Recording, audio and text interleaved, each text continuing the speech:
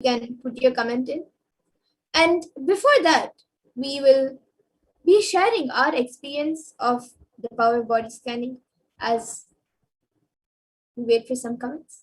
And we will be sharing our experience of the power manifestation where we have manifested this power of body scanning before and how it appears and how we manifest the power. So maybe Ma Pragnana, maybe you can start sharing how it appears for Yes. you when you do the body scanning and how you do it. Yes. So, this power of body scanning is a really special power because anybody who is at who needs help on spot, the first cognition that you get itself, the first thought that you get itself, yes, I am an initiated disciple of Swamiji, and through manifesting this power of body scanning, I can identify and help them until the medical facilities come. So this is the first cognition that I naturally get, and that's why I feel so special to have this power. This power. So how it appears? This is some question normally. So how it appears to me is it either feeling itself that the person is having this problem going through, or it is either like if the person is having headache, then it if they're having light headache, it shows like light red on top of their head. And if they're having really lots of headache, then I see dark red on top of their head. So it just highlights to me in that form, in that way. This is how I manifest. But sometimes when I'm doing the power of body scanning, just I will just be able to see their body um, as as actual body, just like the CTR scans. I will be able to just see their body, their bones, their muscles, their I'll be able to see everything, and with my knowledge, how much I can identify the problem, I will try to explain. That is the reason most of the times when we all do the power of body scanning, we lose the words because we still have to learn a lot of terms, and we still have to uh, be able to explain the problem they're going through. That's why we use minimal words and try to explain what they're going through.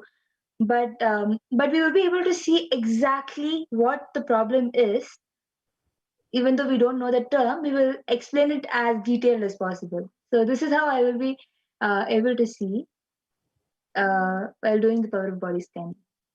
Yes, and actually, one more very beautiful thing about body scanning, and also as we saw in the Apta Pramana, when we scan the root problem itself. So sometimes you might be having a stomach ache or a headache. Like maybe let's take the example of the story itself, which we saw as the Apta Pramana.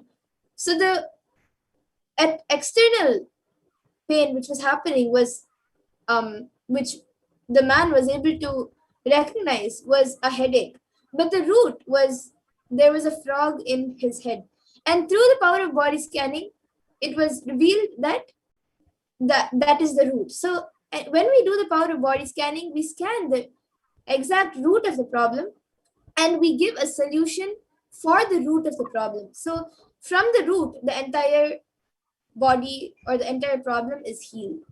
So that is also one more Actually, very interesting part of this power of body so, scanning.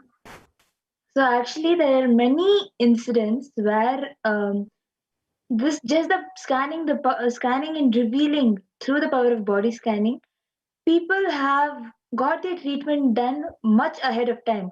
It would have become so late if if the if that person would not even know that they're going to get such a big problem.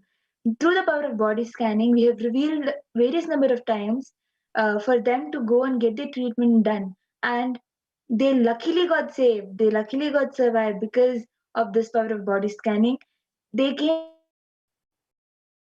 ahead of time, just before it became late for them to get themselves diagnosed. The power of body scanning has helped. And also, um, sometimes unnecessarily people will go and get a lot of treatments and lots of medications for no, they don't even need any medication. At that kind of a situation, still they have lots of tablets and medicines to take. Just this power of body scanning and helping. Sometimes it is not even a body problem, it is the cognition problem, their thought problem, their own concept that is interfering with their body. And just telling them what click in their cognition will remove their problem. Simply they will just change their cognition, and the whole problem with the power of healing and body scanning will not even be there anymore. It will not even exist anymore. Yes, and now with this, as it's getting time for the next segments, with the interest of time, we will be concluding this power manifestation segment and moving on to further segments where we will be learning more about Devi Parashakti. So I thank all of you who are watching us right now, all the viewers. I thank all of you for joining us for this power manifestation segment, and please stay tuned for further segments where we will be learning about Devi Parashakti. So I thank all of you once again, and we will be back after a really short break.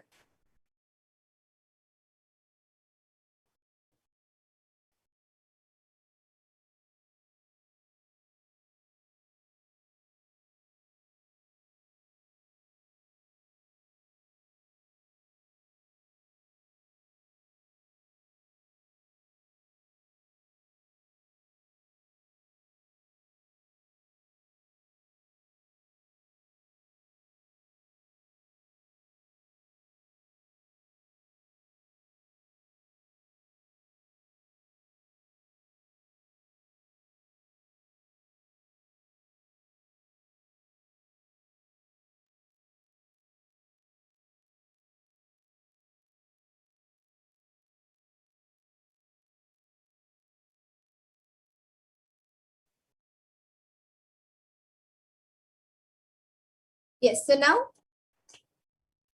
we will be moving to the next segment where we will be learning about Devi Parashakti, who is Devi Parashakti, and about the divine feminine consciousness, which is Devi Parashakti herself. So, the Dhyana Shloka from the Lalita Sahasranama of Devi Parashakti. Sinduraruna Trinayanaam तारानायकशेखरां स्मितमुखीं मापीनवक्षोरुहां पाणिभ्यामलिपूर्णरत्नचषकं रक्तोत्पलं बिभ्रतीं सौम्यां रत्नघटस्थरक्तचरणां ध्यायेत् परामम्बिकाम्. Translation to this verse from the Lalita Sahasranama Dhyana Shloka is: Divine Mother is to be meditated upon as shining with the triple eyes. You can go back to the previous slide, ma. Yes, with the triple eyes, sporting a crown of rubies, studded with the moon, a face, a splendid bust, one hand holding a jewel cup brimming with mead, and the other twirling a red lotus.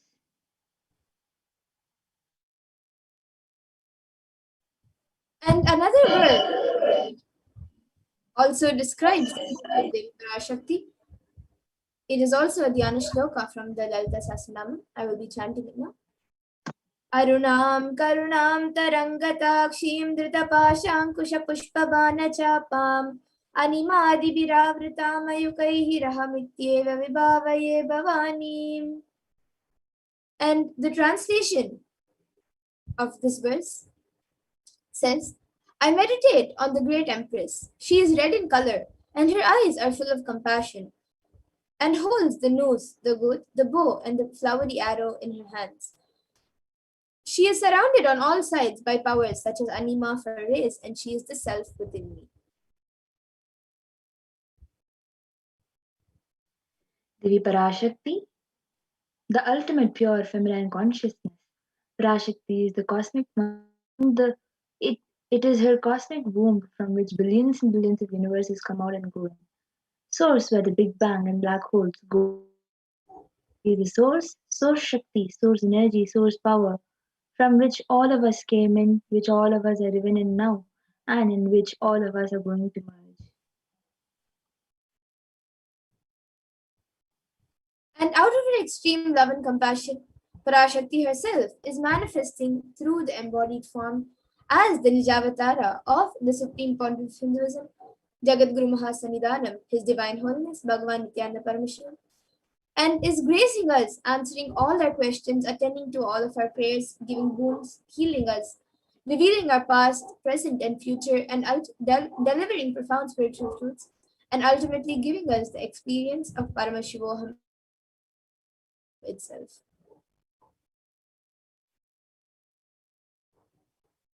In, in the words of Parashakti herself, rising as Omkara, expressing as Vedas and Agamas, blossomed as Hrimkara, filled as Parashodasi, living in 40 triangles. The Kailasa Swamini, who is in Kailasa, Sri Chintamani, Parashodasi, sitting as part of Paramashiva, Parameshwari, who rules the world, Paramashakti, Manonmani, Meenakshi, as Nityananda, I took Nijavatara here to give good boons to everyone, to bestow all goodness, Hiranyagarbhaswarupini, Brahmanda Yoni, Shami Chandramauli, Rapala Aparna, Uma Parvati, Savitri, Navayavana Samrajya, Lakshmi, Parashodasi, Meenakshi. You can go back to the previous slide, Ma.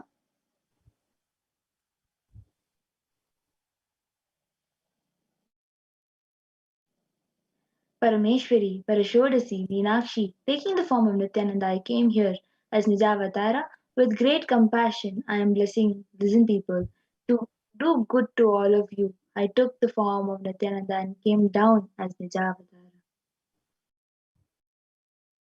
And again, in the words of Devi Parashakti herself, Devi Parashakti beautifully says, raising in Omkara, blossoming as Shiva, Shiva manifesting as source of existence, powers of existence, expression of existence, from the oneness of Om, blossoming into two as Prakriti and Purusha, blossoming as three Shaktis, Icha, Kriya, and Jnana, growing as four Vedas, expanding as five Panchabhutas, beyond six chakras, filled as Gotras of seven rishis, expanding as eight directions, existing as nine grahas, blossoming as 10 indriyas, being as 11 rudras, creating all the worlds, bringing life to tell and make fruit blossom and to do good. Parashodasi Meenakshi, in the form of Nityananda, I came to bless every one of you.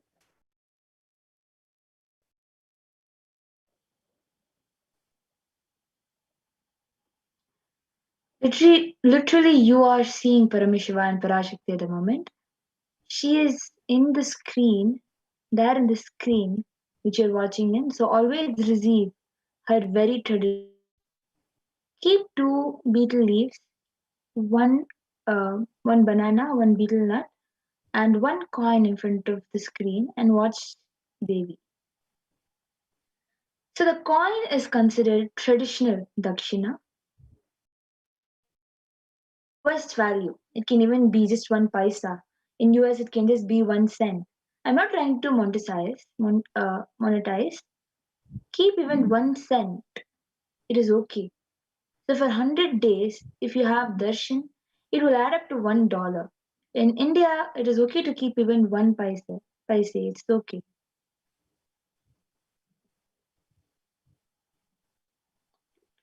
And you can offer that to Devi. You can offer the banana, the betel leaves, the betel nut, and the coin to Devi. And after the darshan is over, you can do namaskar and eat the banana, the betel leaf, and the betel nut, taking it as prasadam immediately. And the coins which you collect, you can send it to the LA temple. And for those of you who might be wondering how this betel leaf and betel nut will benefit you, this betel leaf and betel nut may look too small, but in a few days you will see how much it adds to your sentiment that really she is there. You will not take the Devi Darshan for granted. Rituals will break your monotonous unconscious mentality and lifestyle and remind you to raise you to the powerful cognition. It will break your unconscious behavior.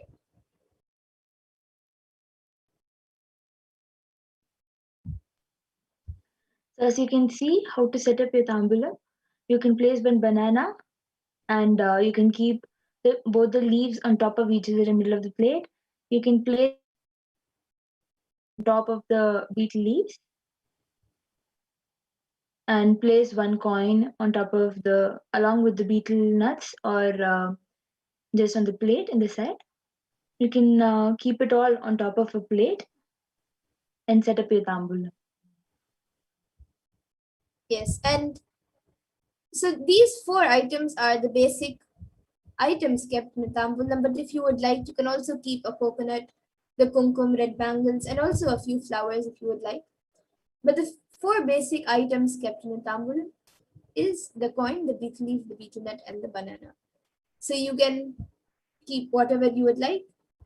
And with this, we come to the conclusion of this segment where we have learned how we can receive Devi Parashakti, who is Devi Parashakti, and what she is. A little bit of what she has revealed. And now we will be moving on to the further segments where we will be learning more about what Devi Parashakti has revealed for humanity and for the betterment of humanity. So I thank all of you and for joining us for this segment. And please stay tuned for further segments. We will be back after a really short break.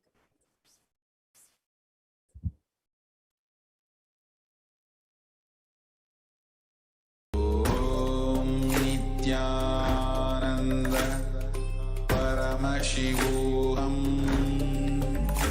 Om Nithyananda Paramashivoham. Om Nithyananda Paramashivoham. Om Nithyananda Paramashivoham. Om Nithyananda Paramashivoham. Om Nithyananda Paramashivoham. Om Nithyananda Paramashivoham. Om Nithyananda Paramashivoham. Om Nithyananda. Welcome back, dear viewers. Now we will be entering into the next segment where we will understand some of Devi Parashakti's revelations on the sacred secret of Hindu birth. And so if I could request the volunteer to share the slides on the secrets of Hindu birth, where Devi revealed that the purpose of the Hindu Yonijam.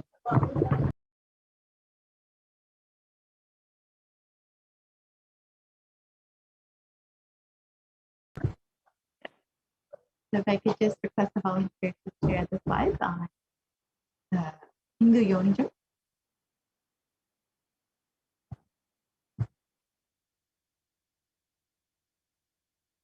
We can just share the slides on Hindu Yonijam, the Hindu birth, the purpose of Hindu birth. So as we enter into this next segment, we will be going through some of revelations made by Devi Parashakti and what she has revealed and explained about this pandemic, this pralaya, and the secrets of why we have received this Hindu birth, Hindu Yonijam, where we have been blessed to be born to Hindu parents and to be living as Hindus. So we will be entering, and what is actually the responsibility of Hindus? We'll be entering into this segment momentarily. If we can just press the slide share, please.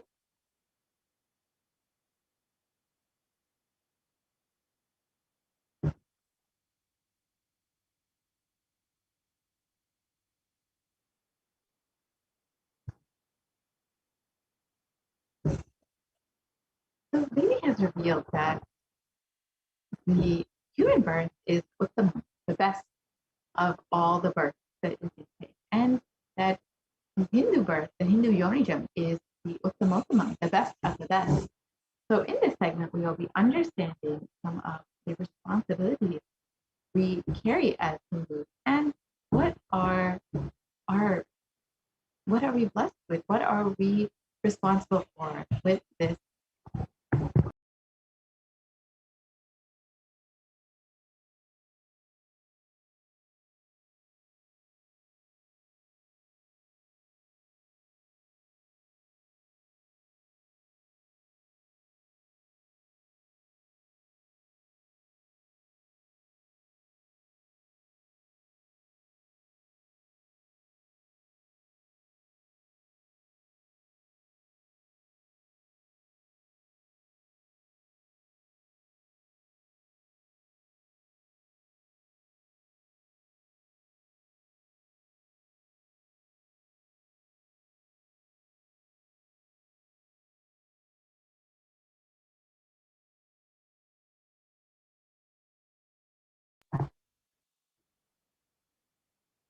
So as we just wait for share the slides on that, I'll just be explaining how we Devi has been manifesting over the past few months and blessing humanity with the different revelations and guidance and blessings and various boons.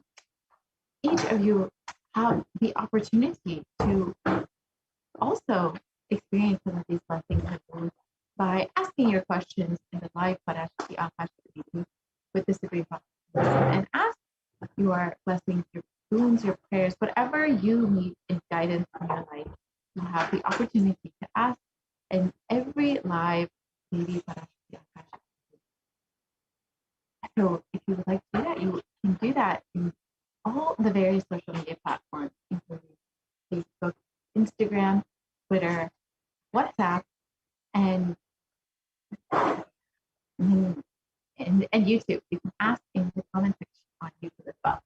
So if you're interested in having your life guided by Devi, you want any blessing, guidance, anything directly from Devi Parashakti, you can always ask your questions live in the YouTube comment section or in any of the various social media platforms. And even during the live session, if you would like to if you would like to comment and ask any questions or blessings from the Supreme Master itself, you are welcome and welcome to do that. So during the live sessions and Akashic readings, you have the opportunity to receive directly the blessings of both Devi Parashakti and the Supreme Master itself.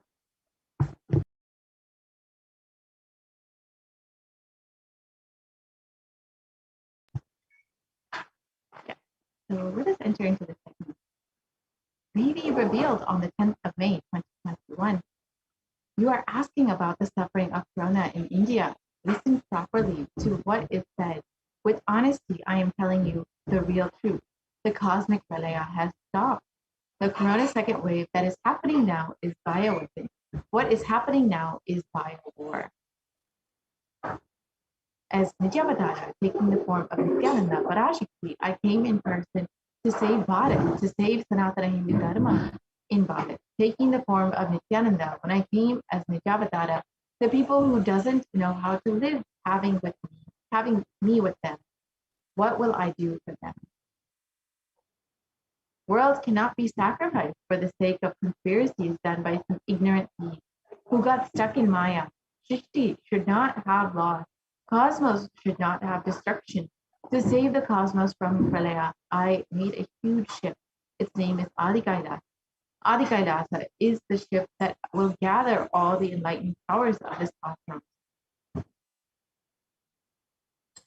and save the people from Pralaya through the tricks of traitors, rule of the enemy, without any other way out. Time came for the sailor itself to leave. That is why the sky is boiling and moving towards this huge destruction. People, even if children do mistakes in ignorance by getting stuck in Maya, as it is Parashakti, Paramashakti, Parashakti, Manonmani. My responsibility is to save the cosmos from destruction. I am telling some of the truth. Listen properly. Within the next few months, not in thousands or lakhs, lives will be lost in crores. Crores of lives will be lost in India. I am telling you the truth. I am telling you the good. Search for protection for your life. So let us understand some of these revelations and how we should each take heed to what Devi has revealed. Devi revealed that within the next few months, not in thousands or lakhs, but lives will be lost in crores. Crores of lives will be lost in India. And as COVID-19 devastates India, deaths go completely uncountable. So we can explore this article and understand how Devi's revelations come into manifestation. So on Saturday, officials reported that nearly 350,000 new infections and the deaths continue to rise. At one hospital in New Delhi, the capital doctors said that 20 patients in a critical care unit had died after oxygen pressure dropped, and the doctors blamed the deaths on the city's acute oxygen shortage. So this happened, sorry to correct myself, this happened on several months ago. So already that we are seeing how babies' revelations are coming through, and more now we are seeing that more and more people are dying. And India posts the highest death toll so far in this pandemic, and the death toll continues to rise well into this month in July, and you'll probably likely be seeing the same in August.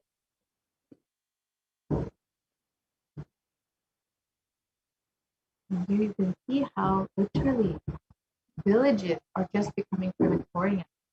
The streets are just lined with people who are burned, whose loved ones are not able to find a proper crematorium for people, for their loved ones to have all the rituals performed. And unfortunately, they're just being burned in masses like this. Let us understand the COVID disaster that's happening in India.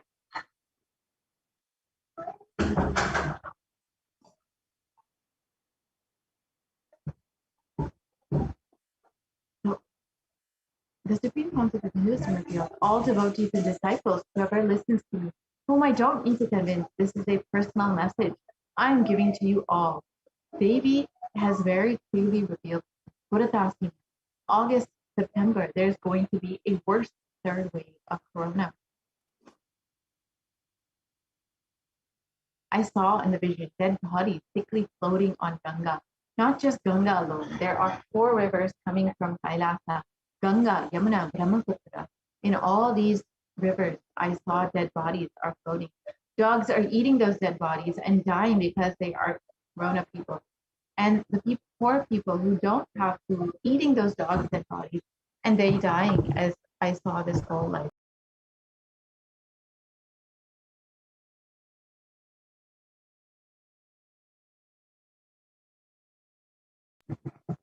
I am not a constipated conspiracy theorist or a positive thinking buffalo. I see reality as it is and revealing it to you all as it is. So let us understand how the Supreme Council of Hinduism's revelations are manifesting today. So behind the bodies found on the riverbank, a COVID shadow. There have been several bodies found on the riverbank of Ganga and various rivers. And the bodies are coming up in fours and unclaimed, uncounted, and unidentified. And unfortunately, they are likely due to COVID-19 deaths.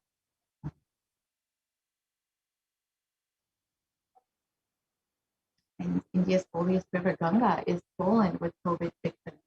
And exactly as they revealed in Hinduism revealed, thousands of dead bodies will be floating on Ganga, and hundreds of corpses have been already found floating in the river or buried in the sand of the bank.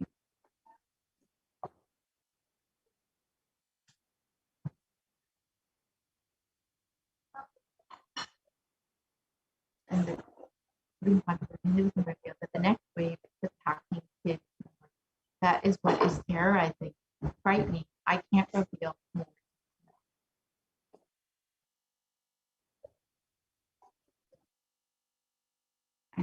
let us understand this revelation. India's richest state was at the center of the second wave. Now it is preparing for a third wave.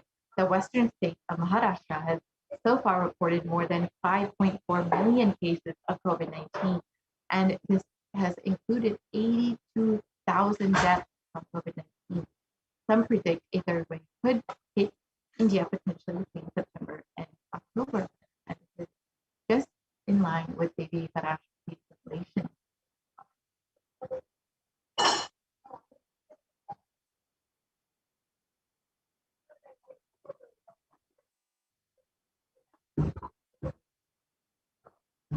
Don't lower your guard. Prepare for the inevitable third wave. Reports have suggested that the third wave of COVID-19 is inevitable. And even though it is being anticipated that the coronavirus cases would peak by mid-June in the city, experts have been warning against lowering the guard, as they said that a third wave of COVID-19 looks inevitable by the end of October. Not only that, but the experts have further said that the third wave could be deadlier than the first two waves.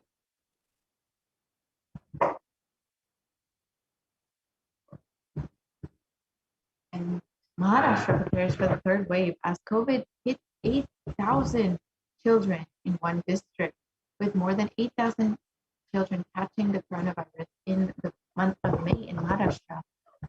The state has started taking extra steps to minimize the impact of a possible third wave of COVID-19 that may affect children more. In Maharashtra's Sangli city, a COVID-19 ward is being prepared, especially for children. Currently, 5 children are being treated there, and the facility is being prepared. So this was revealed in May, and exactly as it revealed, the coronavirus, the COVID-19 third wave could be affecting children more.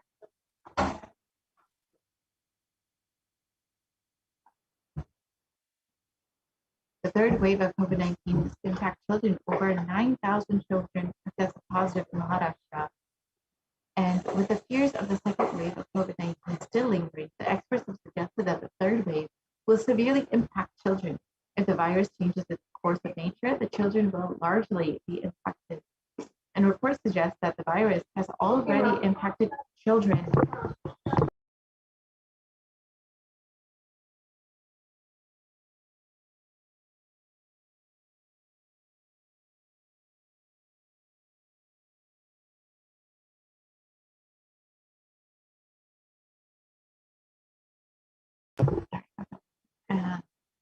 So the report suggests that the virus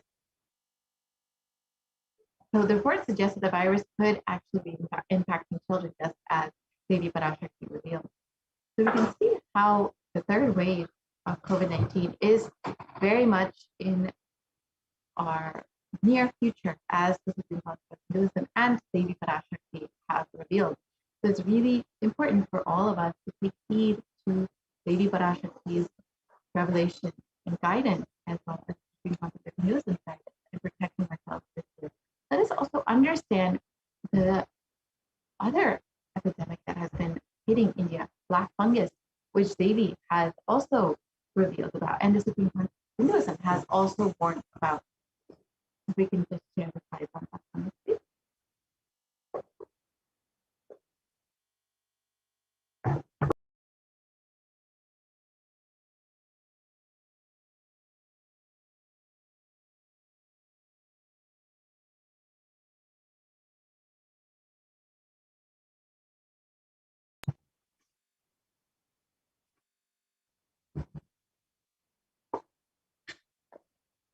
So if we can start this slide.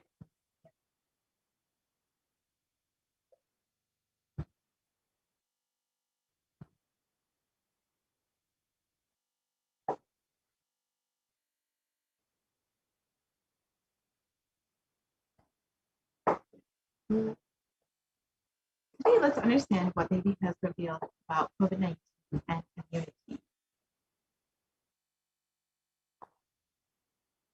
As we all know, the world's worst affected countries are India, United States, and Brazil, and the numbers of people infected with COVID-19 have crossed well over 185 million people, with the death tolling up to 4 million people. you can see how badly the world is suffering from this pandemic.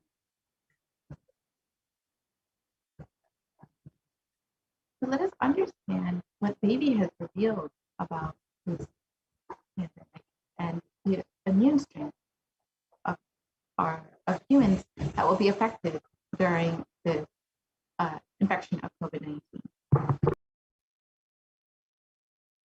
That's the first priority. Still, you are all not realizing the power of my words when I say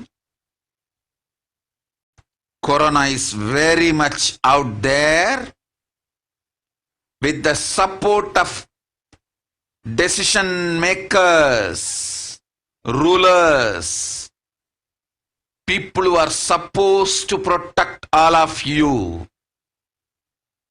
Due to their irresponsibility, it is there and getting more and more strengthened. It is becoming more and more stronger in multiple forms. And all the other diseases which are waiting to attack human bodies, because Corona has made the immunity strength weak in human bodies. Human bodies have lost the strength of immunity power.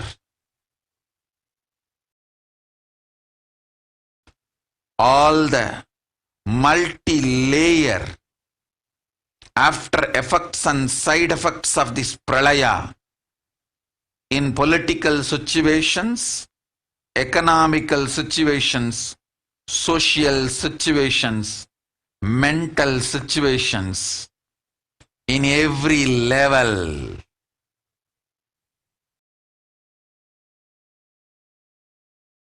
Cannot be described. Wait. This year, focus on keeping yourself alive.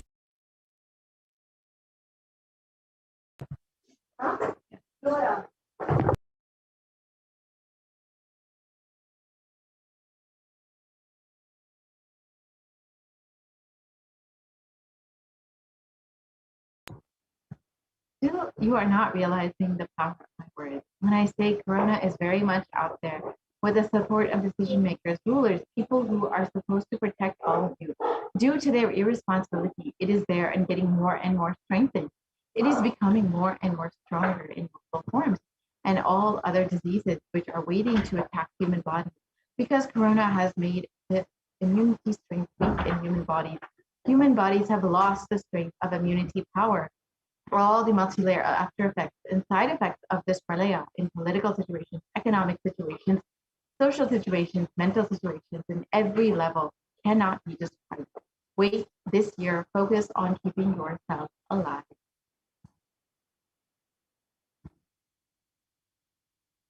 So let us understand these revelations made by David. The first revelation was that Corona has made the immunity strength weak in human bodies.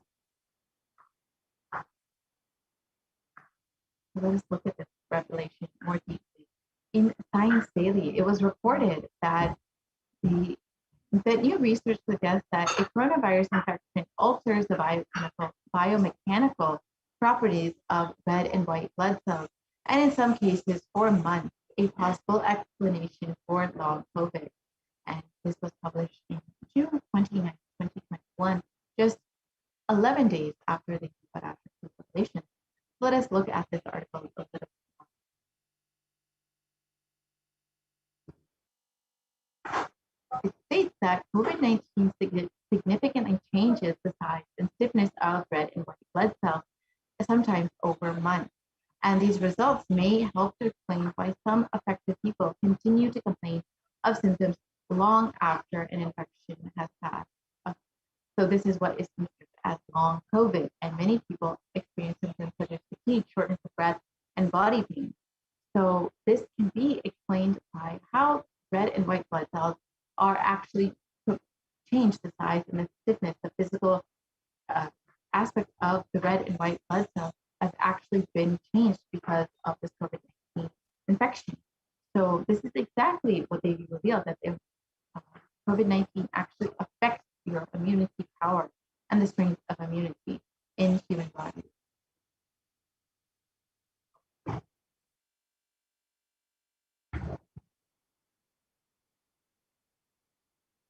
And in the Academy of Medical Sciences, it states that the way that the body defends against a virus is to recognize and neutralize it.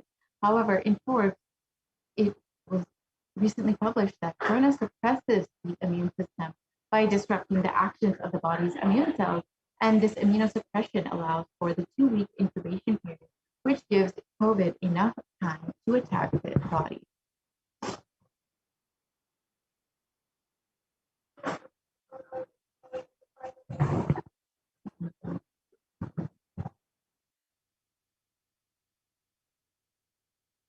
We can move to the next slide, please.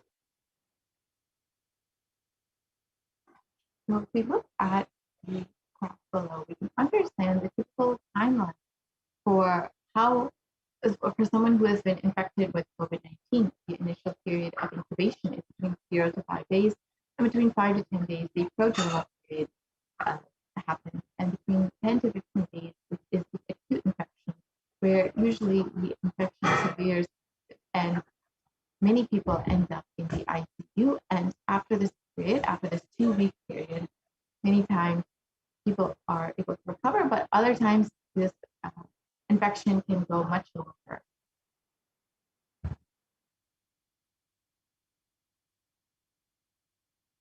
And so let us look at a comparison of COVID-19 to other deadly diseases in history. If we see COVID-19 has impacted around 4 million people, has taken the lives of 4 million people over the course of the last 1.5 years since it has been discovered. However, if you look at the right side, the left side, you can see how HIV has taken the lives of over 35 million people over the course of 40 years. And this has been one of the most deadly epidemics in history. And we can see that within just the 2 short years that coronavirus has been affecting humanity, it has been well within the range of how HIV has been affecting the human population. So we can understand that COVID is very much one of the worst pandemics that we have faced as a humanity.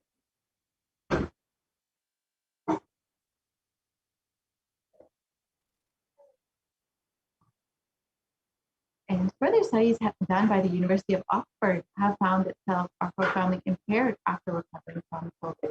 You can see that coronavirus actually does impact immunity long term, just as the Parashakti revealed. And in the British Society for Immunology, they have claimed that the effects of COVID are far beyond respiratory health. It also affects our cardiovascular and renal systems.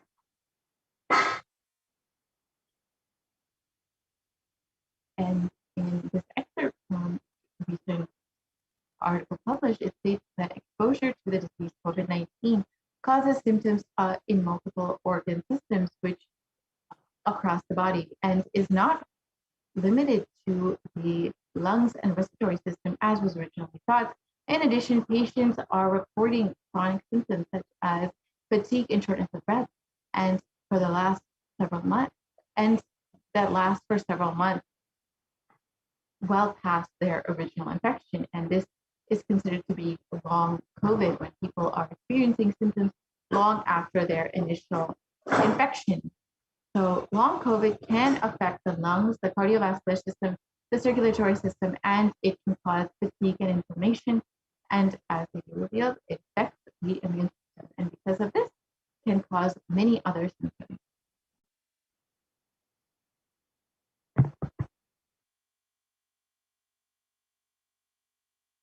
And here we can see the example of how the lungs are affected in someone who has suffered from COVID-19. You can see on the left side the healthy lungs, and on the right side the lungs that have been affected by COVID-19, and how much more scarring there is in the lungs affected by COVID-19.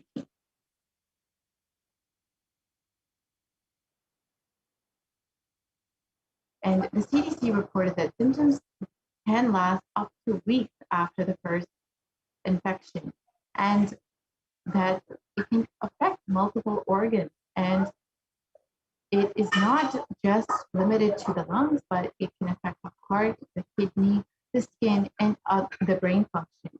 So just as it revealed, it is the coronavirus does weaken immunity and make you more susceptible to other diseases.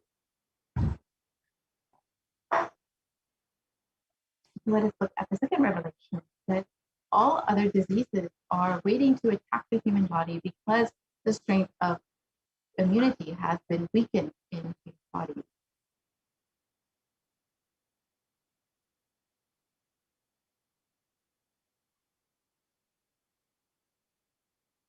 Next slide, please.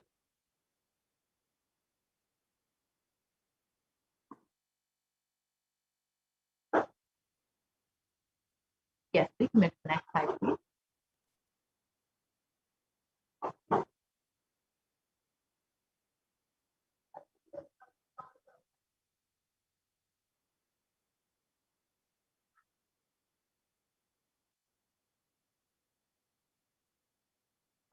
So maybe revealed that the strength of immunity was weakened in bodies because of COVID-19, and because of this, other diseases will be waiting to attack human bodies. So we've already seen this with black fungus, white fungus, and other fungal diseases which have been affecting the nation vastly after the COVID-19 pandemic. And we can see in the next few slides, we'll be able to see how many patients have been affected by COVID-19 and later have been infected with these various fungal diseases. If we can move to the next slide, please.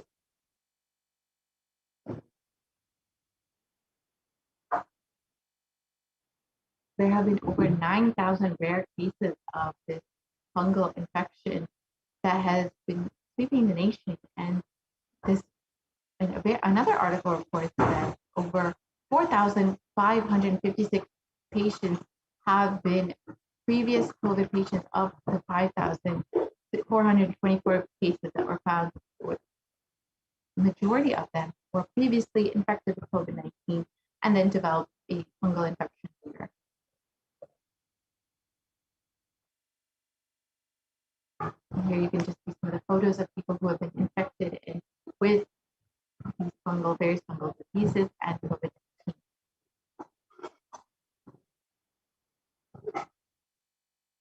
And let us look at the last revelation, how it is becoming more and more strong in multiple forms.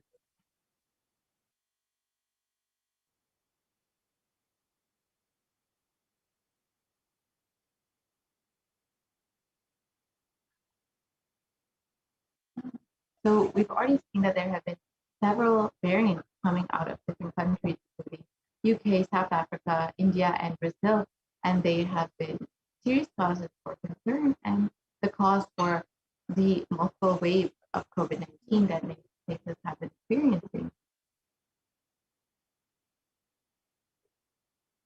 So out of UK, Kent, the Alpha variant categorized, and out of South Africa, the Beta variant, out of Brazil, the Gamma variant, and out of India, the Delta variant, which is considered to be the most transmissible variant as of recent. And viruses generally mutate, but in the case of COVID, we have seen that they have become more dominant. So as maybe revealed, there are COVID-19 will be becoming stronger in multiple forms.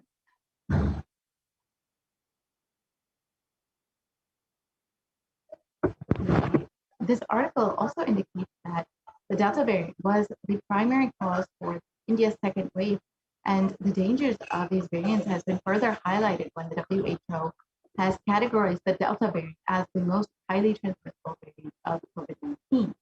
And this is the variant, again, coming out of India.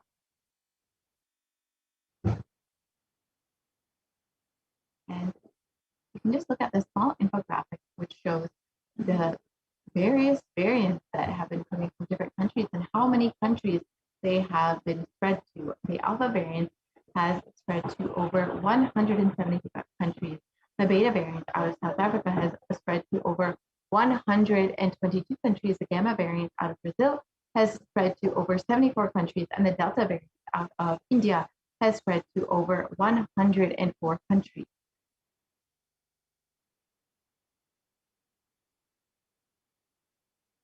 And the variants of COVID-19 that have been recently discovered,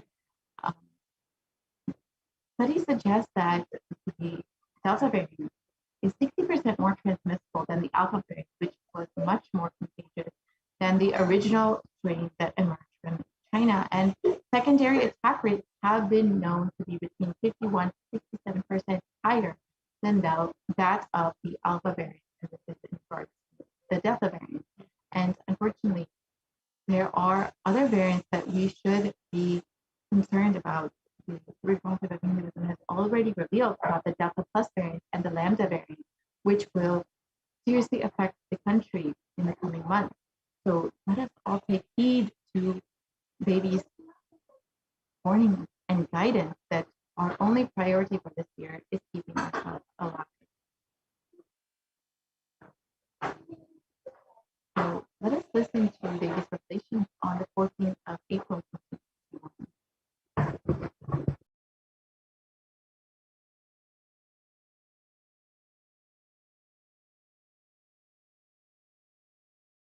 Sharmila, corona ஒழிந்தது. கொரோனாவை வைத்து அரசியலும் அழிவாட்டமும் செய்ய நினைக்கும் மனிதர்களின் சதிராட்டம் முடிய இன்னும் 4 ஆண்டுகளாகும். என் பக்தர்களையும் சீடர்களையும் கைலாய வாசிகளையும் நானே காத்துக் கொள்கின்றேன், நானே காக்கின்றேன்.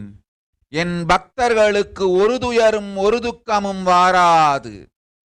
ஆனால் உலகின் இந்த கொரோனாவின் சதியாட்டம் முடிய 4 ஆண்டுகள் ஆகும். 2025 தான் அடங்கும். இது சதியாட்டம், மனிதர்களின் சதியாட்டம்.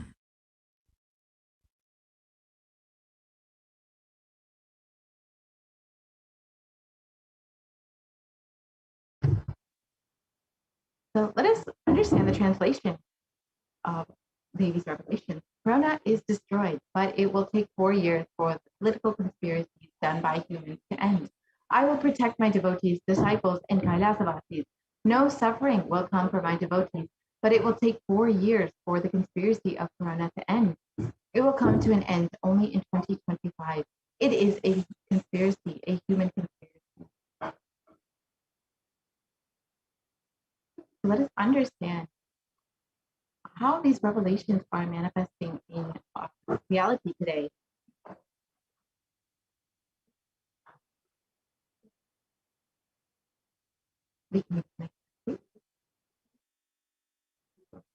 So, as per these revelations, we can see that there are going to be many more waves of COVID coming in the near future, and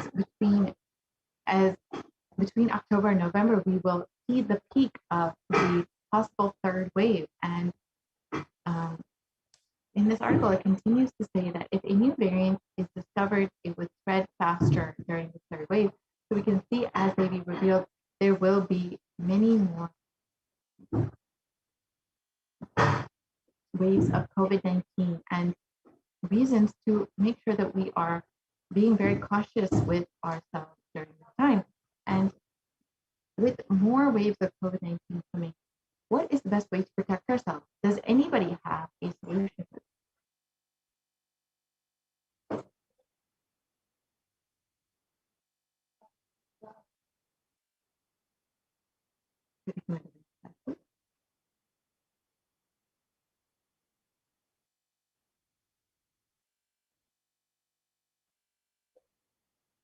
Kailasa is the only place that is safe, and Supreme Concept of Hinduism is the only hope for humanity. During this time, it is vital that we take heed to Devi Parashakti's revelations and guidance for us, and the Supreme Concept of Hinduism's warning. It is vital that we protect ourselves during this time and ensure that we are keeping ourselves alive, as the Supreme Concept of Hinduism has again and again stated. The only priority for this year is keeping ourselves alive. If you are interested in protecting yourself and your family, and you are living in India, you have the opportunity to have multi-layer quarantine. The Supreme Concept of Hinduism has opened up all of the Kailasas within India for the sake of multi-layer quarantine. So if you would like to avail this opportunity, you can sign up at kailasa.org/Kailasa care. So with this, we will be concluding this segment and moving into the next segment, where we will be understanding some of the offerings that we can make to Devi Parashakti. We'll be right back after a very short break.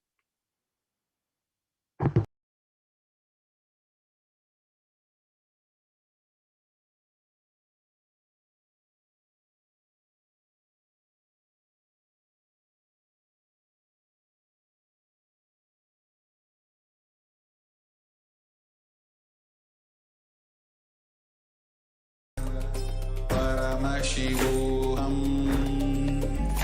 Om Nithyananda Paramashivoham. Om Nithyananda Paramashivoham. Om Nithyananda Paramashivoham. Nithyananda Paramashivoham. Om Nithyananda Paramashivoham. Om Nithyananda Paramashivoham. Om Nithyananda Paramashivoham. Om Nithyananda Paramashivoham. Om Nithyananda Paramashivoham. Om Nithyananda Paramashivoham. Nithyananda Paramashivoham.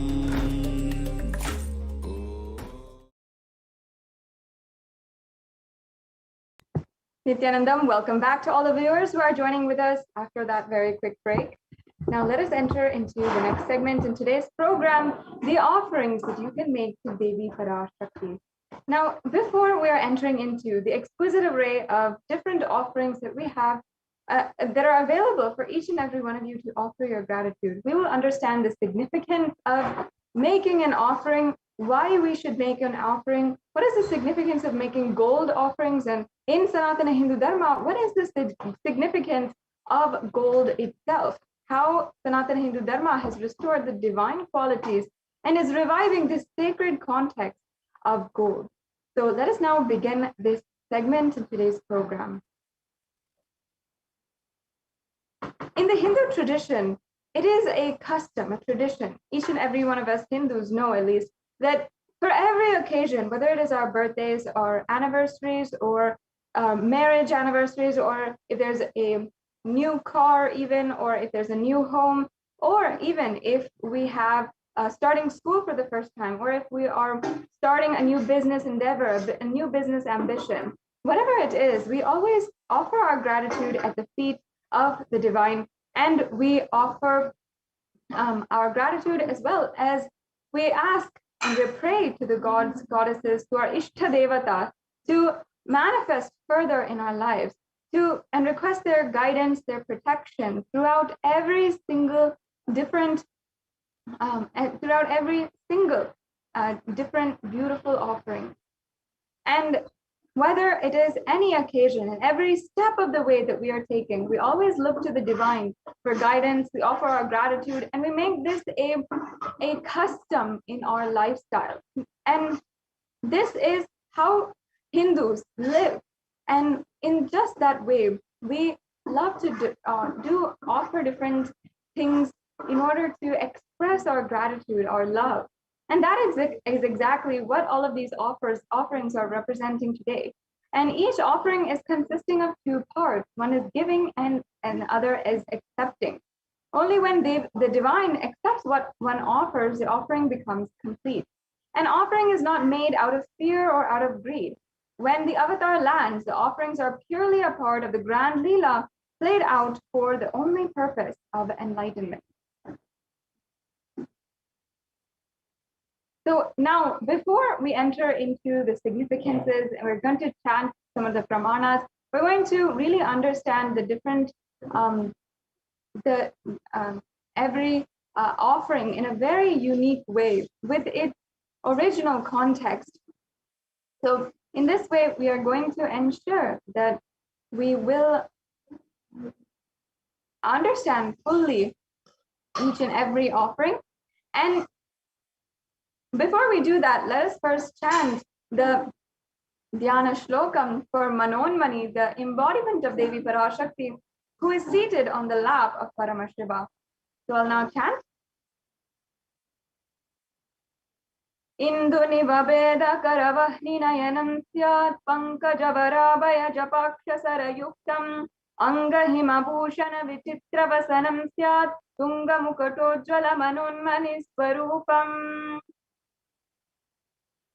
And I'll now chant the English translation for any of you who might miss the Sanskrit meaning.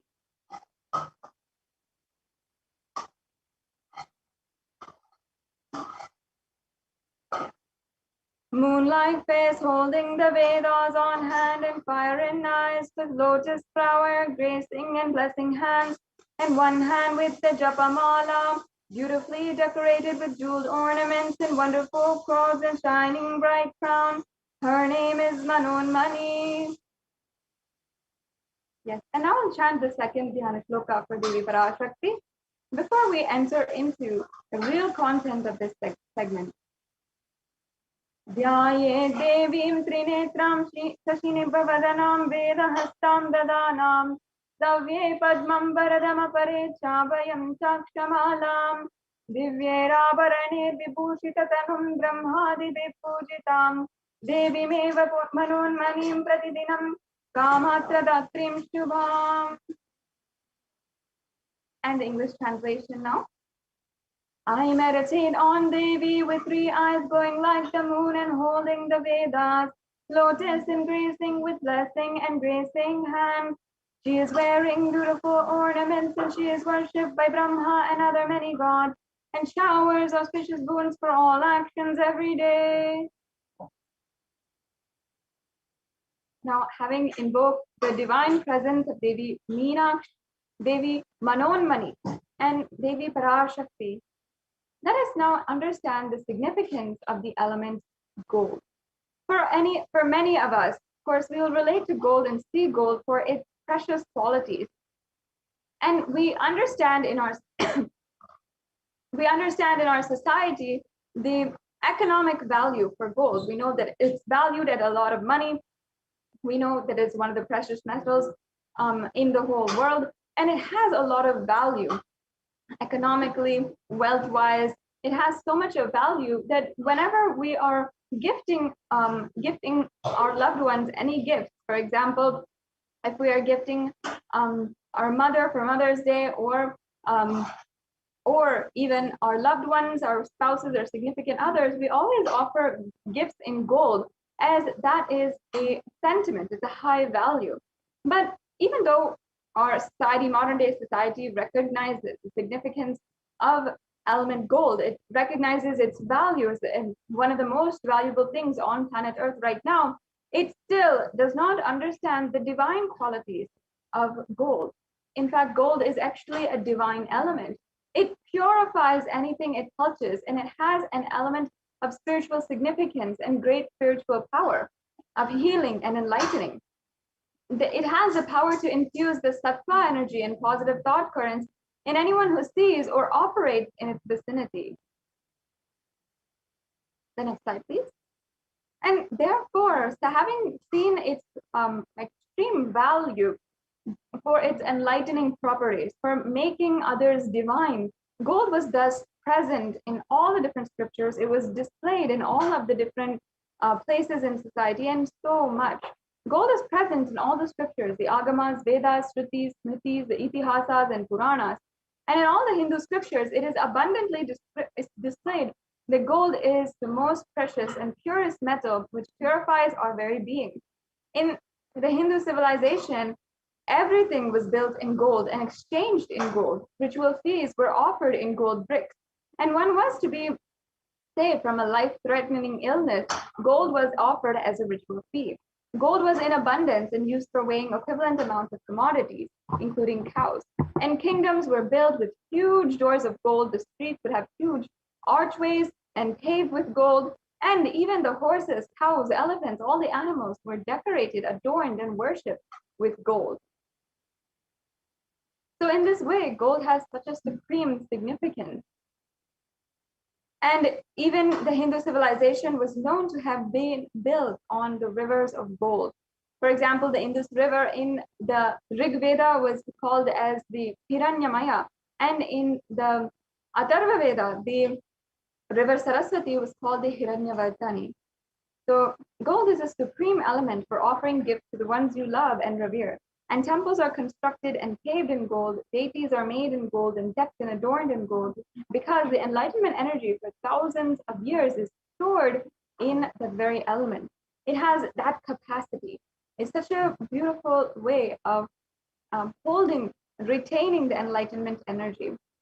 That's why even for many rituals as well, gold is used, because it is able to retain that enlightenment energy.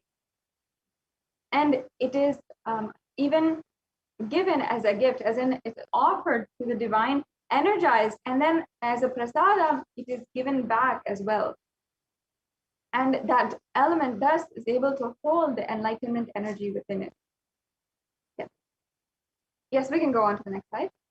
So the first offering that we have here today is the Ihundi offering. This offering is the offering of the pure devotion. In this offering, Devi Parashakti is literally accepting any form of devotion that you have, which you want to offer. She's literally accepting it, taking it, and she is bestowing all of the gracious gifts on you. If you feel that you have fear in your life, she will be absolutely sure to remove that fear. And this offering is referenced from the Lalita Sahasranamam, where Devi Parashakti is named as Bhakti Priya, meaning she is the adorer of devotion, and she is worshipped as the wife of Lord Shambhu and Sarva, the one who is so powerful to remove all ignorance and remove all fears in our life. Yes, Ma, we can go to the next slide.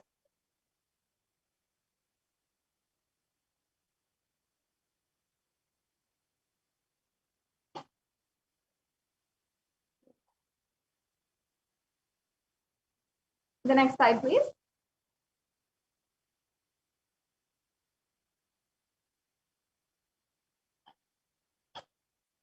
So now I'll just chant the verse for this offering.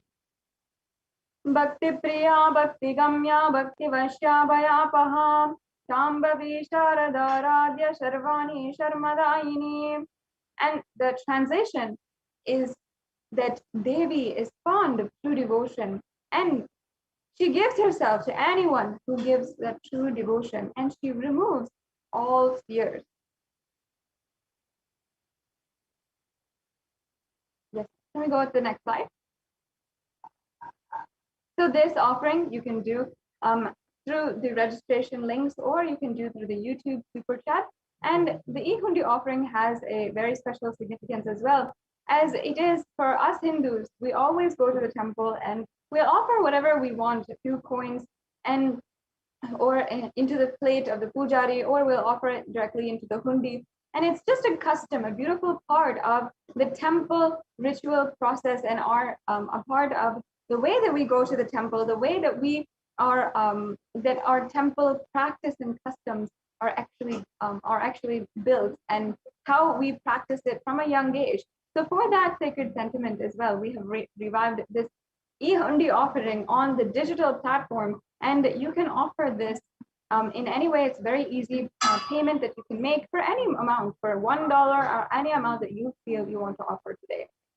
So yes, let's go on to the next offering. The Sankalpa chanting. This is another beautiful offering. The Sankalpa is the conscious resolution. It is actually a mantra, very elaborate mantra or chant that is in Sanskrit, and embedded within the lines of the Sankalpa are prayers for the all different types of auspiciousness, including eternal celebration, eternal auspiciousness, the Nitya Nityotsava, Nitya Kalyana, all that is eternal celebration, which is chanted during the Sankalpa. And not only that, we are praying for different good qualities to be bestowed on us, and to remove all of the bad qualities, and to go beyond fear, lust, or greed, and to manifest in our life the ultimate knowledge, the different siddhis, the different shaktis. All of that is what we are requesting, are praying for. And that is what is the ultimate meaning of the Sankalpa. And it is a very powerful chant. And it's, of course, very much known that the sacred chants in Sanatana Hindu Dharma have the power to literally invoke that energy within inside of you. And there's so much of research as well that is going in behind the significance of the sacred chant. And we'll see that that very science is implemented in all of these offerings for each and every one of us to experience beautiful oneness in our life.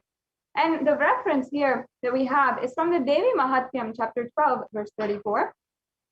In the Sankalpa, it says, the goddess enchants this universe, and she herself gives birth to this universe. That goddess, being prayed without any interest in anything, gives a knowledge that leads to salvation and gives wealth in the materialistic sense.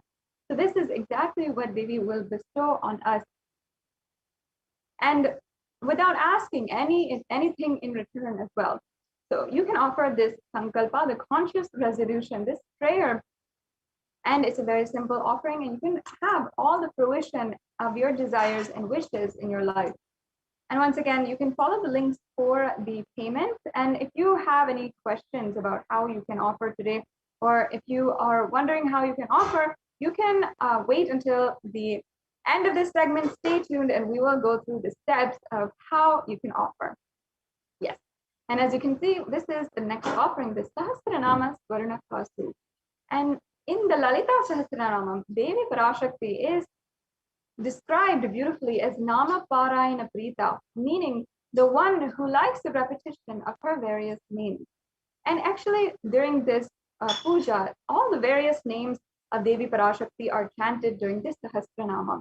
And the beautiful significance is that whenever we are cherishing the divine qualities inside of our inner space, and we're chanting and remembering, cherishing these divine qualities, those very qualities become expressed, they manifest into reality. That beautiful power of cherishing and enjoying the sweetness when we are chanting the names of Devi Parashakti is exactly what is this offering.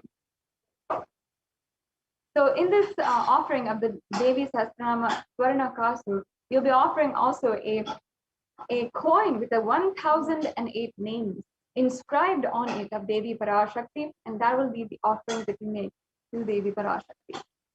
Yes. And the Mukta Anguti is the next offering, the finger ring with a pearl. And this is reference from the Meenakshi Pancharatnam. In this beautiful chant and description, glorious description of Devi Meenakshi, she is described as being Mukta Harana, meaning the one who is adorned with so many pearls. And pearl has a beautiful significance in Sanatana Hindu Dharma, and it is literally symbolic of compassion. So now let me just chant this beautiful verse from the Meenakshi Pancharatnam. मुक्ताहारनलसत्किरीटरुचिरां पूर्णेन्दुवक्त्रप्रभां चिञ्झन्नूपुरिकिङ्किणीमणिधरां पद्मप्रभाभासुरां सर्वाभीतफलप्रदां गिरिसुतां वाणीरमां सेवितां मीनाक्षीं प्रणतोऽस्मि सन्ततमहं कारुण्यवारां निधिम्. And now let me chant the English translation. I bow down to the goddess Meenakshi, whose crown has garlands of pearls and face shining like the full moon, who wears anklets that are studded with gemstones and has small bells, who is shining like the splendor of a lotus, who grants all wishes, the daughter of the mountain, and who is worshipped by goddess Vani and Rama. I remain ever bowing to the goddess Meenakshi, the ocean of compassion. Yes. So we can offer this beautiful pearl ring representing the compassion to Devi Meenakshi, the one who literally had in her ambition, in her powerful space, had created Kailasa on planet Earth. You can really, you can literally be bestowed with all of her blessings and manifest whatever you want. Manifest her compassion being bestowed on you as well, and manifest any business endeavor that you want in your life. Yes, we can go on to the next slide.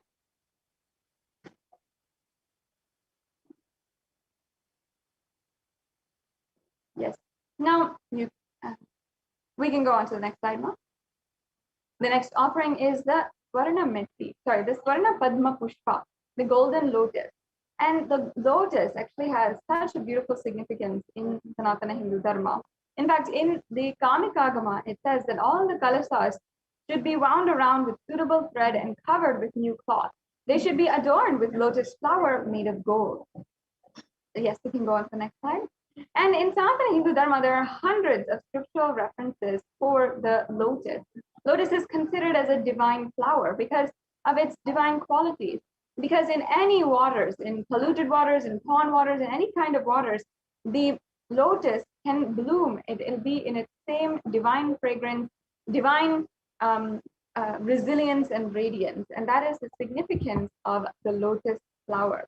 That's why, because it is seen as a divine flower, it is used in all the different kinds of worship to Paramashiva. It is in the mudras and asanas, in the worship, and also in the Hindu culture. It is literally used in all the different kinds of arts, architecture, the different yoga. Everything has references to the lotus.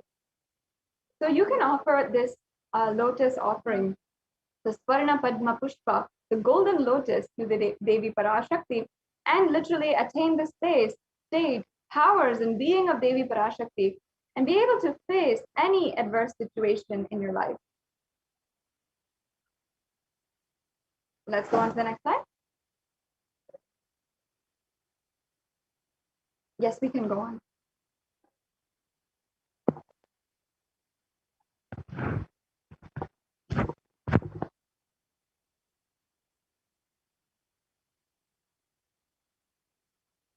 The next offering is the Swarna Metti. And the Swarna Metti actually has very beautiful significance. And we all know that the piece of jewelry is known as the toe ring. That is what exactly is the Metti. And the toe ring actually has its roots in Sanatana Hindu Dharma. Before popular culture took it up and started using it everywhere, Sanatana Hindu Dharma had seen it and literally used this beautiful ring for the toes in a very significant way. In fact, still now, in all of the Hindu marriages, the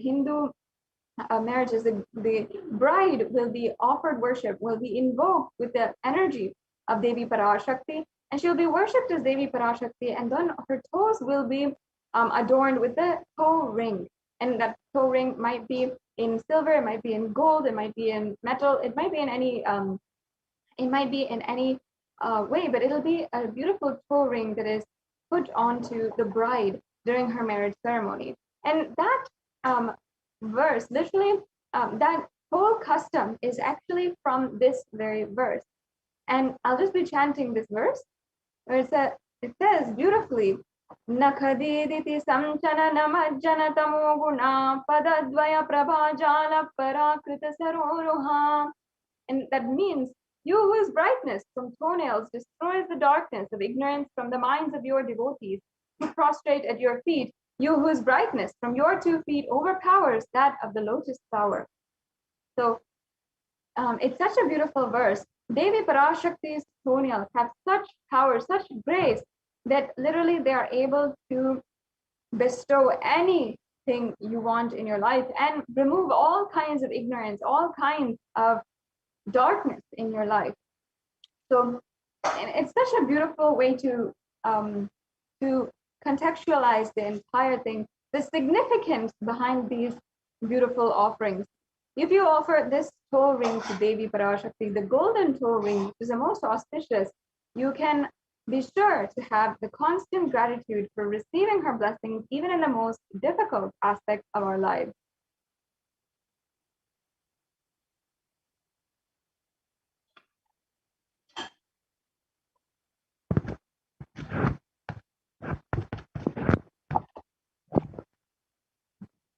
Yes, and the next offering is the Swarna Mangtika, the golden hairline jewelry.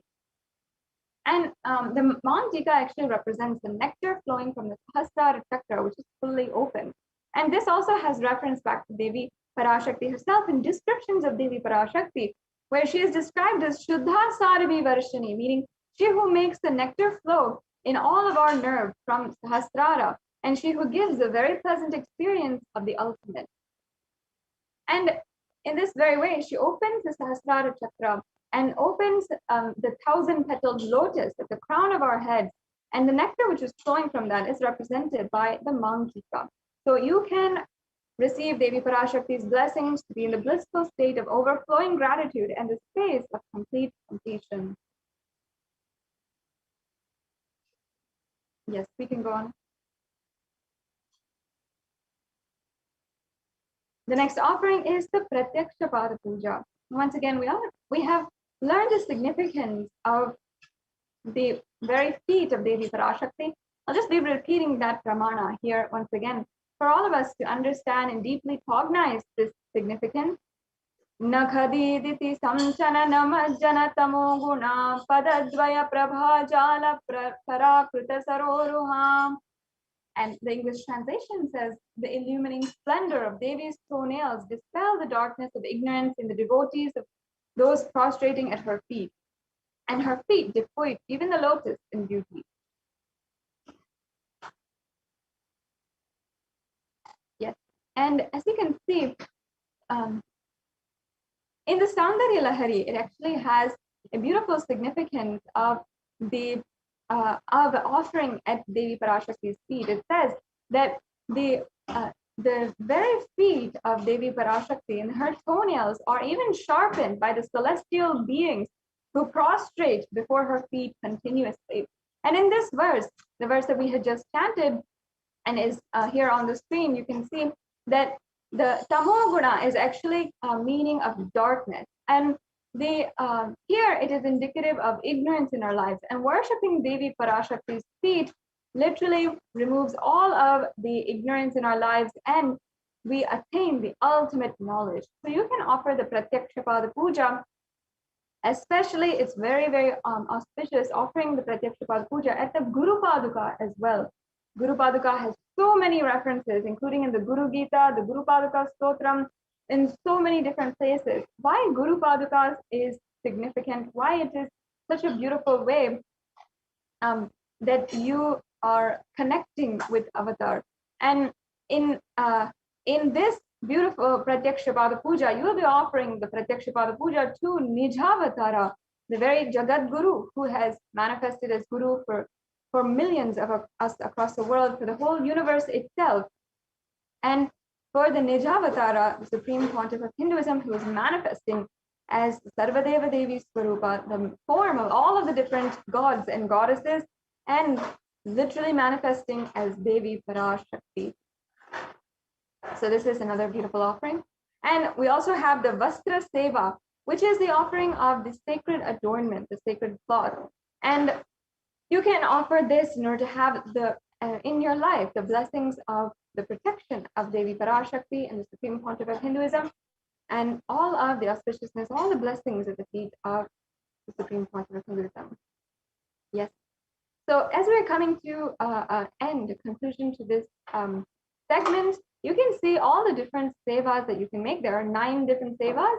That includes the e-hundi offering, which you can make for any amount, remember. And then the Sankalpa chanting, the Devi Sahasranama Kasu, the Mukta Anguti, the Swarna Padma Pushpa, the Swarna Metti, the Swarna Mangtika, the Pratyaksha Pada Puja, and the Vastra Seva. You can see all of them here. And in order for each and every one of you, no matter the place that you are in your life, no matter if you are able to afford or what you can be able to afford, there is an option here for every single one of you. So even if you feel like you right now cannot make a substantial amount of money to offer towards Devi Parashakti or donate, you can still offer whatever you feel through the e-hundi offerings or through other offerings. And each offering, certain offerings also have different levels of offering as well. So you can make sure to check that out and see what is the ways that you can manifest this offering in your life. And sincerely, it is a beautiful way that you will feel so deeply connected, manifesting the Shaktini Padha with Devi Parashakti, manifesting so much of energy, super conscious energy in your life, and the ultimate oneness experience, Paramashivoham, in your life. So encouraging each and every one of you to make sure that you are offering any one of these different offerings. The next slide, please.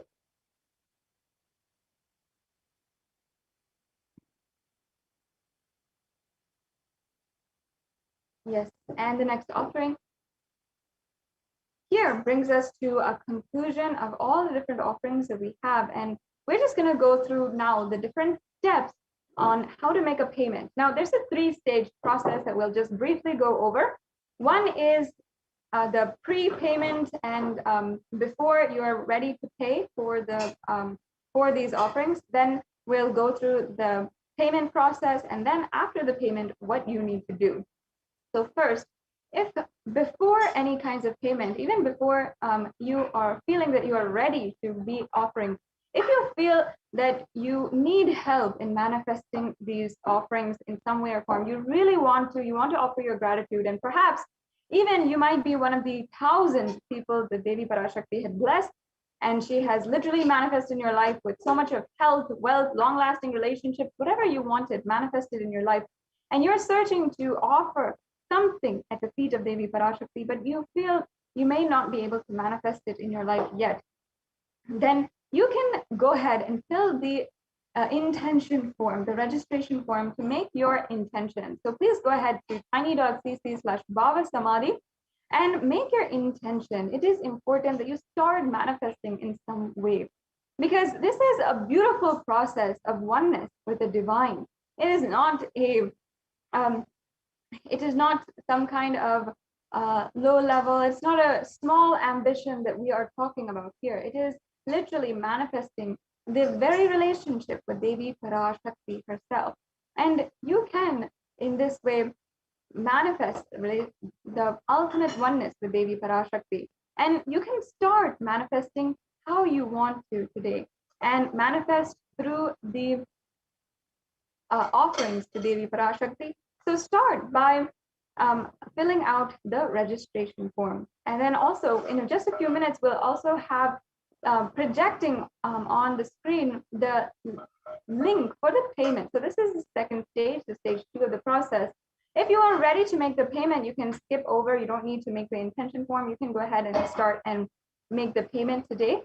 And you can go ahead to the link tiny.cc/Devi-offerings and make the payment with a simple, very easy 3-step process. Yes, as you can see here, this is the Bhava Samadhi Darshan form. And here we have the donations link. So if you're ready to make a payment, you'll go to this link and it'll look like this. You'll select in the drop-down menu the offering that you want to make. You'll select whatever you want, perhaps the Pratyaksha Pada Puja, perhaps the Swarna Padma Pushpa. There's a huge different array of options that you have.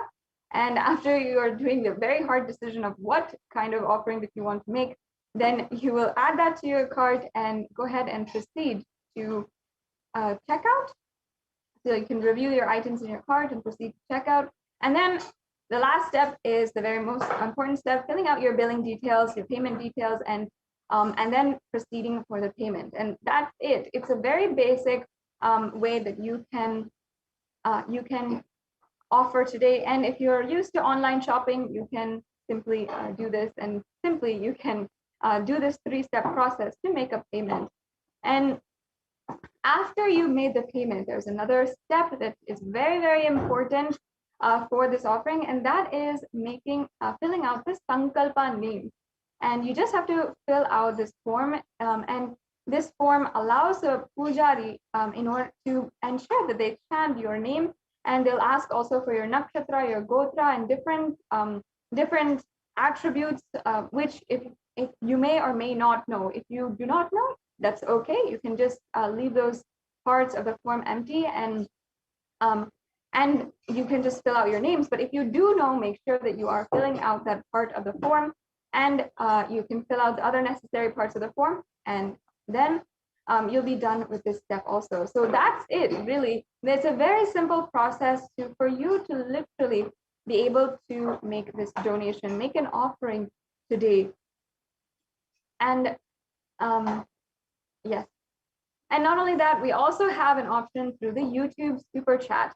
And the YouTube Super Chat is a very beautiful way that you can offer any amount that you would want to. So as you can see here, as I said, this is the intention form that you can make. It's the registration form and the intention form. If you'd like to make an offering, you need help in manifesting this offering, or you'd like to have more details, you can fill out this form, and there is a quick process as well here.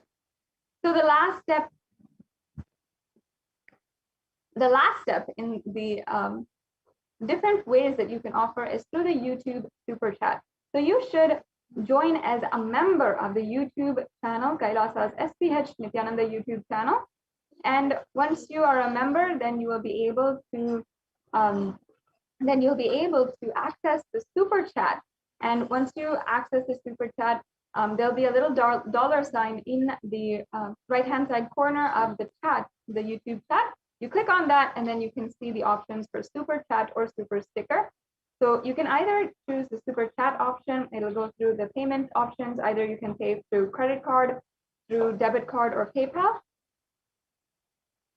And then you can also ensure that you are paying. You can also do a Super Sticker option. You can send in the chat a sticker of your option, a sticker of your choice, and you can be able to offer that as well today.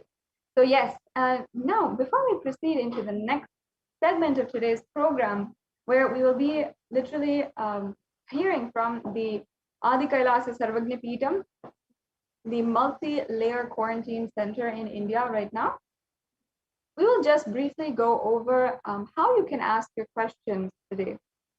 So yes, can we go to the first slide, please?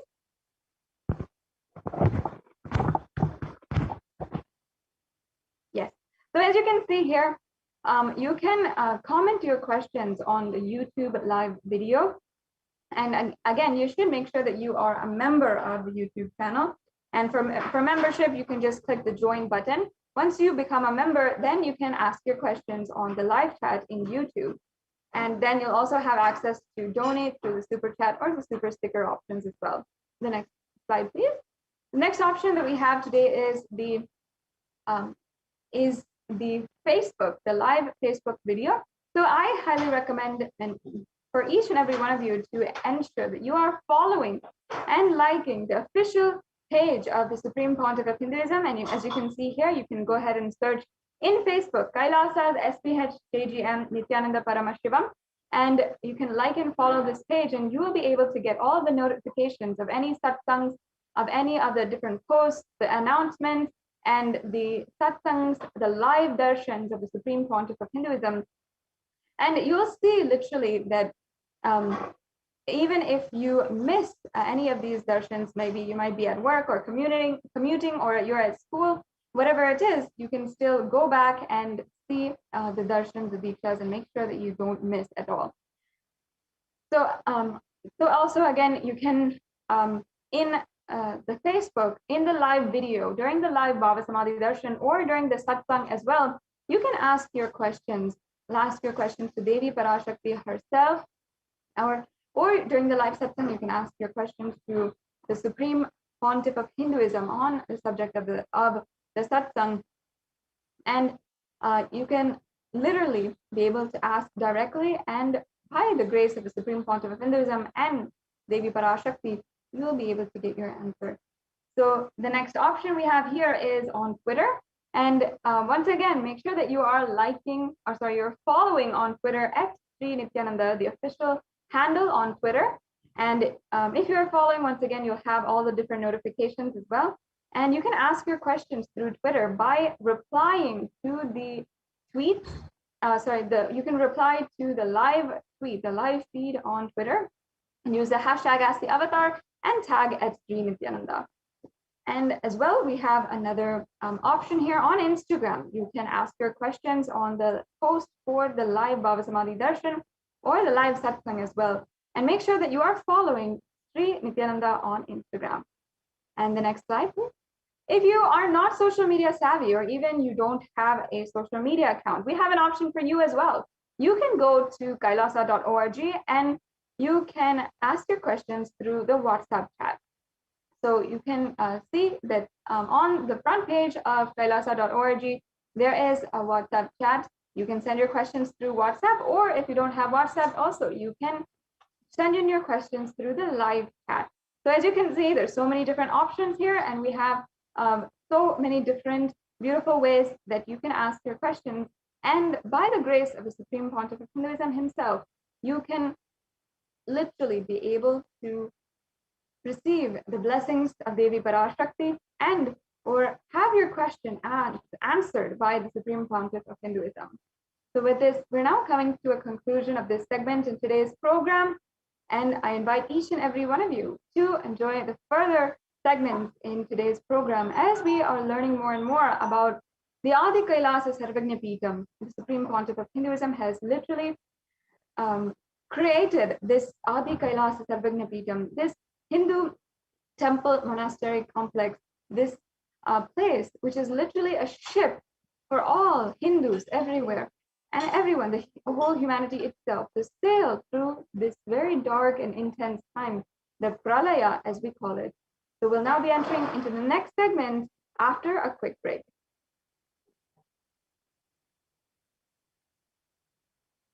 Paramashivoham. Om Nithyananda Paramashivoham. What I mean by the word Kailasa, listen intensely. Enlightenment ecosystem, literally enlightenment itself, in your own home, wherever you are. If you cannot come to Kailasa, it's okay. Kailasa can come to you. Kailasa coming to you is Kailasa.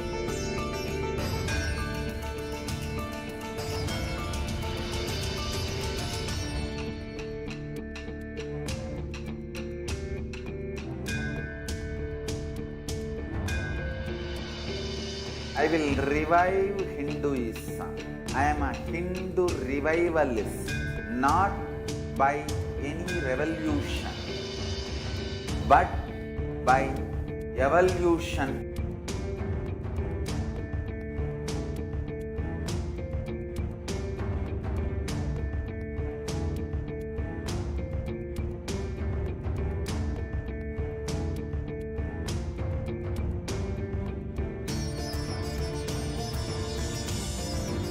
And setting model communities.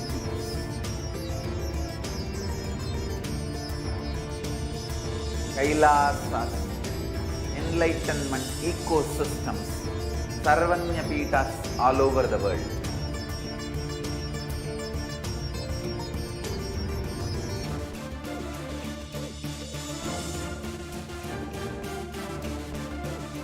all-powerful cognition, knowledge. Only when you live, power manifestation and possibilities manifestation happens. This is a fundamental truth.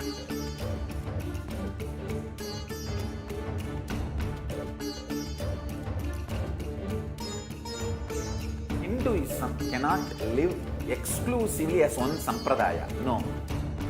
All sampradayas of Hinduism is an ecosystem.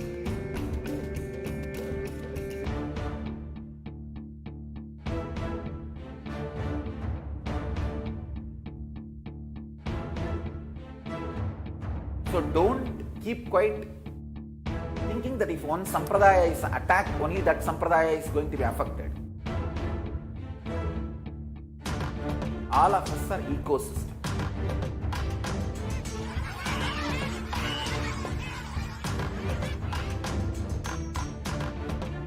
I invite all of you to get involved and enjoy Hinduism by the principle of Dharmo Rakshati Rakshitaha. When you protect Dharma, Dharma protects you. We will make the whole planet flourish spiritually. The spiritual prosperity will happen to the whole planet. We all have to coexist together.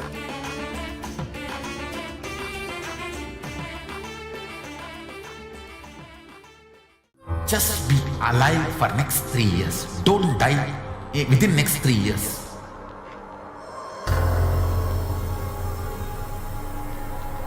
Just don't die within next 3 years. Be alive. Somehow be alive. I'm working sincerely. I will reach you somehow. Somehow I will reach you. It's my commitment to humanity.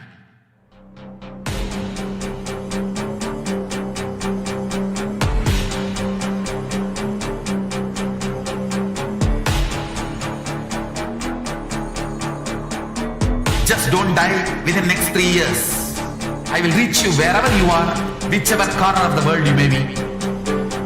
I will reach you with enlightenment. You manifesting the space, state, powers, being Paramashivoham. It is possible, and it is possible for you.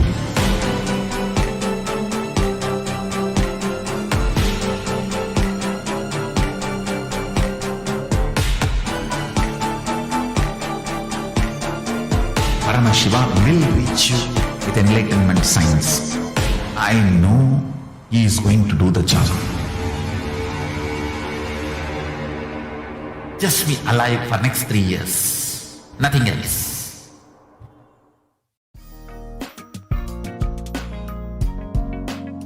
We get you health.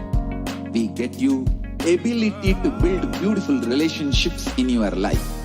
We get you direct spiritual support, and we make sure you become wealthy.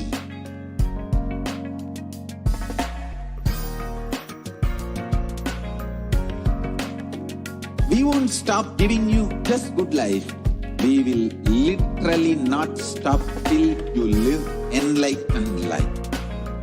Manifesting the state of Paramashiva, space of Paramashiva, powers of Paramashiva, being of Paramashiva.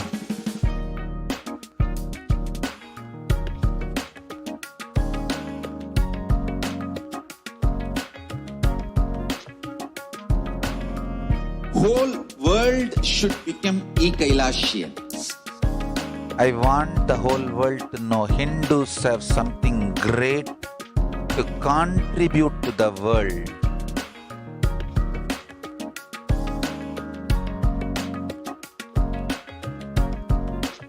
We have something great to contribute to the world. Let us do that.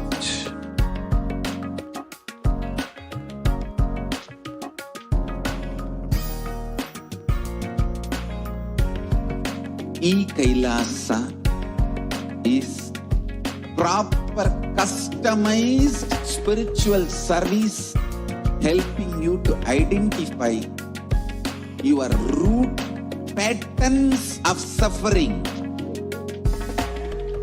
We have perfected the science of helping every individual from every cultural, religious, nationality background.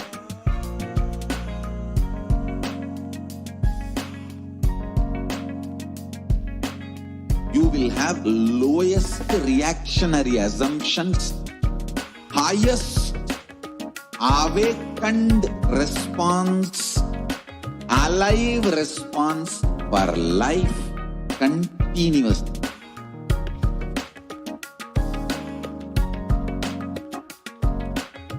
Kailasa is enlightenment ecosystem, literally enlightenment itself in your own home, wherever you are.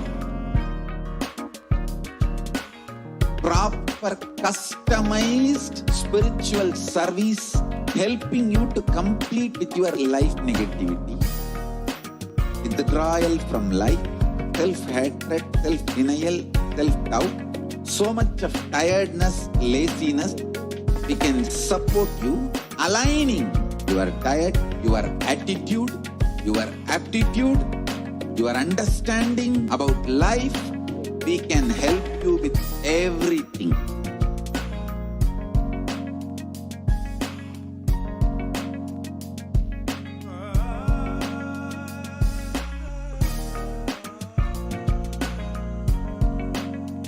If you are interested in enlightenment, we will immediately bring this to you. If you are not interested, we will explain the whole science, inspire you, and make you interested in enlightenment science.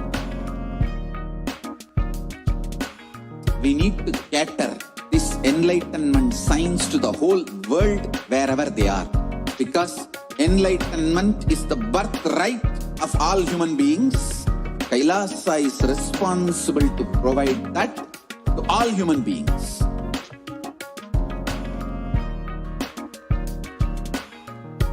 Kailasa is the totality of the knowledge I received from my gurus and practice manifested in my life, perfected by teaching millions of people from all cultures, time zones, backgrounds, genders, nationality, race, from every creed.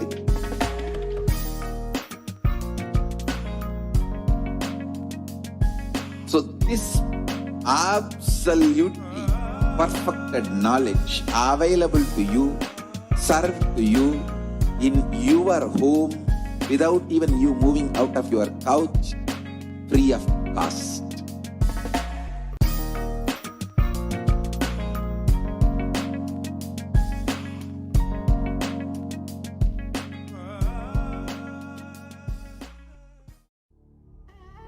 What I mean by the word Kailasa, listen intensely. Enlightenment ecosystem, literally enlightenment itself in your own home, wherever you are. If you cannot come to Kailasa, it's okay. Kailasa can come to you. Kailasa coming to you is Kailasa.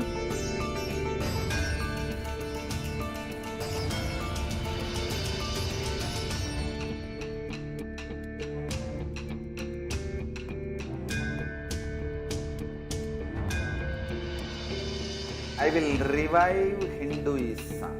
I am a Hindu revivalist, not by any revolution, but by evolution.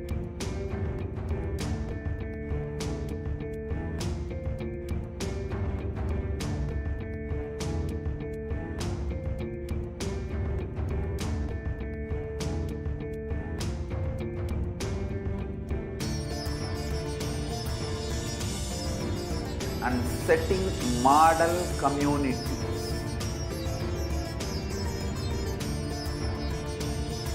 Kailasas, enlightenment ecosystems, Sarvanya Peethas all over the world.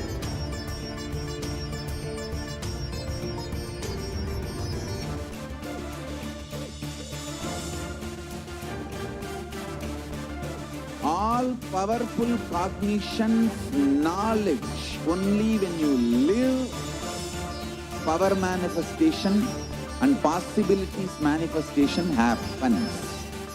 It's a fundamental truth.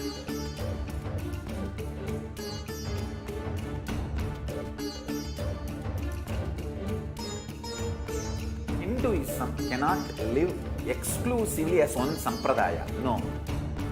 All sampradayas of Hinduism is an ecosystem.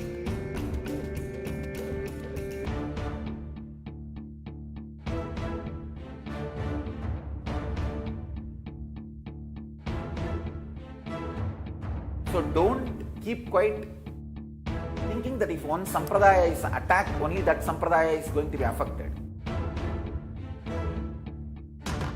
All of us are ecosystem.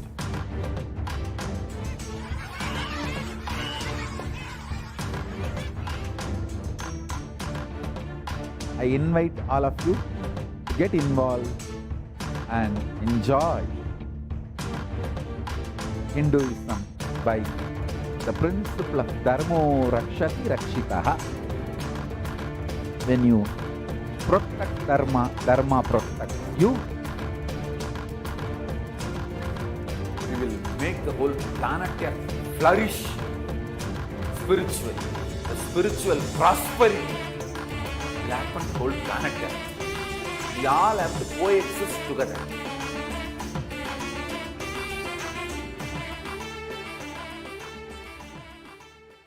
Just be alive for next 3 years. Don't die within next 3 years.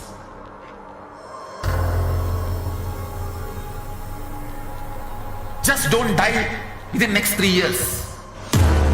Be alive. Somehow be alive. I'm working sincerely. I will reach you somehow. Somehow I will reach you. It's my commitment to humanity.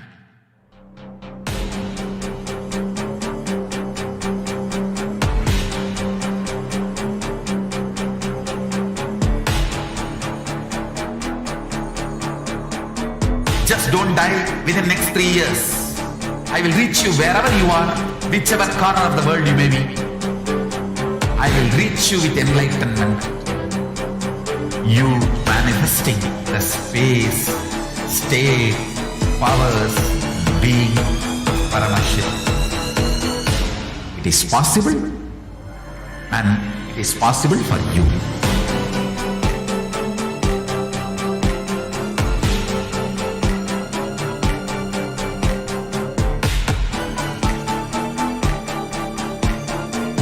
Paramashivoham will reach you with enlightenment science.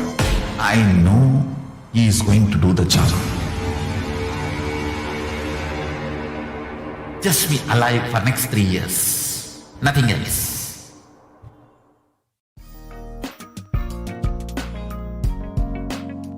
We get you help. We get you ability to build beautiful relationships in your life. We get you direct spiritual support, and we make sure you become wealthy.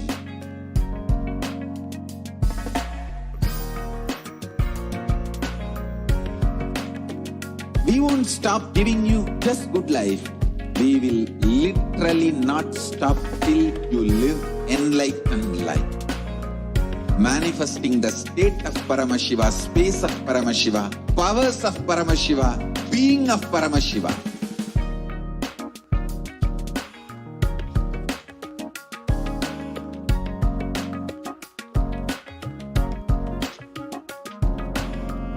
Whole world should become Kailasians.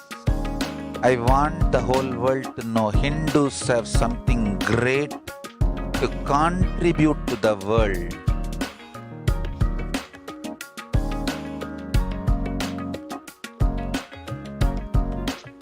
We have something great to contribute to the world. Let us do that.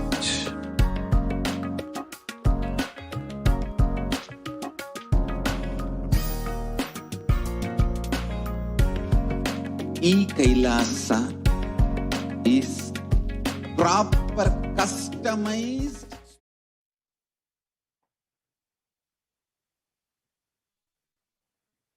Nithyanandam, welcome back. So let's start our next segment with this Supreme Pontiff of Hinduism, Jagat Guru Mahasannidhanam, His Divine Holiness Bhagavan Nithyananda Paramashivam blessings. So we are going to learn the Kailasa's multi-layered quarantine opportunity for India during the COVID-19 as a practical solution resulting in health, joy, and bliss. With the blessings of this Department of Enlightened with the blessings of the Supreme Pontiff of Hinduism, the Kailasa Department of Enlightened Civilization present. Let's start with the Sadguru Vandanam. Nithyanandam Paramasugadam Kevalam Jnanamurtim Dvandvatitam Gagana Sadrisham Tattvamasya Ekam Nityam Vimalamachalam Sarvadi Sakshibhutam Bhavatitam Triguna Rahitam Sadgurum Tam Namami.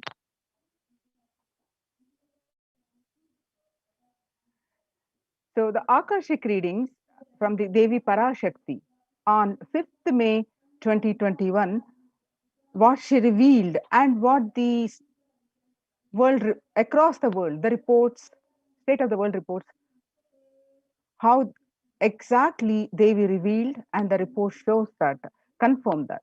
So let us see little understanding of that. According to the 5th June 2021, revelations to the world by the Devi Parashakti, not only people dying in crores, financial and mental retardedness, you will also see minds getting collapsed. Freedom from all the suffering is the life of living enlightenment. First, prevent yourself from this deadly corona. Oh, people, do the job of saving your life as first priority. Listen properly, people. The only way to protect yourself from this overflowing cosmic pralaya and from the demonic people who search for destruction for themselves and for others because of pralaya, go to Adi Kailasa, getting shelter at the feet of Paramashiva. Save yourself from corona and death, economic crisis and mental collapse that is formed because of corona. Save yourself and move towards living enlightenment. Move towards Paramashiva Paramparul, doing yoga and tapas, doing seva to all the devotees of Paramashiva. Live a good life. Just for that, I have opened the doors of Adi Kailasa. For all those in the universe, not only human beings, as even Siddhas, Jnanis, and Yogis have come and are doing penance in Adi Kailasa. For everyone who come, goodness, prosperity, jnanam, and yogam will overflow. Do not have fear. Bliss is there. Do not have worry. I will protect with goodness. Just for that, I have opened the doors of Adi Kailasa for all those in the universe, not only human beings, as even Siddhas, Jnanis, Yogis have come and are doing penance in Adi Kailasa. For everyone who come, goodness, prosperity, jnanam, and yogam will overflow. Do not have fear, bliss is there. Do not have worry, I will protect with goodness. Happiness is there, enlightenment is there. Do not have fear, bliss is there. I am solving sufferings. I am the Samayapuratu Kannattal who comes and helps at the right time. Now, revelations about the mental health issues by the Devi on 5th June 2021, we just heard. And now, the media articles confirming the same on 6th June 2021. Psychiatric symptoms like depression, anxiety exhibited by the COVID-19 patient study. According to new study, neurological symptoms like depression and anxiety are also showing to be common in those who have contacted COVID-19, even in more mild cases. Revelations about the mental health issues by the Devi on 5th June 2021 and media articles confirming the same on 8th June 2021. The BMC Psychology published online on 8th June 2021 the impact of COVID-19 on the mental health of US college students. The results indicate that the students closer to graduating faced increases in anxiety, that is 60.8%, feeling of loneliness 54.1%, and depression 59.8%. Many reported worries for the health of loved ones. Most impacted their mental health status, about 20%, and the need to take care of family most affected current and future plans, about 31.8%. Almost one half of students took to exercising and other mental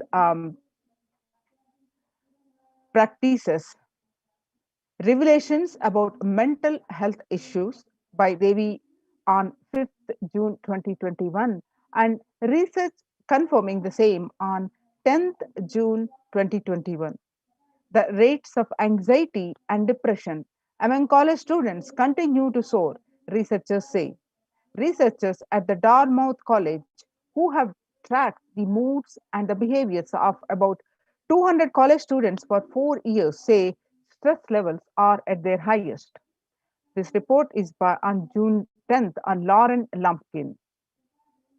Revelations about the mental health issues by the Devi on 5th June 2021 and research confirming the same on 10th June 2021. The Dartmouth College researchers began tracking 217 students when they entered the school as freshmen in 2017 in the hopes of understanding how they behave. They have seen students' stress levels rise and fall, usually in tandem with midterm and final exams. But since the onset of the coronavirus pandemic, the rates of depression and anxiety have soared and have showed no signs of coming down, said the Andrew Campbell, a researcher and computer science professor. The psychology today, the coronavirus, the psychological trauma and PTSD event. According to this report, much has been said about the mental health crisis that is occurring related to the coronavirus. Much of this information has focused on this all consuming anxiety, panic, and fear that many are experiencing. While this is important and needs to be at the forefront of discussions, something that has not been discussed is the psychologically, psychologically traumatic nature of what our nation and our world is experiencing. Revelations to the world by the Devi Parashakti, the increased and the articles confirming that the increased prevalence of post traumatic stress disorder is expected to emerge as a primary factor driving the growth of the global post traumatic stress disorder therapeutics market over the period of assessment. The global post traumatic stress disorder PTSD therapeutic market, say from 2020 to 2027, the growth of 11.1%.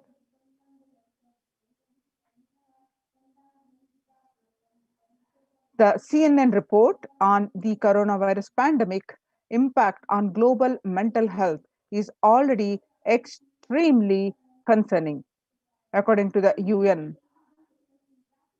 According to this report, there is a high prevalence of mental distress in countries across the globe due to the coronavirus pandemic, especially among healthcare workers and children.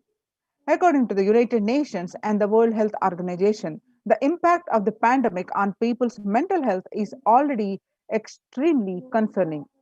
The World Health Organization Director General Tedros Adhanom, he said that in a news release recently.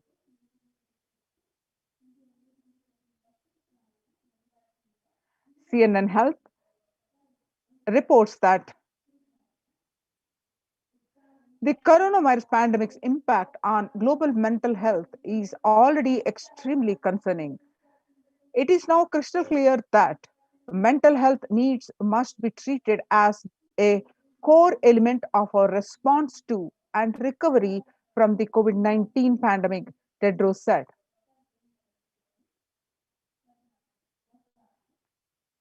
And one of the most practiced across the world and the authentic practice from the Sanatana Hindu Dharma is yoga. Yoga to deal with the mental stress. Yoga greatly improves mental, spiritual, and physical health. People who practice yoga experience less anxiety, less depression, and fewer symptoms of post traumatic stress disorder. Yoga also improves well being, including increased gratitude, relatedness, acceptance, centeredness, empowerment, self esteem, compassion, self awareness, and hope. Yoga can help to manage stress and self regulate, an important tool in the current time. We are all equipped with innate coping strategies for responding to stress. But sometimes our stress response can become out of balance. We are living in a world that regularly activates our sympathetic response, the body's way of responding to stress, sometimes called fight or flight. This is balanced by our parasympathetic response, the way our body helps us to rest and relax. Yoga can help bring our parasympathetic response back online and allow us to find balance. Activating our parasympathetic response brings us into a more restful space and allows us to find calmness, connection, compassion. The deep mindful breathing of yoga and meditation stimulates the vagus nerve, which activates the parasympathetic nervous system and supports self regulation and stress management. Yoga can be a valuable tool for self care, especially in challenging times. Yoga is now being used as an empirically based treatment, often in combination with other inventions with benefits for both physical and mental health. Many clinicians are recommending yoga as it may help support the effectiveness of traditional treatment approaches. When we actively choose a tool of self care, we better equip ourselves to survive and seek resilience in difficult circumstances. While it is but one tool, yoga offers the potential for connection and well being, even in these challenging times. The spirituality benefits mental health. Research shows that individuals have better mental health if they belong to a particular community or have a religious beliefs. Spirituality can help people in many ways. First and foremost, spirituality or religion can help people find meaning in their lives, which is instrumental in improving one's mental health. Spirituality can perhaps help you connect with your divine self. In addition to endowing meaning to your life, it has the potential to improve mental, physical, and emotional well being as well. It has been a source of relief and comfort from various challenging issues for thousands of years. Now, revelations to the world by the Supreme Pontiff of Hinduism, Jagadguru Mahasannidhanam Bhagwan Nithyananda Paramashivam on 22nd May 2021. Paramashiva is very clear. Focus on making your body active, alive, active, life alive. Mind is obsessive compulsive reaction. It is nothing but a bunch of unconscious reactions. Do not try to sympathize with the mind. Make your body and life alive. That is the only priority for all of you. I am talking to everyone who has a little love and sympathy for me. For all of you, take this as a guru work. Make your body consciously strong. Gym will build muscles, make you look very nice in the outside, but only yoga and Ayurvedic lifestyle will make your body conscious. Just see all over the world, all the gym bodies are just dropping dead. Only yoga will make your internal organs strong and your ability to manifest consciousness strong. Let me give you the solution from Paramashiva to protect yourself from this whole pralaya, not just from corona. The amount of depression, mental suffering, the way the whole world's suffering, the kind of poverty happening, people losing their jobs, income, having insecurity, comforts being lost, so much. Just make your life extremely strong. 3 years back, I said, keep yourself alive for next 3 years. I have enough evidence that 3 years back, I trained the whole Kailasa, the devotees in their own homes. The Kailasa was inside the Sangha physically, mentally, psychologically, or consciously for um, quarantine lifestyle, for being active without getting mentally broken by being in one place, doing intense yoga, making the body and internal organs strong, taking bilva leaf, neem juice, tulsi, haritaki, triphala churna, Ayurvedic lifestyle, the lifestyle of less food and more energy, more activism. I only told it is for an important reason. Please wake up, quarantine yourself, build your body. Don't bother about your business or any other profit and anything else. This year, if you are alive, that is the greatest profit. Kailasa Department of Enlightened Civilization present the revival of the temple sciences and ecosystems. As we have just seen the revelations by the Devi Parashakti and how the world across the reports exactly confirming the same, and the Supreme Pontiff of Hinduism revealed to importance of building the body and spirituality, how it helps. How the revival of the temple sciences and the ecosystems help you to deal the stress levels and related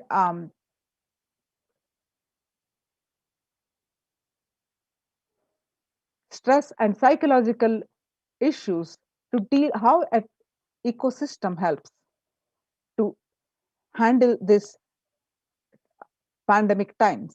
With the blessings of the Supreme Pontiff of Hinduism, as let us see across the world the temples which have been continuously serving, alive, active, functioning now for thousands and thousands of years. Now they are shut down due to the pandemic. How the Supreme Pontiff of Hinduism, when across the world the temples are shutting down, especially in India, the Kailasas ecosystems, the temple ecosystems are open to serve one and all. Let us see some of the examples across India in different states, how the famous temples are shut down already. Amid rising the COVID-19 cases in Maharashtra, the Shirdi Sai Baba and Mumbai Siddhivinayak temple will remain shut for devotees from Monday till further orders. The Sai Baba temple will remain closed for devotees till further orders, said the Ravindra Thakare, the officiating chief executive officer, the Sai Baba Samsthan Trust. The Shirdi temple administration took the decision after the Maharashtra government recently announced a weekend lockdown and night curfew in the state to control the spread of coronavirus. The famous Puri Jagannath temple to remain closed for public, keeping in view the surge of COVID-19 cases in Odisha and also in Puri, the authorities of the temple of Lord Jagannath temple in Pilgrim town on Sunday. The famous temple is closed for devotees since May 5th as a statewide lockdown was imposed by the Odisha government. All religious places closed for public in Bhubaneswar as the city records the highest daily COVID surge, with the Odisha capital Bhubaneswar registering the highest ever single day spike of 581 new COVID 19 cases. The local municipal authorities Tuesday declared the closure of all religious places like temples, mosques, gurudwaras, and churches for devotees from last Wednesday till further orders. In Uttar Pradesh, the major Madhura temples banned entry of devotees amidst the COVID 19 surge. Two major temples of Sapta Devalaya, the cluster of seven temples in Vrindavan, recently banned the entry of devotees in view of the rising COVID 19 cases. On the Gujarat, the Somnath temple closed for darshan amidst the COVID 19 surge. The Gujarat Somnath temple is the temple trust has announced that the temple will remain shut for devotees from April 11 for an indefinite period. On the other hand, Tamil Nadu, the Chola era temple murtis beheaded. Murtis of the Chola era temple have been vandalized in Pudukottai, Tamil Nadu. A devotee who went to temple was shocked to find all the murtis in the temple as a beheaded state. He lodged a complaint with the local police later. In Kailasanada, the Kailasanada temple in a village in Pudukottai is said to belong to the era of Kulichunga Chola too. With Shiva as the presiding deity, the temple houses other deities such as Ganesha, Parvati, Murugan, Krishna, and Nandi. All of these murtis were discovered in a beheaded state few days ago. Now, in the times when COVID 19 is rampant and the ancient temples are in a lockdown because of the risk of the widespread corona disease, the devotees of these temples were visiting and having a darshan of their gods and goddesses for thousands of years. At these ancient sacred sentiments have come to a harming halt after the lockdown have taken place. The religious fervor of the devotees is being lost due to the pandemic. The Supreme Pontiff of Hinduism is reviving the Kailasa ecosystem and bringing all the ancient traditions of the online platforms on Kailasa TV, YouTube, and Facebook. Now, with the blessings of the Supreme Pontiff of Hinduism, let us understand why deity worship. Why deity worship? Please understand, deities are not mere idols. They are embodiment of ideals. We do not worship the idols. We worship the ideals represented through the idols. When the divine is present before him, in a form he can see, touch, and relate to, the transmutation becomes an easy and joyful process. Second, deities in a real kshetra are always carved in the form of ancient masters and enlightened beings. Even though no longer in the body, they can be invoked through the name or form they used while in the physical plane.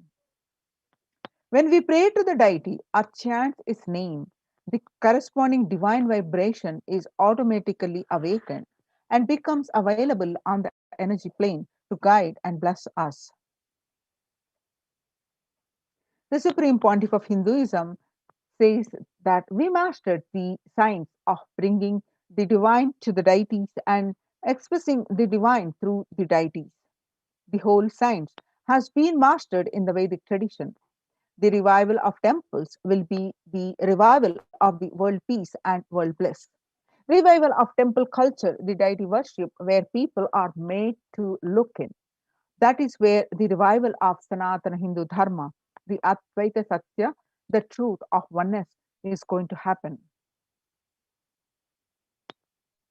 The deity, the divine, has infinite, auspicious qualities. When upon the call of the devotees and to save the world from its destruction, divine manifest in various forms of their auspicious forms and qualities that become an independent intelligence. For example, Shiva saved Markandeya from death. Markandeya was destined to die at the young age of 16, but he intensely connected with Paramashiva and prayed to him. And Paramashiva, on the day of his departure, where the Lord Yama came to take his life away, Lord Yama, the also called Kala.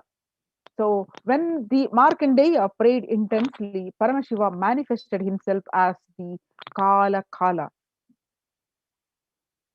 and become an independent deity. Same way, Paramashiva danced in ecstasy, and that action become Nataraja. Paramashiva, the cosmic dancer, with the with so casually he dances and performs the Panchakritya, the five actions of creation, sustenance, destruction or rejuvenation, and pulling out of delusion and finally giving us the liberation. All this he performs as a cosmic dancer, and we call him Nataraja, the king of the dancers. The Vishnu's very action of showering blessings on the world becomes Lakshmi. Brahma's very action of constantly sharing the wisdom becomes Saraswati. So each of the actions of the ultimate becomes the independent intelligence and energy. When you connect with those independent intelligences, those deities, whatever you want immediately happens.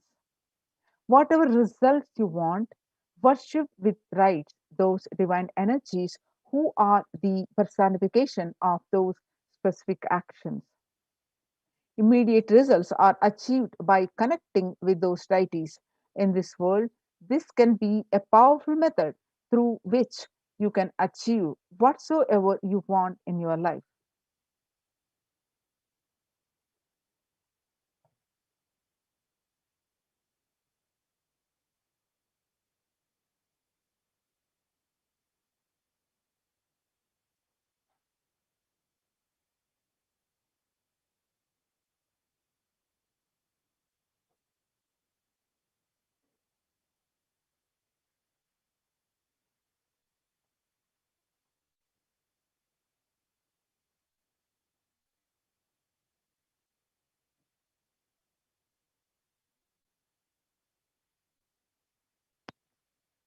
Now, the Kailasa's de facto spiritual embassies and the COVID care protection centers. We have seen how the supreme pontiff of Hinduism reviving the temple ecosystems and how these ecosystems, the temple ecosystems, as the Kailasa de facto spiritual embassies and protecting the one and all for this from this corona pandemic. With the blessings of the Supreme Pontiff of Hinduism, Jagat Guru Mahasannidhanam, His Divine Holiness Bhagwan Nithyananda Paramashivan's blessings. Let's understand some more statistics across the world. Younger adults are more likely to report symptoms of anxiety and depression disorder during the COVID-19 pandemic. From ages 18 to 24, it is 56.2, and ages 25 to 49, it is 48.9, and ages 50 to 64, it is 39.1, and ages 65 plus, it is 29.3. The average share of adults reporting symptoms of anxiety disorder and or depressive disorder January to June 2019, with that 6 months, it was 11%. In January alone, January 2021 alone, it raises to it raised to 41.1%. The share of adults reporting symptoms of anxiety or a depressive disorder during the COVID-19 pandemic is young adults, it's 18 to 24, it's 56.2, and adults ages 25 to 49, it's 48.9, and adults ages 50 to 64, it's 39.1, and adults ages 65 plus are 29.3. So, how are you feeling? What employees say they feel more than half the time at work? 34% say tired, and 34% say stressed, burnt out, 21% say burnt out, and 22% say discouraged, and 19% say distracted, and 17% say depressed. The COVID-19 is a significant stressor for most Americans. Nearly 8 in 10, that is almost 78%, say the coronavirus pandemic is a significant source of stress in their life. Nearly 7 in 10, that is 67%, say they have experienced increased stress over the course of pandemic. 1 in 4 essential workers, that is 25%, diagnosed with a mental health disorder since the start of pandemic. The COVID-19 could exacerbate the doctors' existing mental health burden. More than 60,000 US healthcare workers have contracted the COVID-19 and 300 have died. Of the health workers who treated patients during the China's COVID-19 outbreak, 50% showed signs of depression and 45% showed signs of anxiety. An estimated 300 to 400 physicians die by suicide every year. Self-reported mental health among pregnant women, new mothers before the COVID-19 pandemic, depression is 15%, and during the COVID-19 pandemic, it increased to 40.7%. And before the COVID-19 pandemic, the anxiety levels are 29%, and during the COVID-19 pandemic, it raised to 72%, according to the Helio report. US cases of depression have tripled during the COVID-19 pandemic. A large study finds a dramatic increase in the number of adults in the United States reporting symptoms of depression during the COVID-19 pandemic. The number of adults experiencing depression in the US has tripled. According to a major study, researchers estimate that more than 1 in 4 US adults now report experiencing symptoms of depression. Before the pandemic, 88.5 of US adults reports being depressed. That number has risen to 27.8 as the country struggles with the COVID-19. The burnt out, the young workers hit hard. Ages 20 to 25 is 89%, ages 26 to 37% is 83%, and ages 38 to 54 is 73%, and ages 55 to 74 is 62%. Now, let us see the contributions from Kailasa's Department of Human Services with the Supreme Pontiff of Hinduism. Blessings. Kailasa's Department of Religion and Worship, the Department of Human Services, and each of Kailasa's temple ecosystems consider the right of happiness to be the highest fundamental right of all human beings, in fact, all beings.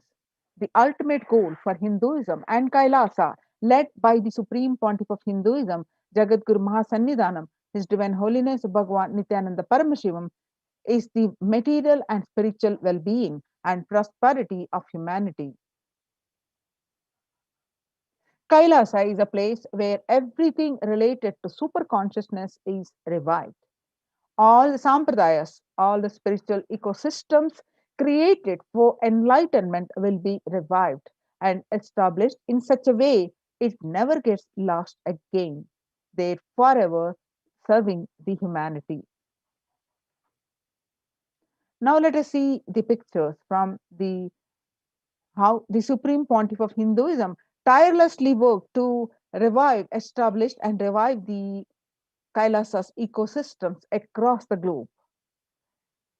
These pictures, the glimpses are you're seeing from the Kailasa's ecosystems, the Adi Kailasa Sarvagnapitam, taken on 21st October 2006, following a meditation under the sacred banyan tree in Adi Kailasa. The peacekeepers of Kailasa, along with the children of Nithyananda Gurukul, celebrate the auspicious occasion of Deepavali.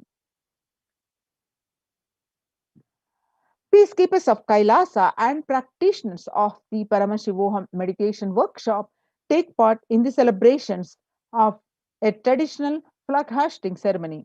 The picture is taken on 22nd December 2018 at Adi Kailasa Sarvagnapitam, Bidadi, Bangalore. The pictures that you're seeing, where you find the Supreme Pontiff of Hinduism conducting the Nithyananda Purana Convention, which is also called Life Bliss Program Level 2, a meditation workshop in Chennai, India on 14th December 2006.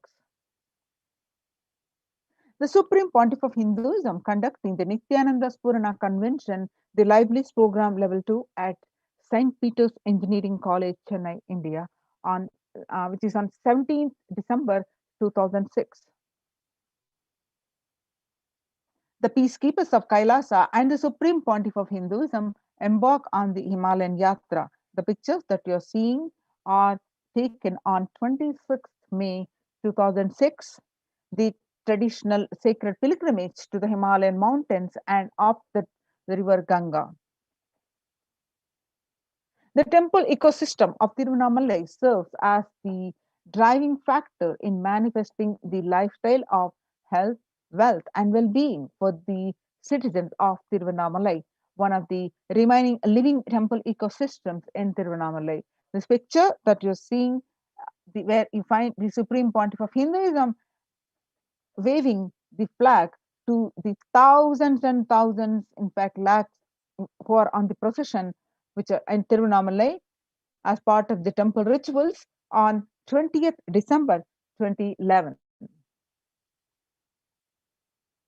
The peacekeepers of Kailasa and participants of the Nithyananda Paramashivoham program take part in the morning meditation and the traditional puja or ritualistic worship. The picture is taken on 31st December 2018 at Adi Kailasa, Bidadi, India. The peacekeepers of Kailasa, led by the Supreme Pontiff of Hinduism, take part in Karaseva. The picture that you're seeing, where the Supreme Pontiff of Hinduism himself demonstrating the Karaseva. Karaseva is a voluntary contribution of physical service towards the cleaning or construction of the sacred Hindu temple at Adi Kailasa, Bidadi, Bangalore, which the picture is taken on 11th September 2006. Kailasa's ecosystems around the world. The picture that you're seeing you find that the ecosystems are spread across the globe, across the continents.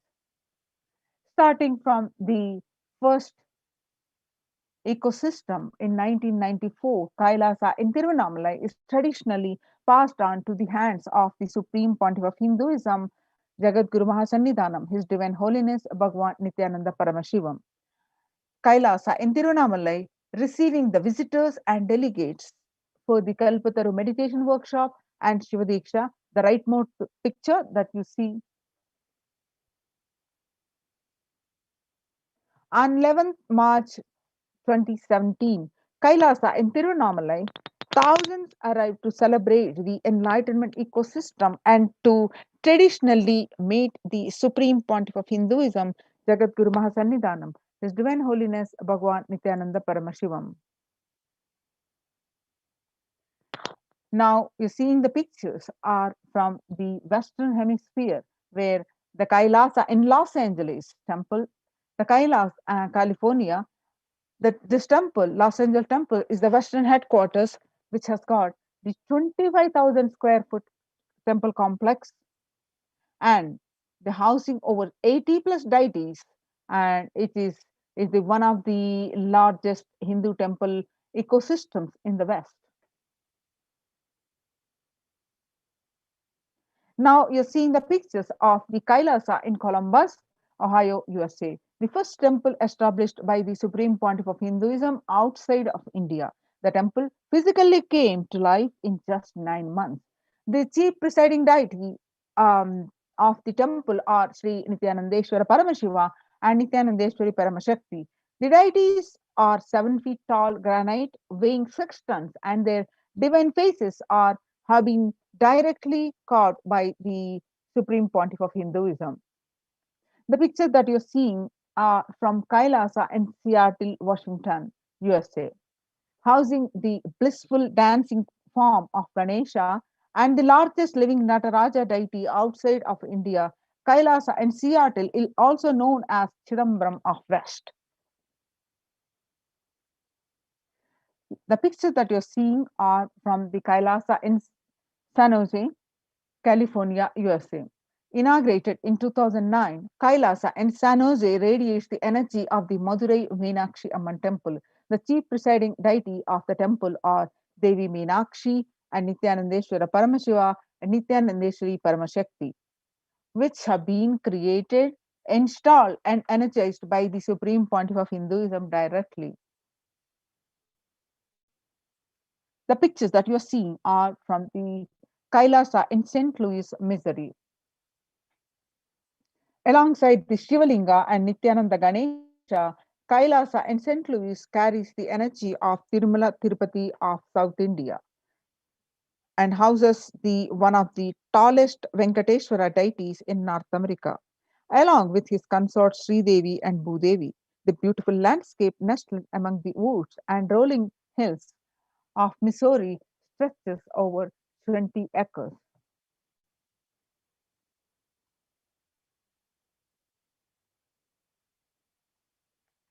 The pictures that you're seeing are from Kailasa in Phoenix, Arizona, the home to over 21 deities, and with the temple structure of 2,500 square foot, Kailasa in Phoenix has been directly established by the Supreme Pontiff of Hinduism, Jagadguru Mahasannidhanam, His Divine Holiness Bhagwan Nithyananda Paramashivam, serving as an energy field of worship, meditation, and celebration for over 7 years.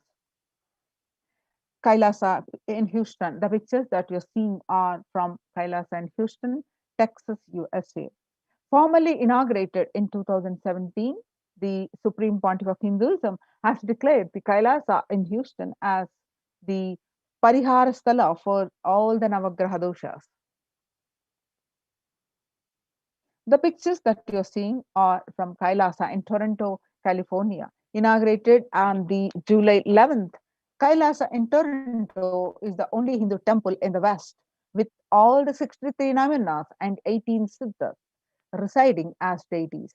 The temple deities here are seated exactly as they existentially preside in Kailasa around Paramashiva, the primordial deity of Hinduism.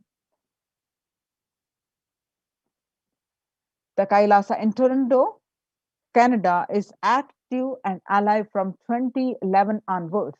Kailasa in Toronto has been blessed to radiate the superconsciousness energy of Kailasa.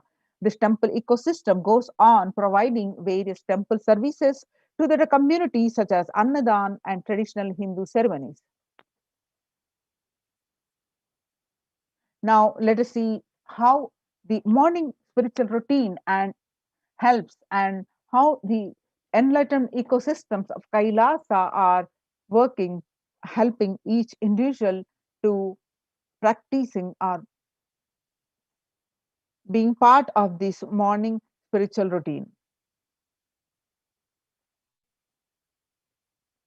Revelations to the World by Devi Parashakti on 12th May 2021. Devi says, I came as Nija Avatar. I am blessing you. Listen, people, listen. To do good to all of you, I have taken the form of Nithyananda and came down as the Nija Avatar. People of India, listen. Carefully listen. Time after time, Bharatam is Jnana Bhumi, where enlightened beings came. And we cannot make Jnana Bhumi as infertile. Enlightenment beings have to come.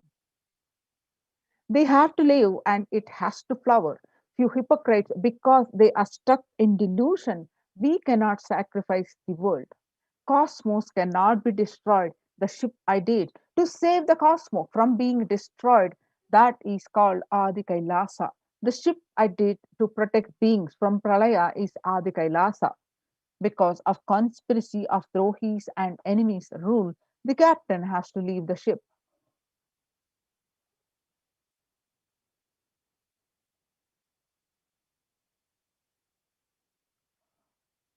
Before 12 years, knowing the great deluge that is going to happen,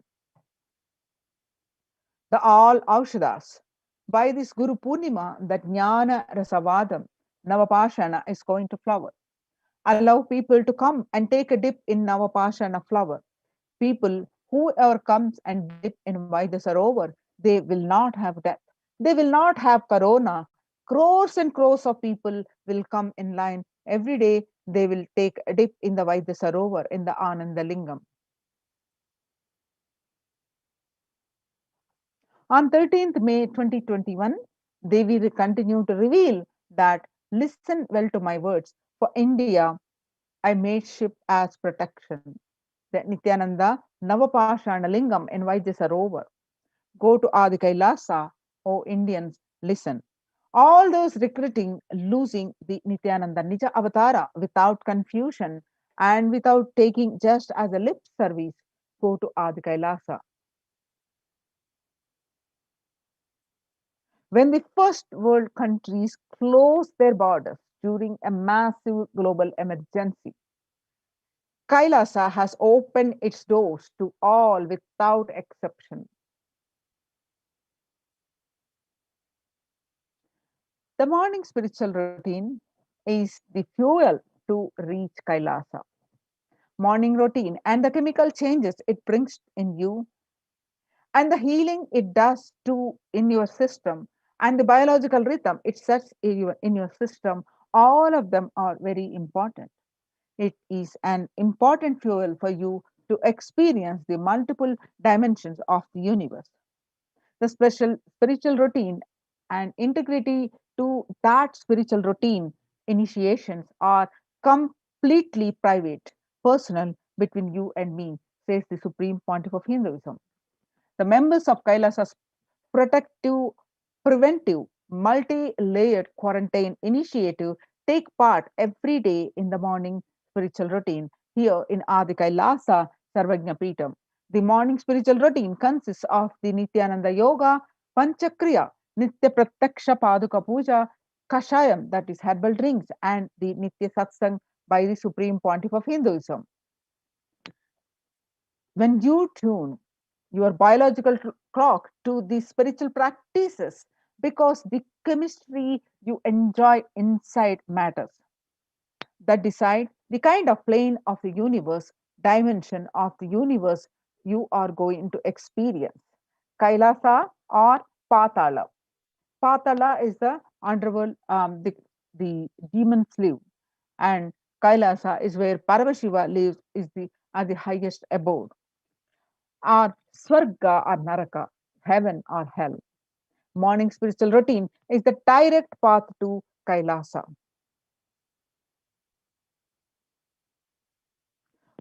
Supreme Pontiff of Hinduism says the person who is in love with will wait to spend time with the beloved. If you are a seeker, you will be waiting for this 5 hours every day because that is the time you get near what you are seeking closely. A person who is in love will be waiting to spend time with the beloved. A person who is seeking will be waiting to spend these 4 hours because this is the time you get closest to what you are seeking. Your seeking takes shape into the system. When your beloved comes near you, if you are tired and love is gone, dead. During the morning 4 hours, if you are bored, your seeking is gone and dead. You need thorough overhauling inside you. You need to ask yourself. You need to question many of your answers. You need to bring the pure questioning back into your life. Soon after you get up, you do the Panchakriya. That is, Panchakriya involves the five powerful processes to remove toxins and impurities from the system. Just like how we take a shower every day to clean the external part of our body, Panchakriya is a powerful cleansing process which cleanses the internal organs of our body, keeping it cool. These techniques not only cleanse our body but bring peace and balance in our mind and lightness and bliss to our being. In puja, you experience the space of bhakti, the devotion, the space of surrender that occurs to you from this devotion moves you from I, which is so heavy, to God or Guru. This surrender allows us to drop all the unnecessary baggage from the head. One of the beautiful pujas in the Hinduism is Rudrabhishekam. In Rudrabhishekam, we offer sacred bath to Shivalinga while chanting the powerful mantras. The Shivalinga is a deity which beautifully represents the divine. Its form indicates how God is beyond form and formless. In puja, we sit down and connect with God by performing Rudrabhishekam. O Sadashiva, O God, I know you are the source of everything. You are everything, and you are in this Shivalinga, and you are in this body. Let me connect with you. Let you reveal yourself to me. When we sit in that bhava, we sit with that context and do the action of Rudrabhishekam. We experience bhava samadhi. Only in bhava samadhi can give us the higher taste and higher joy in life. Rudrabhishekam is a beautiful ritual which allows us to experience the bhava samadhi of Shivoham, that I am divine. If you just follow this morning 5 hours enough, you will have Vak Shakti, all Shaktis manifesting in you because all the obstacles for manifesting Shaktis, the tiredness, boredom, pitta, fatigue, everything will be churned out in that morning 5 hours. The morning puja is the most powerful mandala process, Shakti Pata, melting your being, and then sitting and listening to the sacred truths, constantly inspiring, engaging, alive, awakening. Just this morning 5 hours, if you can bring integrity and authenticity, all the obstacles stopping you from power manifestation will disappear.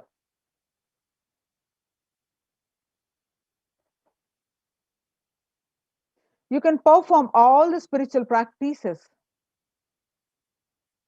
by yourself, like the morning yoga and Nitya Puja. But there will be always be of risk of losing your initial inspiration and excitement after a few days or after a few weeks.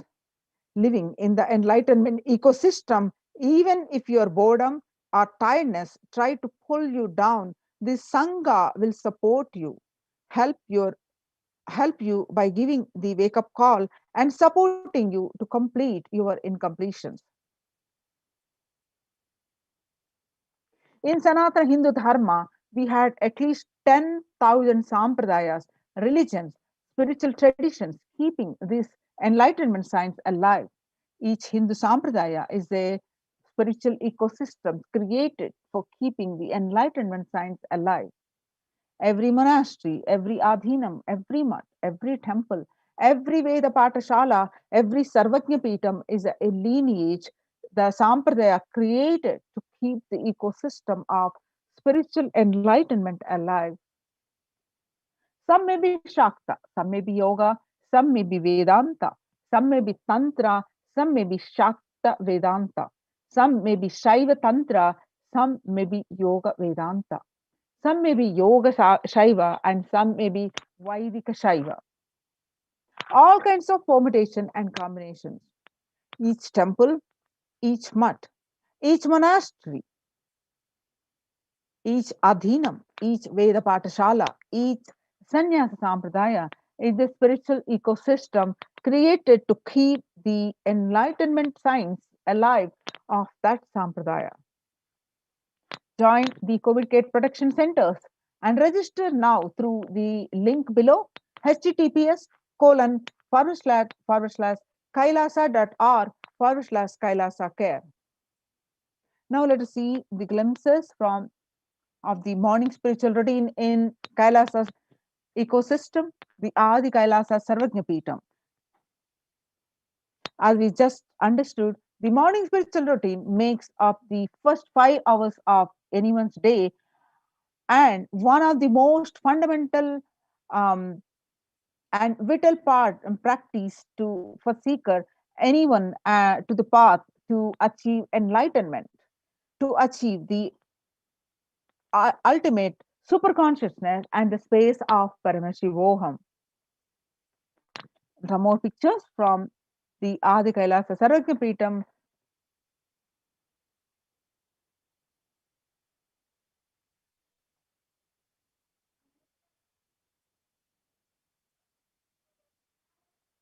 Some more pictures that people participants are doing the puja and morning spiritual routine.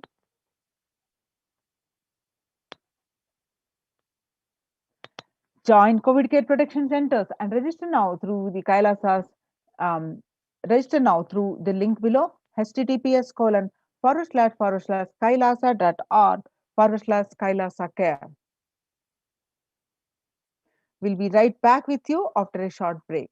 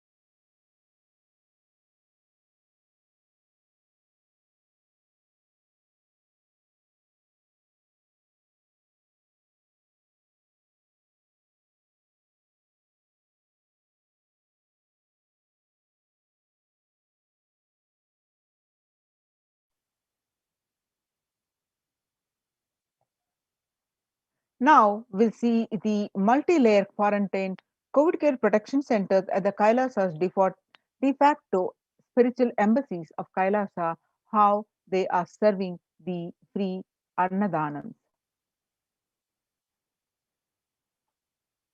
What is the need for the Annadan?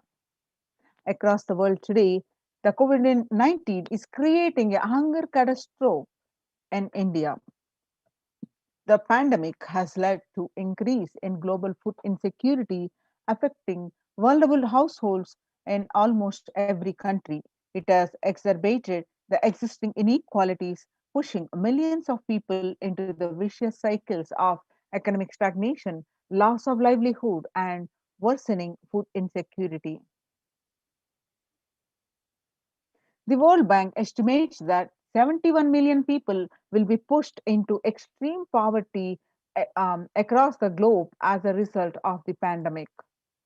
The World Food Programme estimates that an additional 130 million people could fall into the category of food insecure over and above the 820 billion who were classified as such by the 2019 State of the Food Insecurity in the World report. Hunger in plain sight. COVID 19 worsens the plight of food insecurity.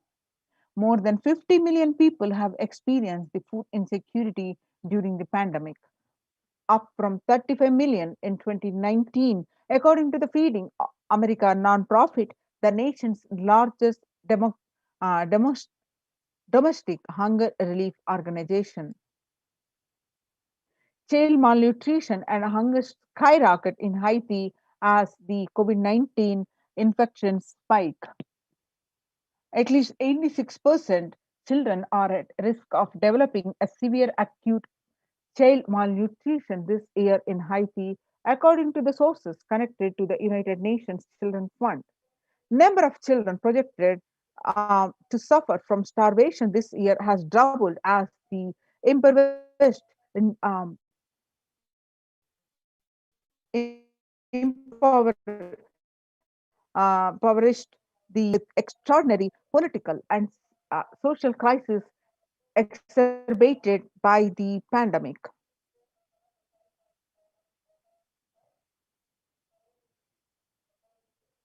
Refugees are paying the highest price in the COVID 19 pandemic.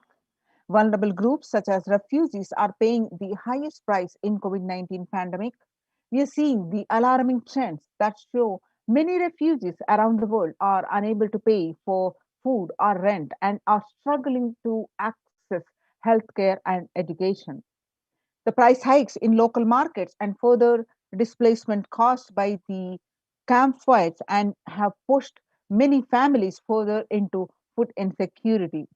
During April and May, around 30,000 refugees in the Cox's Bazar camps raised questions and concerns, with 63% seeking services including urgent food relief and shelter. Just over one third, that is 37%, requested health or medical care. The number of people sitting on the blink on the brink of famine has risen from 34% projected at the beginning of the year to 41 million projected as of June. He said without immediate emergency food assistance, they too face starvation as the slightest shock will push them over the cliff into famine conditions.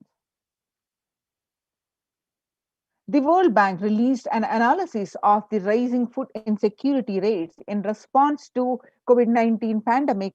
The report released on May 20th, 2021 stated that the COVID-19 impacts have led to severe and widespread increases in global food insecurity affecting vulnerable households in almost every country, which impacts expected to continue through 2021 and into 2022. It has also states that the global food prices increased significantly by 38% since January 2020.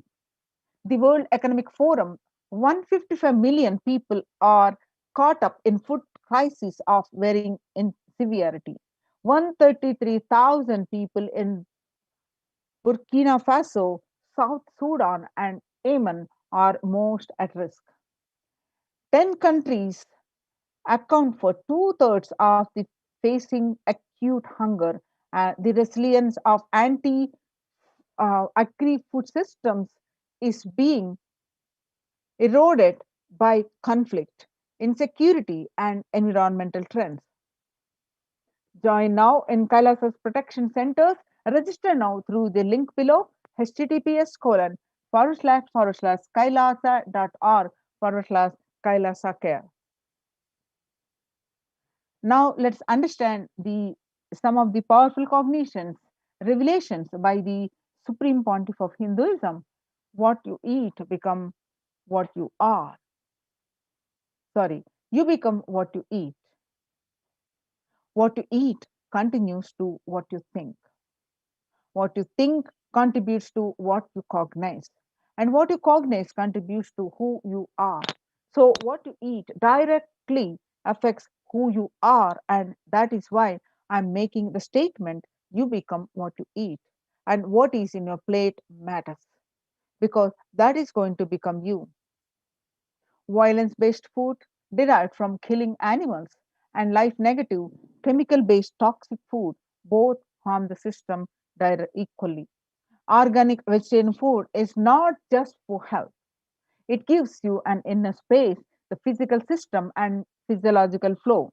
To develop highest psychology, to develop highest psychology, not only your physical system, even your physiological flow needs to cooperate. You become what you eat. Your brain is constructed for all these higher things. When you don't explore the higher things, you are bound to feed the lower things and keep your brain engaged for survival. If you don't explore the higher dimensions of consciousness, you will force yourself into the drugs and try to explore the hallucination, imaginary, illusory dimensions of the universe. So make vegetarianism as a lifestyle. The human body is naturally designed for vegetarian food.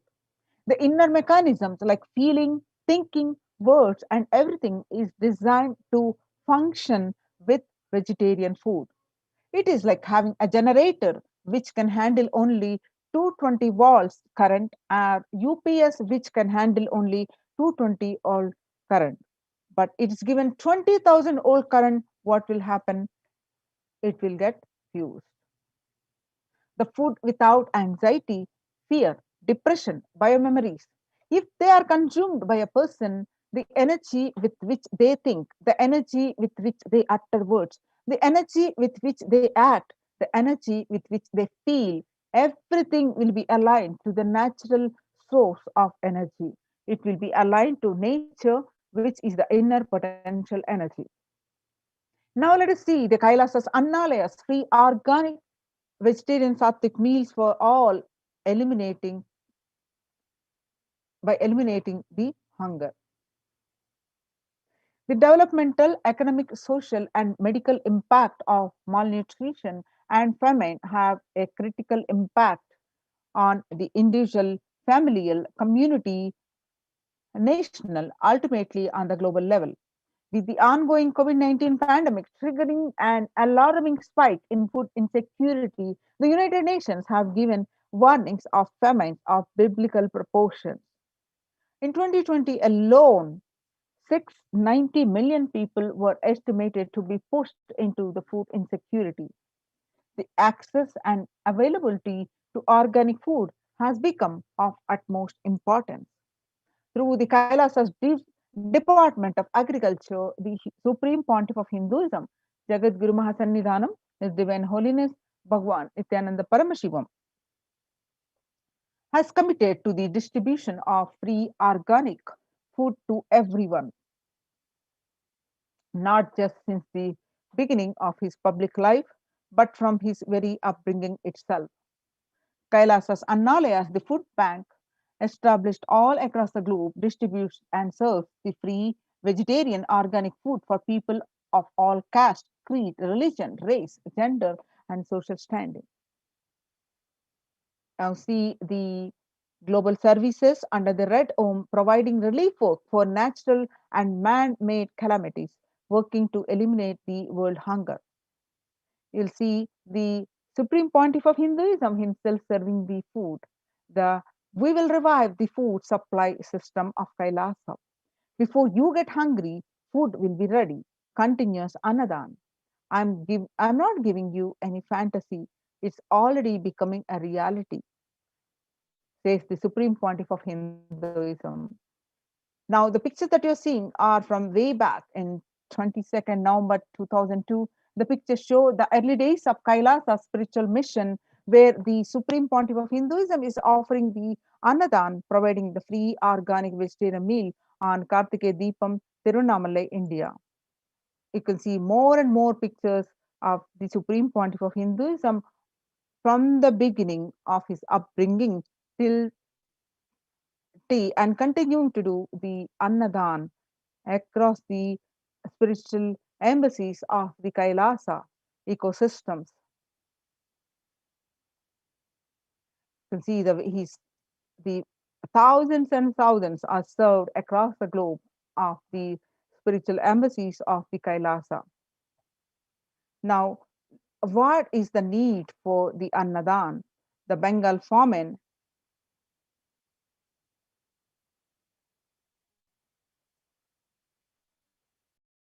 What I found in researching the Bengal famine was that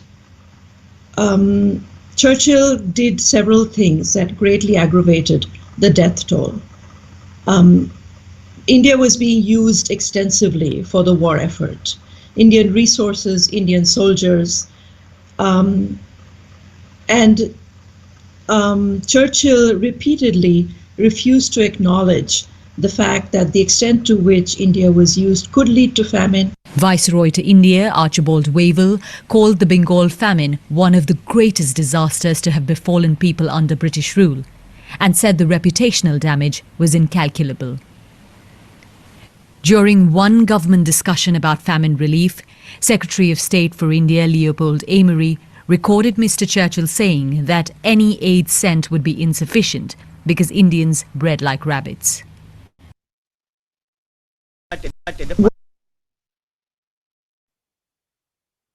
In 1943 and 1944, in the man-made famine of Bengal, as per existing records, of 3+ million were murdered. The Prime Minister of the world's biggest empire, controlling 1/3 of mankind, claimed they could not do anything about the people dying of hunger because Hindus bred like rabbits and the famine was their fault. In 2016 Ujjain, on the other hand, in the Ujjain Kumbh Mela, the peacekeepers of Kailasa served organic food to over 3+ millions in one event.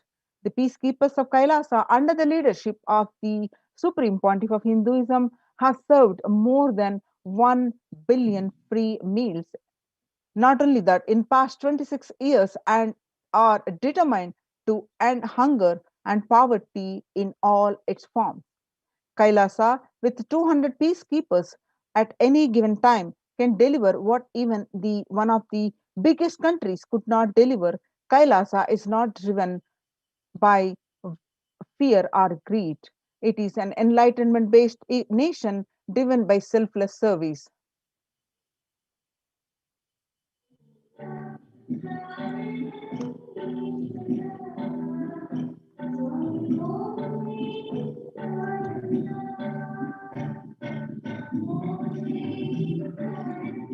So join now. With your eyes closed is meditation, connecting with the divine. With your eyes open is darshan. Come, let us all now move from meditation to darshan. Slowly, very slowly, please open your eyes.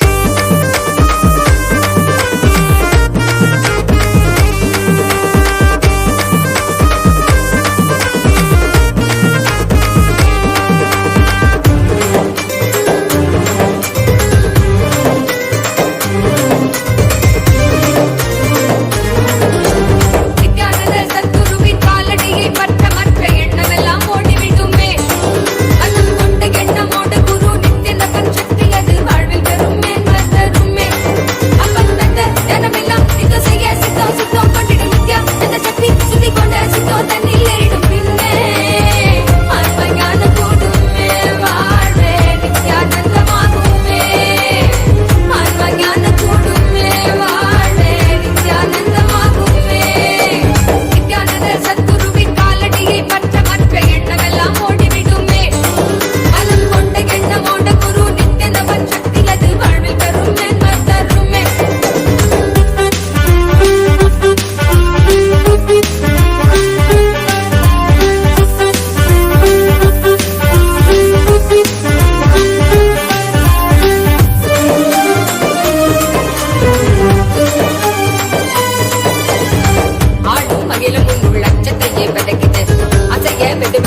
என்னப்பனல்லவா என்னப்பனல்லவா என் தாயுமல்லவா என் தாயுமல்லவா தன்னை உணர்த்திடும் தியானம் அளிக்கவா என்னப்பனல்லவா என் தாயுமல்லவா தன்னை உணர்த்திடும் தியானம் அளிக்கவா எங்கும் நிறைந்தவா எண்ணம் கடந்தவா பொங்கும் அருவியாய் ஆனந்தம் தந்தவா எங்கும் நிறைந்தவா எண்ணம் கடந்தவா பொங்கும் அருவியாய் ஆனந்தம் தந்தவா என்னப்பனல்லவா என் தாயும் அல்லவா தன்னை உணர்த்திடும் தியானம் அளித்தவா ஏழாம் உடல்கள் தாண்டி நித்திய வாழ்வும் கண்டிட கேடான காலம் தன்னை வென்று நீலை நின்றிட ஏழாம் உடல்கள் தாண்டி நித்திய வாழ்வும் கண்டிட கேடான காலம் தன்னை வென்று நீலை நின்றிட சீரான பாவம் பழி நீங்கி பெறும் வாழ்வினை கொண்டாட நித்யானந்த ஸ்புரணம் தன்னை நெய்தவா சீரான பாவம் பழி நீங்கி பெறும் வாழ்வினை கொண்டாட நித்யானந்த ஸ்புரணம் தன்னை நெய்தவா என்னப்பன் என்னப்பன் என்னப்பன் அல்லவா என் தாயும் அல்லவா தன்னை உணர்த்திடும் தியானம் அளித்தவா என்னப்பன் அல்லவா என் தாயும் அல்லவா தன்னை உணர்த்திடும் தியானம் அளித்தவா ஏழாம் உடல்கள் தாண்டி நித்திய வாழ்வும் கண்டிட கேடான காலம் தன்னை வென்று நீலை நின்றிட ஏழாம் உடல்கள் தாண்டி நித்திய வாழ்வும் கண்டிட கேடான காலம் தன்னை வென்று நீலை நின்றிட சீரான பாவம் பழி நீங்கி பெறும் வாழ்வினை கொண்டாட நித்யானந்த ஸ்புரணம் தன்னை நெய்தவா சீரான பாவம் பழி நீங்கி பெறும் வாழ்வினை கொண்டாட நித்யானந்த ஸ்புரணம் தன்னை நெய்தவா என்னப்பன் என்னப்பன் என்னப்பன் அல்லவா என் தாயும் அல்லவா தன்னை உணர்த்திடும் தியானம் அளித்தவா என்னப்பன் அல்லவா என் தாயும் அல்லவா தன்னை உணர்த்திடும் தியானம் அளித்தவா ஏழாம் உடல்கள் தாண்டி நித்திய வாழ்வும் கண்டிட கேடான காலம் தன்னை வென்று நீலை நின்றிட ஏழாம் உடல்கள் தாண்டி நித்திய வாழ்வும் கண்டிட கேடான காலம் தன்னை வென்று நீலை நின்றிட சீரான பாவம் பழி நீங்கி பெறும் வாழ்வினை கொண்டாட நித்யானந்த ஸ்புரணம் தன்னை நெய்தவா சீரான பாவம் பழி நீங்கி பெறும் வாழ்வினை கொண்டாட நித்யானந்த ஸ்புரணம் தன்னை நெய்தவா என்னப்பன் என்னப்பன் என்னப்பன் அல்லவா என் தாயும் அல்லவா தன்னை உணர்த்திடும் தியானம் அளித்தவா என்னப்பன் அல்லவா என் தாயும் அல்லவா தன்னை உணர்த்திடும் தியானம் அளித்தவா ஏழாம் உடல்கள் தாண்டி நித்திய வாழ்வும் கண்டிட கேடான காலம் தன்னை வென்று நீலை நின்றிட ஏழாம் உடல்கள் தாண்டி நித்திய வாழ்வும் கண்டிட கேடான காலம் தன்னை வென்று நீலை நின்றிட சீரான பாவம் பழி நீங்கி பெறும் வாழ்வினை கொண்டாட நித்யானந்த ஸ்புரணம் தன்னை நெய்தவா சீரான பாவம் பழி நீங்கி பெறும் வாழ்வினை கொண்டாட நித்யானந்த ஸ்புரணம் தன்னை நெய்தவா என்னப்பன் என்னப்பன் என்னப்பன் அல்லவா என் தாயும் அல்லவா தன்னை உணர்த்திடும் தியானம் அளித்தவா என்னப்பன் அல்லவா என் தாயும் அல்லவா தன்னை உணர்த்திடும் தியானம் அளித்தவா என்னப்பன் அல்லவா என் தாயும் அல்லவா தன்னை உணர்த்திடும் தியானம் அளிக்கவா என்னப்பன் அல்லவா என் தாயும் அல்லவா தன்னை உணர்த்திடும் தியானம் அளிக்கவா எங்கும் நிறைந்தவா எண்ணம் கடந்தவா பொங்கும் அருவியாய் ஆனந்தம் தந்தவா எங்கும் நிறைந்தவா எண்ணம் கடந்தவா பொங்கும் அருவியாய் ஆனந்தம் தந்தவா என்னப்பன் அல்லவா என் தாயும் அல்லவா தன்னை உணர்த்திடும் தியானம் அளிக்கவா என்னப்பன் அல்லவா என் தாயும் அல்லவா தன்னை உணர்த்திடும் தியானம் அளிக்கவா எங்கும் நிறைந்தவா எண்ணம் கடந்தவா பொங்கும் அருவியாய் ஆனந்தம் தந்தவா எங்கும் நிறைந்தவா எண்ணம் கடந்தவா பொங்கும் அருவியாய் ஆனந்தம் தந்தவா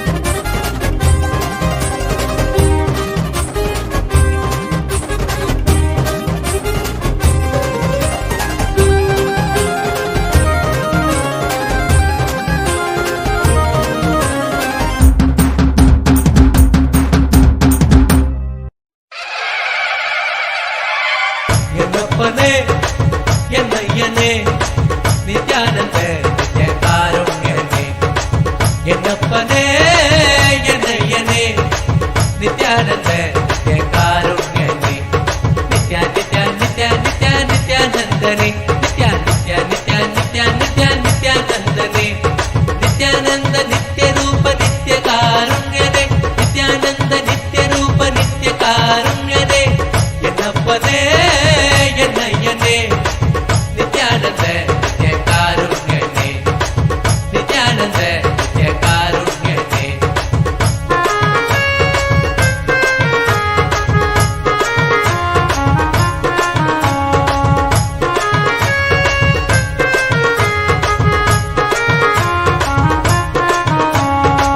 பன்னீர் கை நித்ய குருநாதனே பன்னீர் கை குருநாதனே பன்னீர் கை நித்ய குருநாதனே பன்னீர் கை குருநாதனே பக்தர்கள் அனுகூலனே பக்தர்கள் அனுகூலனே நித்யா நித்யா நித்யா நித்யா நித்யானந்தனே நித்யா நித்யா நித்யா நித்யா நித்யா நித்யானந்தனே நித்யானந்த நித்ய ரூப நித்ய காருண்யனே நித்யானந்த நித்ய ரூப நித்ய காருண்யனே என்னப்பனே என்னையனே நித்யானந்த நித்ய காருண்யனே என்னப்பனே என்னையனே நித்யானந்த நித்ய காருண்யனே நித்யா நித்யா நித்யா நித்யா நித்யானந்தனே நித்யா நித்யா நித்யா நித்யா நித்யா நித்யானந்தனே நித்யானந்த நித்ய ரூப நித்ய காருண்யனே நித்யானந்த நித்ய ரூப நித்ய காருண்யனே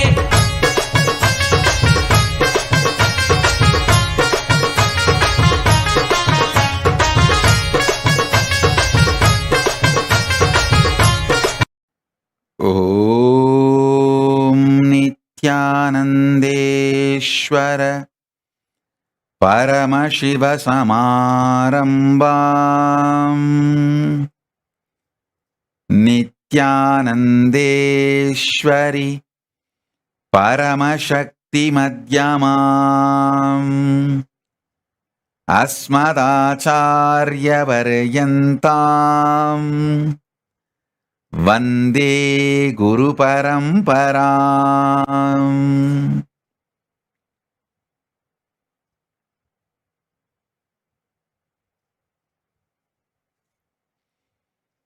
I welcome you all with my love and respect. I welcome all the devotees, disciples, Samajis, Satsangis, Shri Mahants, Mahants, Mantreshwara, Vidyeshwaras, Ganeshwaras, Lokeshwaras, Astreshwaras, ambassadors, diplomats, e-diplomats, citizens, consulate generals. I welcome all of you with my love and respect. Paramashiva's message directly from Kailasa. Listen. Listen intensely.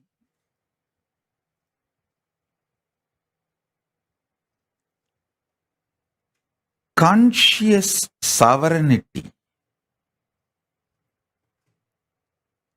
can be manifested in you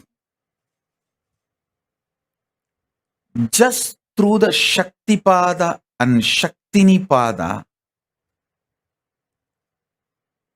most simplest way. I'm not saying easy or difficult. I'm saying simple. Listen.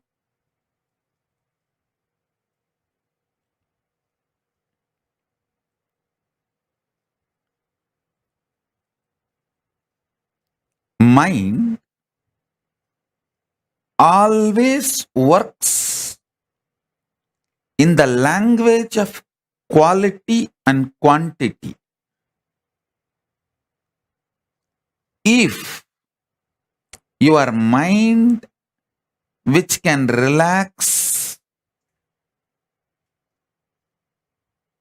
from this constant engaging with qualities and quantities and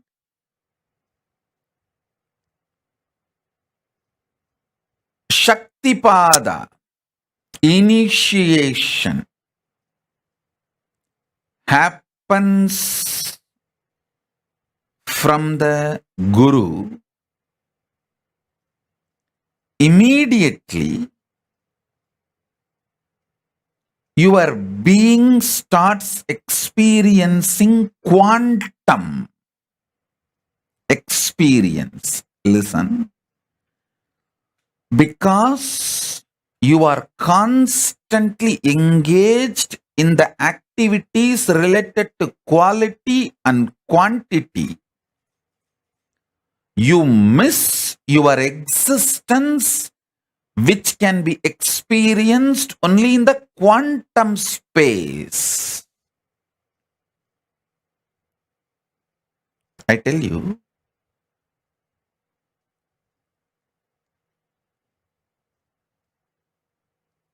you can achieve conscious sovereignty in multiple ways.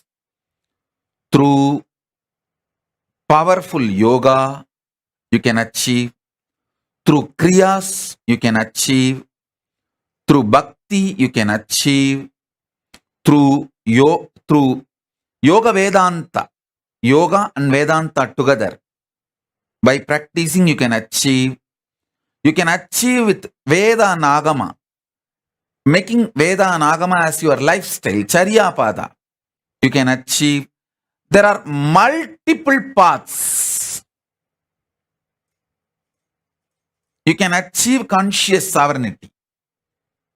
I'll explain the most simplest way I achieved and transmit that same to all of you, because I committed to all of you by this Guru Purnima. I want to give this great gift of conscious sovereignty to all of you.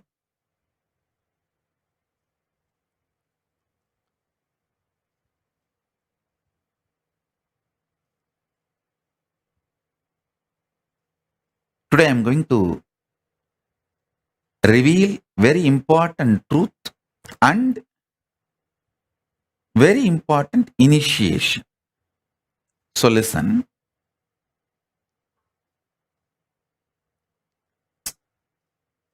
This quantum experience of initiation, Shaktipada and Shaktinipada,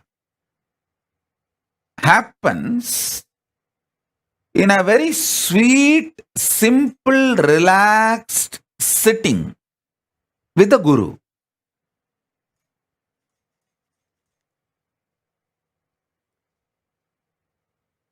I'll tell you how this happened to me. Then you can understand. When I sit with Arunagiri Yogeshwara,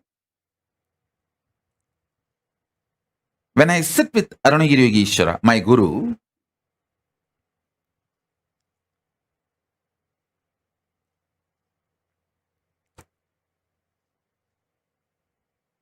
I used to be so enamored by the charisma, the personality, the way he carries himself. I just used to be lost in him. I used to be so attentive, so much into his eyes. When I asked the question, the way his eyes react or respond, I know I asked the right question, or I asked the useless question, or I asked the wrong question, or I was just trying to poke him. More or less like an attention need, not the real question. I know everything just by the way his eyes react. The way he turns his head, I know. whether he likes the question I put or is neutral about the question I put, or he doesn't like the question I put, or he likes the question but not the way I put. I will know everything, the way his eyes react before even he starts answering. It is such space. I know he knows every thought current getting created or I am entertaining, engaging with. Some thoughts will appear, I will not engage with it. Some thought currents will appear, I will engage with it. Some thought currents will appear, I will just try to drop it. All this he just knows, and I know that he knows. It is like I am absolutely in a nirvana space with him. This body cloth does not stop him looking into my inner space. That is what I call nirvana space.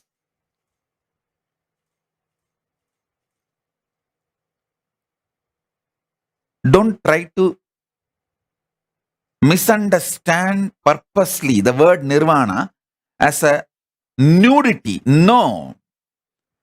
It is not, I am not using the word nirvana for clothlessness. I am using the word nirvana here for bodilessness, sheathlessness. Body is a sheath, annamaya kosha. This sheath does not stop the way I engage me with him or the way he engages with me.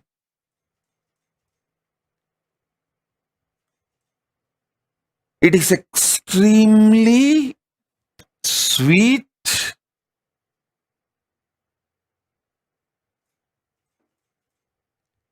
absolutely feeling secured, protected.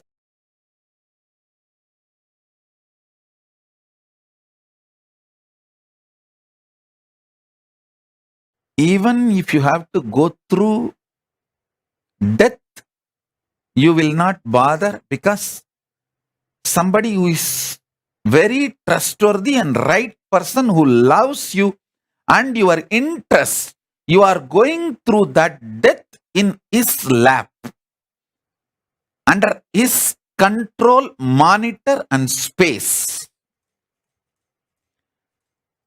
It's extremely feeling protected, sweet. Understand, whenever you feel secured, you are ready to go through any change at any level.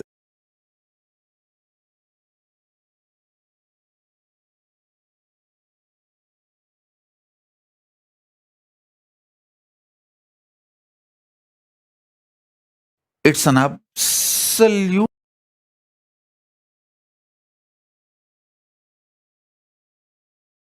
feeling connection and absolutely sweet,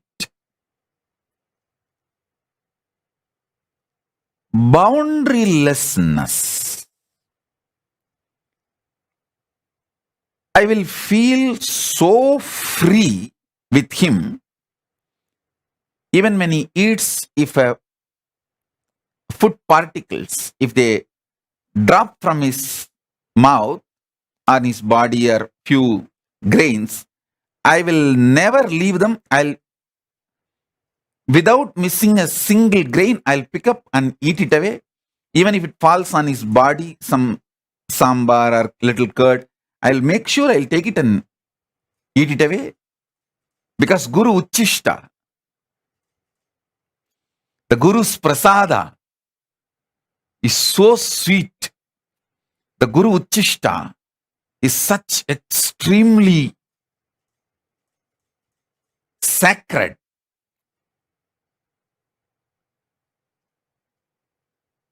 Listen.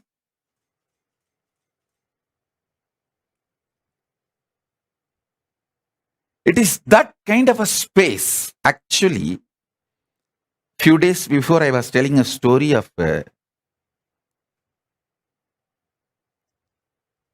ant picking up few grains of rice fell from his hand while he was eating, and I was brushing aside that ant. I did not tell you precisely more details. I want to tell you now, actually, I was irritated about that ants. First, I felt is how did I miss that few grains? Because anything falls from his mouth, I'll first pick it up and eat. First thing I felt, how did I miss it? And second, before I can find and pick it up, the ants came and picked it. It was more like that irritation. Guru Uchishta is sacred, sweet. That is the space in which this initiation happened to me, where this constant engagement with quantity and quality dropped, where I relaxed from the engaging myself with the quantity and quality centric thought currents. Vacation means your ability to relax from quality, quantity centric thought currents. In the Guru's lap, in the Guru's space, that real pure vacation happens. Where?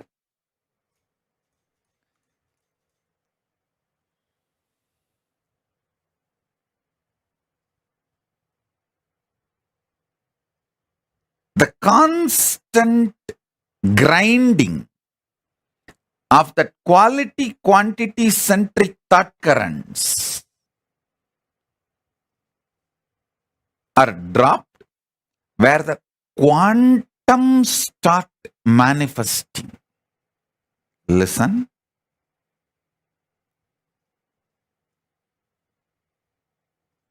Now, I will describe exactly conscious sovereignty as I received from my Guru, Arunagiri Yogeshwara.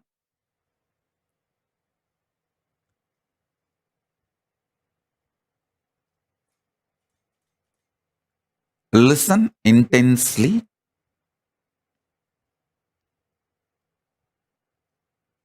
Listen. Paramashiva, in his unmanifest being, in his unmanifest state, he, me, you, all are one and the same. He manifests as creation, sustenance, rejuvenation, delusion, liberation. Listen. Creation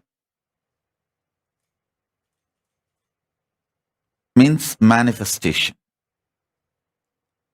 Maintenance, sustenance, rejuvenation, destruction and rejuvenation together. Putting in delusion or getting out of delusion together. That is called Throbhava. Liberation. these are the 5 ways he manifests. The unmanifest Paramashiva manifests in these 5 ways.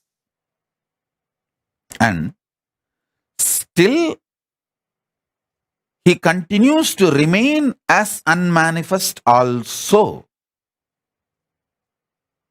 Listen. This every truth I am revealing now, internalizing, will make what I am experiencing as Paramashiva as a quantum experience in you and me, where the Shakti Pada will happen in you. What I am going through, you will go through. So what I received from my Guru, you will receive it now. My Guru, Arunagiri Yogeshwara, Paramashiva himself, me, you, all 3 of us will vibrate in that same oneness frequency now through this quantum initiation. Listen carefully.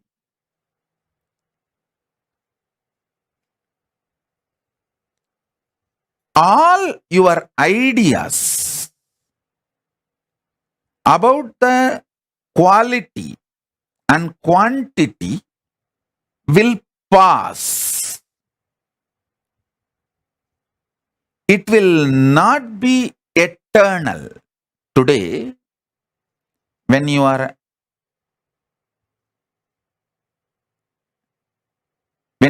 young, some things you want to add in your life, some things you want to leave from your life. The quantity, quality, greed and fear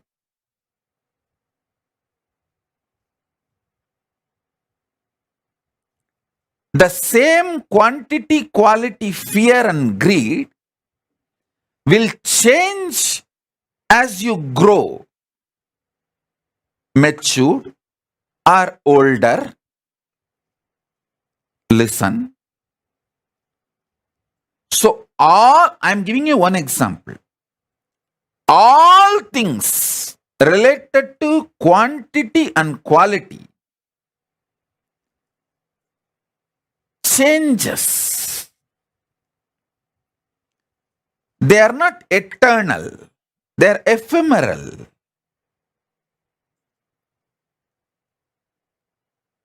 Sometimes you enjoy the change. That is called maturity.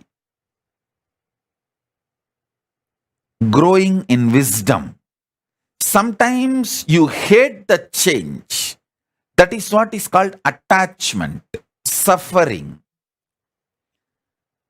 This quantity, quality centric drama, whole thing is only superficial life. Even the maturity which comes when you understand this quantity and quality changes is not complete enlightenment. That is more like a dharma. You get matured, but that's not ultimate. Ultimate is understanding some things which you create, some things which you maintain, some things which you destroy, some things which you put yourself in delusion. Sometimes you pull yourself out of delusion. Sometimes you liberate yourself. All this is fundamentally you who is doing this drama. You, the consciousness in you is doing this whole drama, waking up to that is conscious sovereignty. Listen.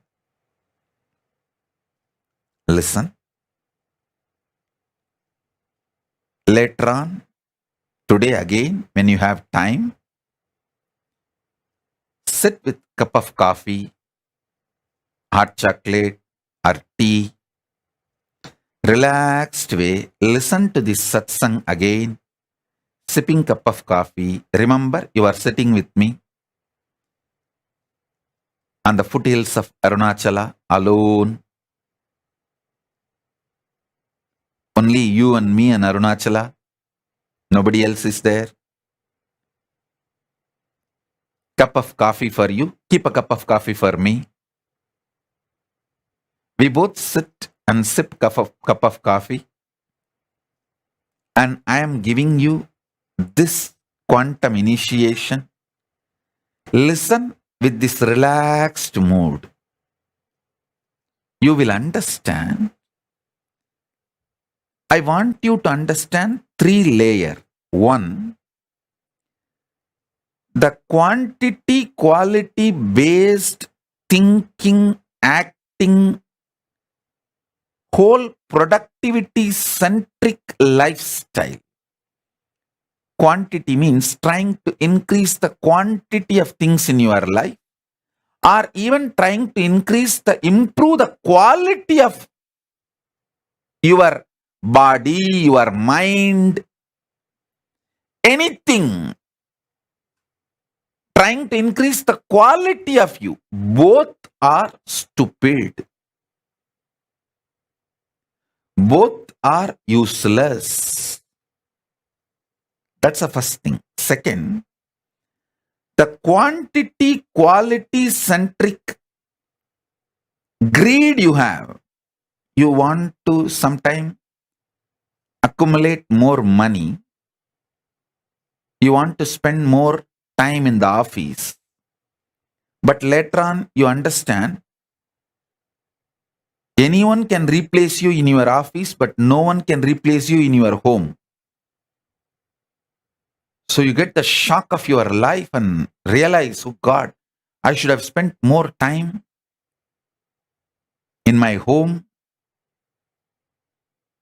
Then the next level you will understand. Anyone can replace you even in your family, but no one can replace what you need to do to yourself to raise your quality. Then next level you will get matured. Even the idea of raising your quality by yourself is extremely wasting time. Instead, a simple quantum initiation with Guru can raise you beyond the quality, quantity, stupidities. The levels of evolving. Because even if you work on yourself, raise all your qualities to higher and higher level, it is more like an ant trying to climb the hill. When it is going to reach the top. But the same ant sitting on the shoulder of the Guru, when he climbs the hill, just in few hours, it is going to reach the top. So, now, what I am doing is I am just taking you on my shoulder and raising you to the Kailasa top, offering you at the feet of Paramashiva so that quantum initiation can happen. Listen.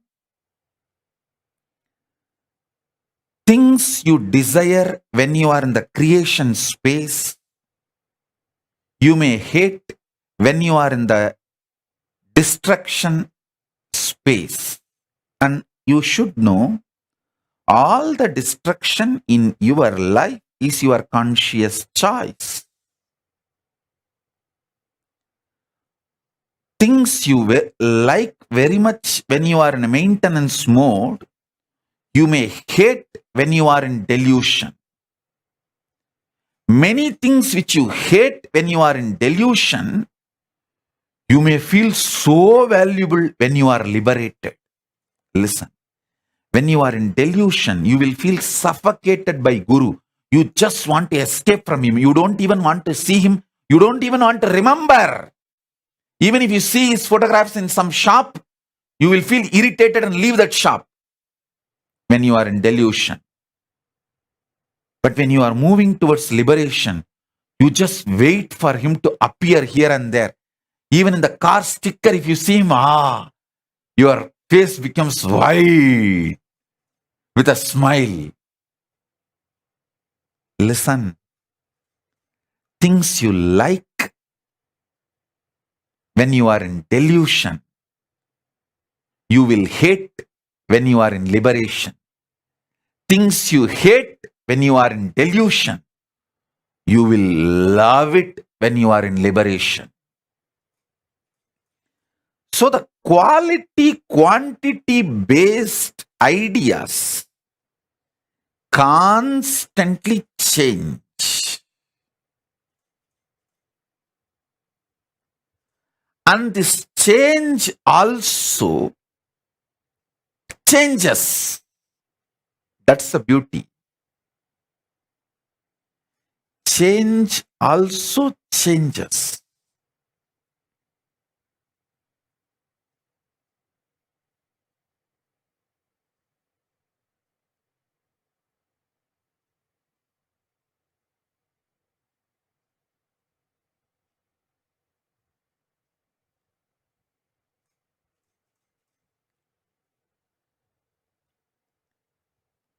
I will reveal statement by statement. You just listen. That is more than enough, because now all of you, I can see, have got into that space of that quantum initiation. When I see only hearts, smiles, and no questions in the social media, YouTube, Facebook, everywhere, I know everyone who is listening has dropped from this quantity, quality centric thought current and ready for quantum initiation. So I'll just make statements. Asudosha, call and tell your mother to get your dad also for initiation. Always your dad comes for initiation. Today I am not seeing him. I don't know whether he is there, or if he is not there, call him for initiation. And Ma Bhaktivashyananda, Hari, get your pet. He sincerely listened to my satsang and gets initiated. I don't want him to miss the initiation. Call him. Get him and make him sit. Sobi, tell Raghu to watch from the wherever he is. I want him to have the initiation. Listen. Shiv Pandit, sit straight.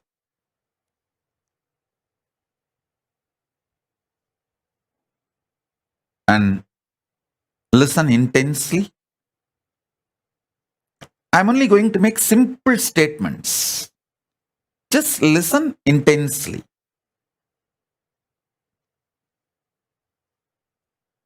That is enough.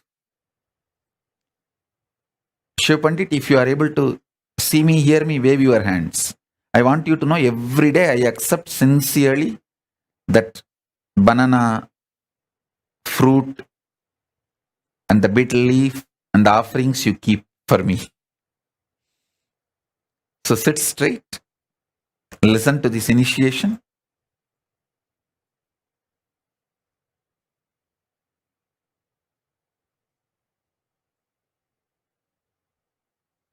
First, listen to the statements I am making. The quality and quantity centric thought currents constantly keeps you in friction, agitation. Because of that friction, agitation, stress, you never get a space to reclaim your conscious sovereignty. So listen.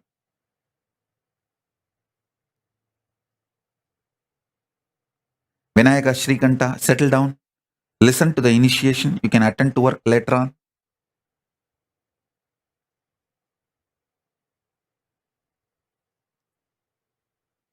Asudosha, call and tell your mother to get your dad and settle down for the initiation. Maitreyi, get all the kids and make them sit. Listen to the initiation. Listen.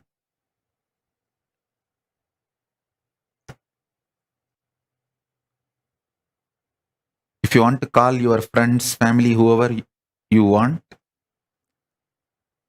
very important people in your life whom you think should have their initiation, call them.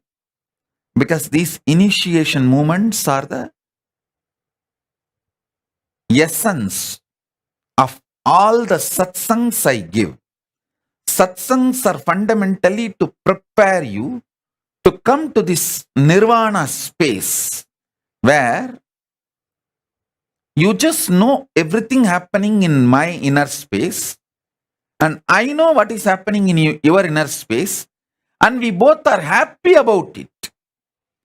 I am so happy. You know what is happening in my inner space and you are so happy. I know what is happening in your inner space. This intimacy is called the space of nirvana, not clothlessness, but sheathlessness. Lata, get Harish, make him sit. Hima, get Valli.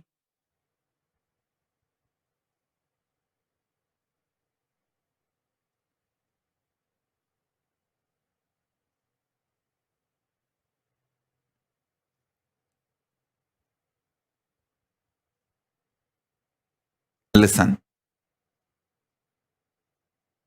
I think many times people get shocked because they don't think I know all their names and who is sitting in the satsang and who is not sitting in the satsang.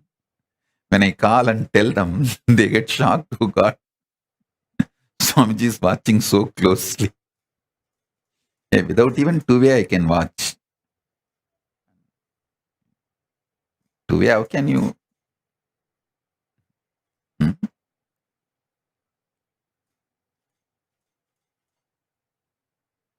Sadantra Priya, I think Asudosha is not able to reach your mom. You call and tell your mom, still your dad has not come for initiation.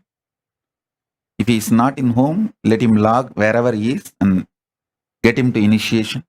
Listen. Now I'll make the next statement.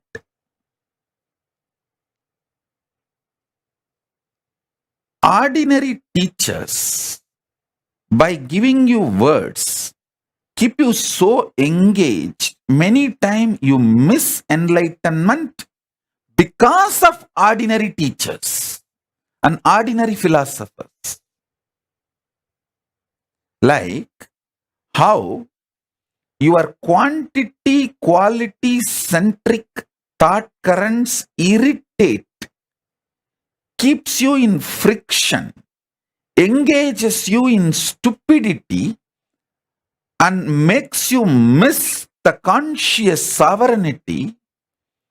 You are engaging with ordinary teachers and philosophers, makes you miss stupidly the real Guru's initiation. So now, sit.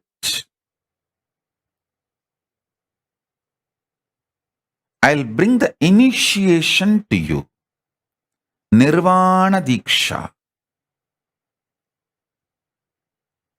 Again, I wanted to repeat, nirvana is not clothlessness, it is sheathlessness. You sitting with me without your body, such deep engagement where you know whatever is going on in you is known to me, and I know whatever is going on in me is known to you, and both of us are happy to know each other's inner space. I have nothing to hide from you. Everything is happening here. I want you to know. Not only I don't want to hide, I want you positively for you to know. Same way, if you feel everything happening in you, you have nothing to hide, you want me to know and you are happy that I know it. You are very positively interested in me knowing it. This space is called nirvana.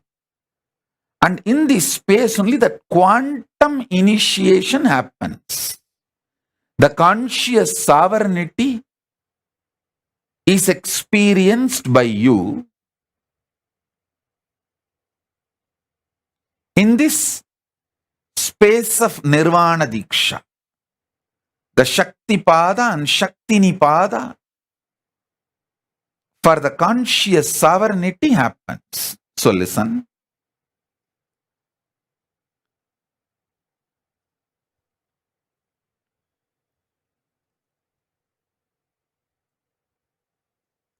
What all you like quantity wise and quality wise when you are young in the creation zone of your life, you may not like them, you may not want them when you move to a different phase of your life. Sometimes you may even hate them. I have seen many people feeling that they spent too much time on money making instead of living the life they always wanted. I always feel more stamps on my passport makes me rich than the zeros in the bank account. Of course, by the grace of Paramashiva, I don't have a bank account. Throughout my life, I lived living without any bank account, the idea of bank account.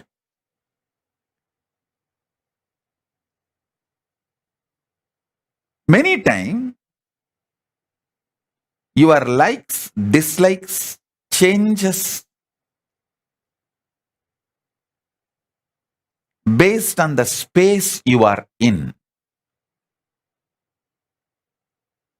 All I am asking you is, first, get comfortable. First level, the preliminary level. Get comfortable with the idea this quantity quality centric lifestyle is not complete. That is not absolute. That is not freedom. That is not your sovereignty. The second thing, you knowing the likes you have, dislikes you have, the greed you have, the fear you have about some quantity, some quality during the creation dimension or maintenance dimension, destruction dimension, delusion dimension, liberation dimension, all this is your decision. You, who is the source and center, You are the powerful existence during all this. Listen. Listen to this statement very deeply. You will have conscious sovereignty now.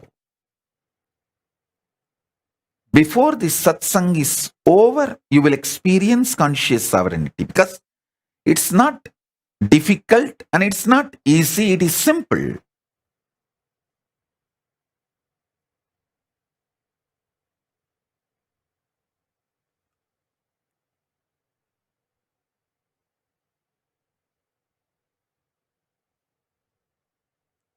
There are some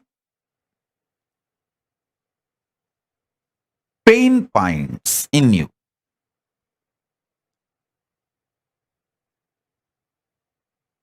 Like you feel, yes, I know change is inevitable, so I have to accept change. Okay, as long as this money is there in my life, I will enjoy. This person is there in my life, I will enjoy. When I am not able to handle the pain I have to go through to keep this money or keep this person, when it becomes high maintenance, I will drop. All this kind of a very vague strategies, thought currents. Take all this into consideration in front of you. What you firmly like, what you firmly hate, what firm greed. Come what may, I am not going to leave this person. I am not going to leave this luxury. I am not going to leave this habit. That kind of a firm attachment or some firm hatred. Come what may, I will never see this fellow again. Come what may, I will never go to that place again. Firm hatred, firm attachments are strategic hatred and strategic attachments. As long as he is good to me, I will be attached to him. When I feel he is not good to me and to my interest, I will throw him. I may even want to kill him. I may even want to discard him, not only from my life, he should not even be there in the whole world. But all these kind of strategies, cunningness, all these kind of ideas, take everything into consideration in front of you. This whole thing is not compulsion on you, and you don't need to feel they are all binds you or chains you. You, conscious sovereign being, is above all this. Listen.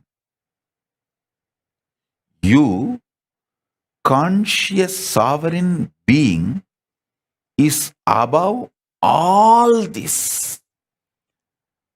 Good, bad, self-doubt, self-hatred, self-denial, virtues of enlightenment, tyaga, love, selfishness, different things, sometimes extreme opposite, paradoxical.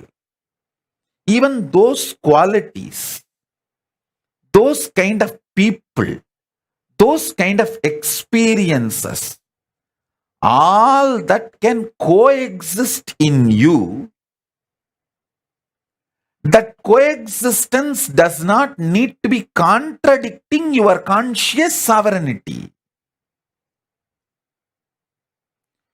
Your conscious sovereignty is your identity, existence. Listen, sometimes you may cook, that does not mean you are a chef. Sometimes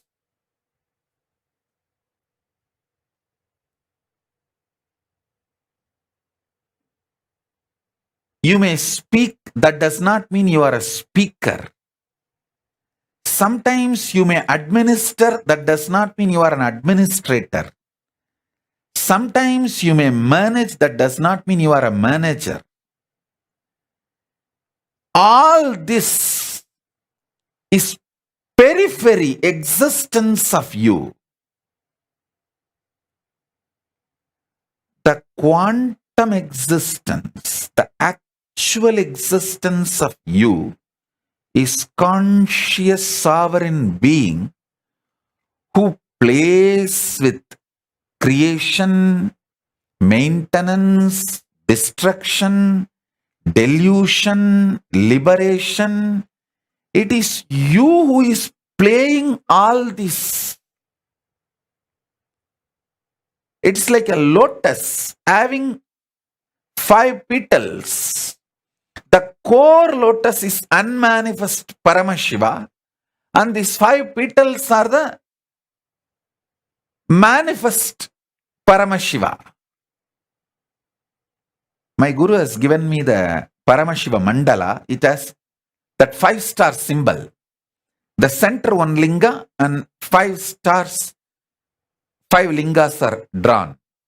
That's one of the meaning of that mandala is the unmanifest is the center linga, and the panchalinga on 5 side is the 5 face of Paramashiva. If you are in delusion, don't be afraid. It is actually delusion kicks you to the next level of liberation. See, 3 seconds of nightmare not only gets you out of nightmare, it pushes you to the next level of state of consciousness called waking state. From dream, you are just kicked to the waking state. High. From dream, moving to waking state is like an enlightenment in dream state.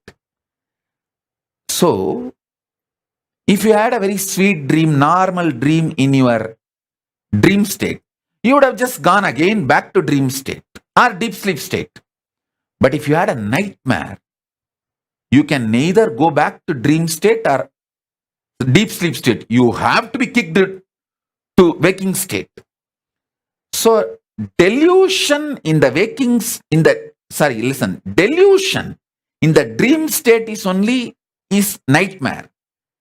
But ultimately that nightmare does a great good thing that you are enlightened, pushed out of the dream state to the waking state. From waking state, if you are pushed to the Turiya, that is enlightenment. Same way, from dream, if you are pushed to waking, that is enlightenment in this level. Understand? Enlightenment means getting pushed to the next higher state of consciousness. From deep sleep, if you are pushed to the dream state, that's one level enlightenment. From dream state, if you are pushed to the waking state, that is one level of enlightenment. From waking state, if you are pushed to the Turiya, that is next level of enlightenment. From Turiya, if you are pushed to Turiyatita, that's the next level of enlightenment. So understand, the nightmare in your dream state is not as bad as you always think, because just the 3-second nightmare, and you need to know, no nightmare can be longer than 3 seconds. It's a law of life. In the dream, it may look like a long time, but actually, in chronological waking state time, it is only 3 seconds. So,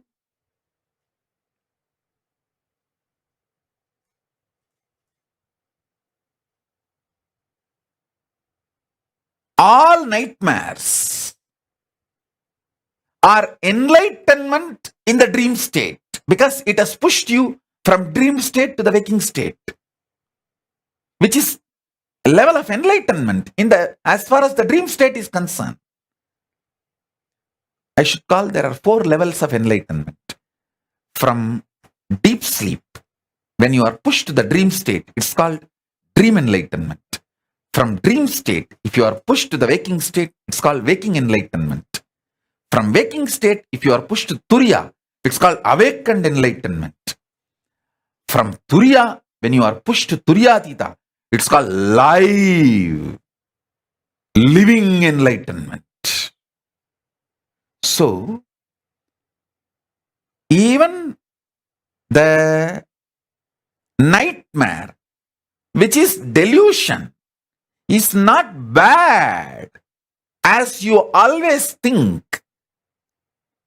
So all delusions are not bad because many times your delusions push you to the next level enlightenment, liberation.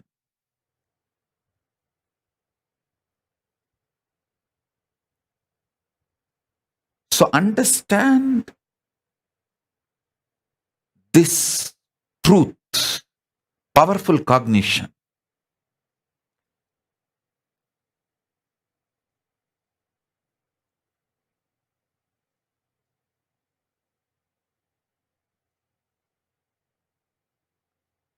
No nightmare can be longer than 3 seconds and no death will be longer than 3 seconds. Because during the death, you go through the nightmare, the worst nightmare of your whole life. If you lived as a deep devotee connected to Guru, you go through the best wet dream of your life. Wet dream also wakes you up. Nightmare also wakes you up. If you lived throughout your life fear-centric, you go through the worst nightmare during the death. If you lived an very deeply, romantically devoted life to your Ishtadevata or your Guru, the higher being, you go through an extremely sweet, ecstatic dream, wet dream, through the 3 seconds, and you wake up, liberated. You move to the Turiya state. If you neither go through nightmare nor go through wet dream, like a mediocre, then you again fall back into the same next birth and go through this birth and death, this rut. So listen. Now every statement I made, if you just map it to many questions you have, you will fall from this quantity, quality, nagging, irritating frictions into the quantum enlightenment now. You will understand your conscious sovereignty is the most supreme existence identity of you, and in you, with your approval, with your permission, your order, because of your commandment, your creation dimension, your maintenance dimension, your destruction dimension, your delusion dimension, your liberation dimension, all the 5 functions, and your unmanifest is the Lord. You are the Lord. This truth, when it clicks in you, you regain your conscious sovereignty. My life is to give you conscious sovereignty. Not just my life's mission, my very life is to give you conscious sovereignty.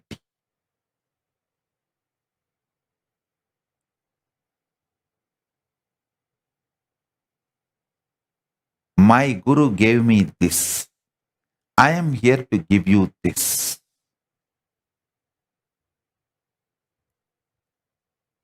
I will repeat the same truth in a different words from the different angle. Listen. Gauri Bharata, tell Anusha to come and sit for initiation. Get Anusha. Shilpa, get Shaktidhara for initiation. I'm not seeing him. I think the lighting.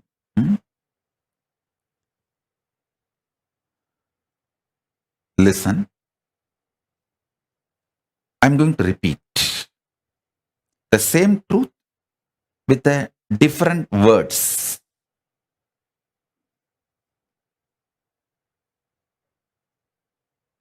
Because from the multiple angles, when I explain, many of your pain points will break, melt down. The arrogance with which you stick to your ideas, if it melts down, you can achieve the conscious sovereignty now. My goal is you experiencing conscious sovereignty now.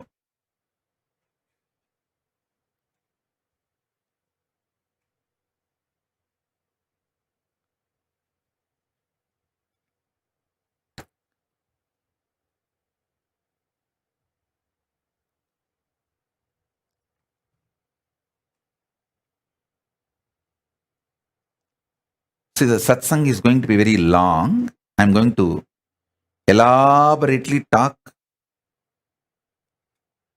and initiate all of you. So if you guys are a little tired, I think it's already going to be 11 o'clock night.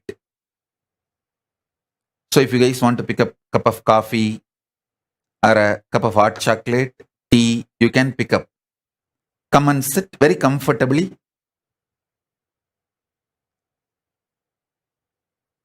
All I want is you being in a very relaxed, sweet, fresh mood.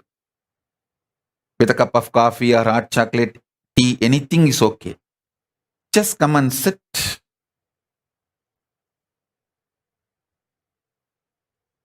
Enjoy. You don't need to be tensed actually. Because I will take your stress. Where all you have pain points, where all you are locked, where all you are caught, I know it. I will crack them. You don't need to worry. You sip cup of coffee, you sip cup of tea, and keep a cup of coffee for me also. I'll bless that and give it to you as a prasadam.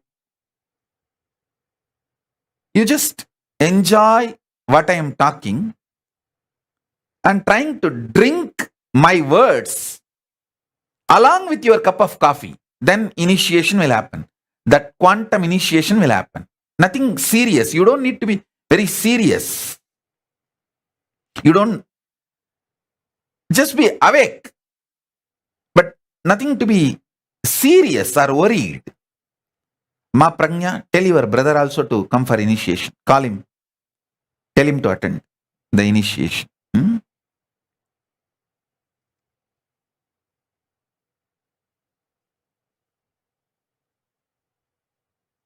Vinesh, can you get all your pets? Not only kids, pets also. Let them all have initiation.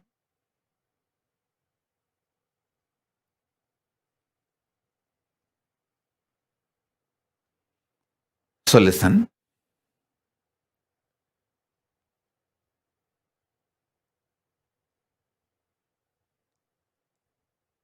Conscious sovereignty means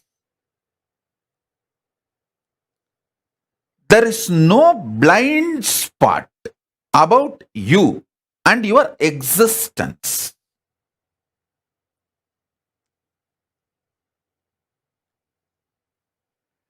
There is nothing called shocking.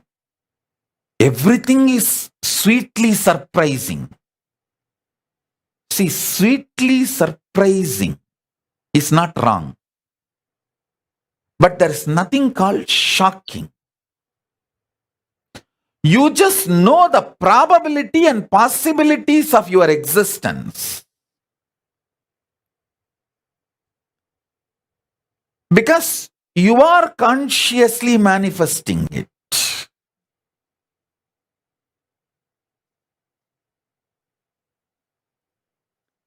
Even your so-called negative patterns, bondages, chains, which binds you, your mind, your self-doubt, self-denial, self-hatred, even all of this is the choices you took, maybe out of delusion, but that does not mean it is bad. When the delusion becomes strong, you will simply wake up to the next level of consciousness.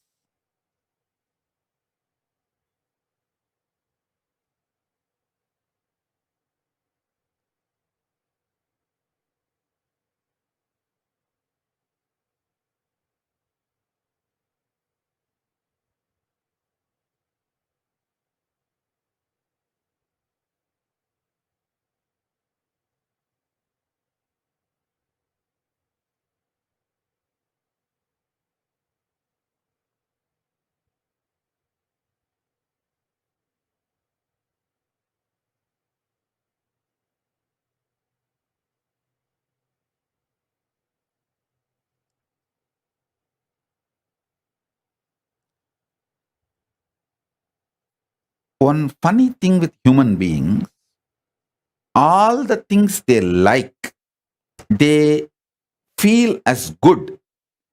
They take the responsibility. Yes, I manifested this. I am the conscious sovereign authority for this because it is such a good thing. But the most funny thing, things you don't like also you only manifested.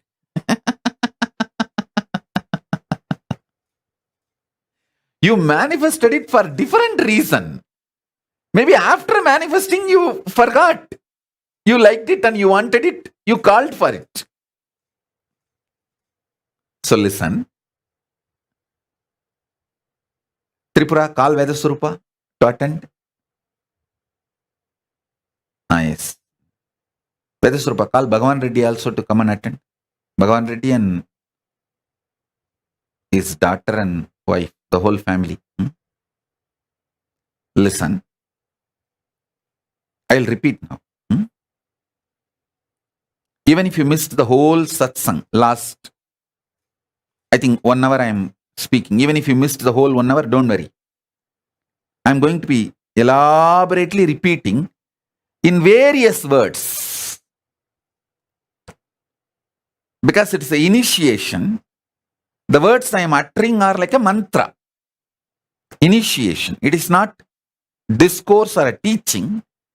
It's a mantra. So, it'll just go inside you and it'll start working inside you and manifesting the conscious sovereignty. It's like a conscious seed, powerful seed going into your system. So listen. You take responsibility for all the good things in your life. That's great. Nothing wrong with it. Understand even the bad things you think you only called for it. And if you don't want to take the responsibility for the bad things, that irresponsibility is also okay. Because that irresponsibility is delusion. Irresponsibility, not wanting to take responsibility for the bad things you invited in your life is delusion. That delusion is also going to wake you up and lead you to liberation. So it is not that that delusion is something bad.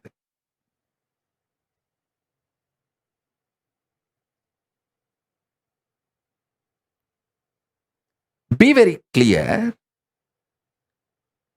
You be the good guy in your life, bad guy in your life, right guy in your life, wrong guy in your life, neutral guy in your life.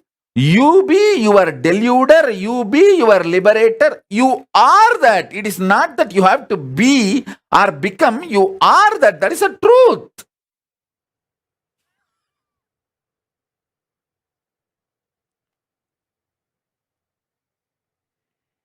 Get comfortable with this. And if you don't want to get comfortable, also is okay. Because you are that.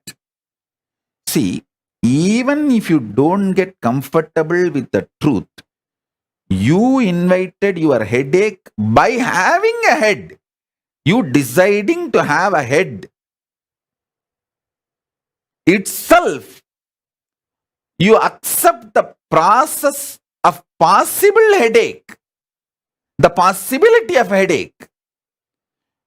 The moment you decide to drive in the road, you accept the possibility of the accident or a sweet surprise of meeting your friend whom you did not meet for a long time.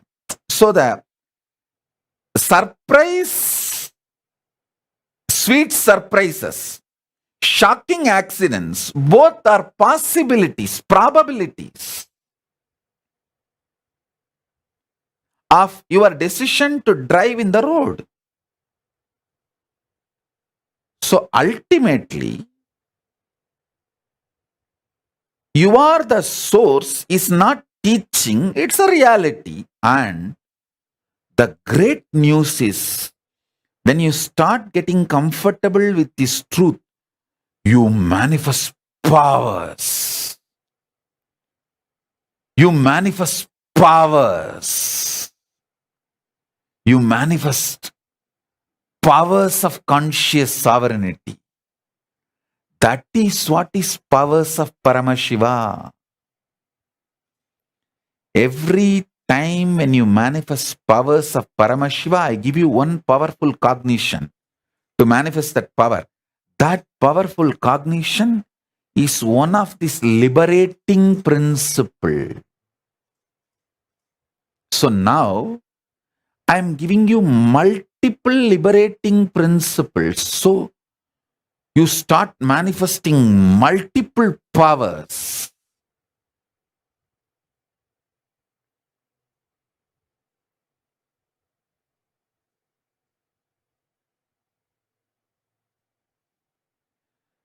Do not let others play a bad guy role in your life.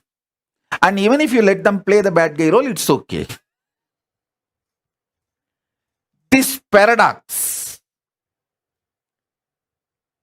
the other you choose, you want as a bad guy, is also part of your conscious sovereign decision.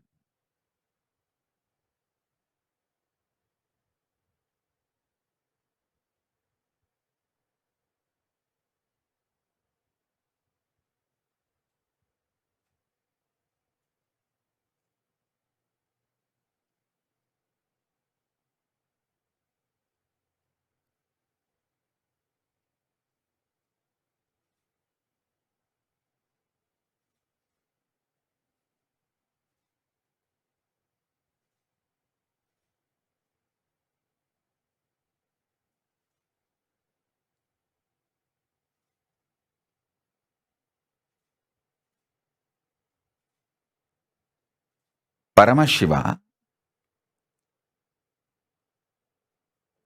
creation, creation of sustenance, creation of destruction, creation of delusion, creation of liberation, maintenance dimension getting created, maintenance of maintenance, maintenance of destruction dimension, maintenance of delusion dimension, maintenance of liberation dimension, then destructive dimension getting created, the destructive dimension getting maintained, the destructive dimension getting destroyed, the destructive dimension getting deluded, the destructive dimension getting liberated, then the delusion dimension getting created, the delusion dimension getting maintained, the delusion dimension getting destroyed, the delusion dimension getting deluded, and the delusion dimension getting liberated, and liberation dimension getting created, the liberation dimension getting maintained, the liberation dimension getting destroyed, the liberation dimension getting deluded, the liberation dimension getting liberated. These 25 heads of Paramashiva contemplate how in each of this dimension you are manifesting your life. How you yourself enjoy many times your own delusions knowing it is delusion. Multiple times you enjoy your delusion knowing it is delusion.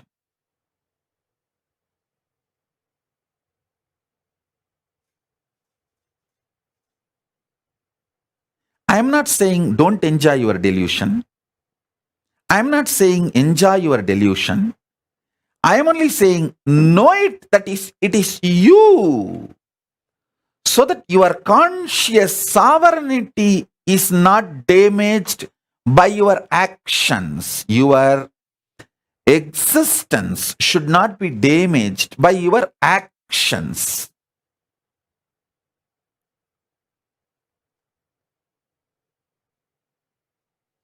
You may be eating, does not mean you are an eater.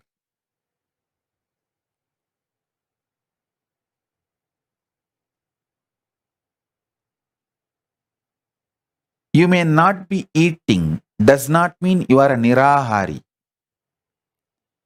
You may be having sex, maybe sometimes even with different persons. That does not mean you are a womanizer or a nymphomaniac. I am not saying go and be a womanizer. I am not saying do this or don't do this. All I am trying to tell you is the actions does not damage your existence. Your conscious sovereignty is independent of all your delusions put together.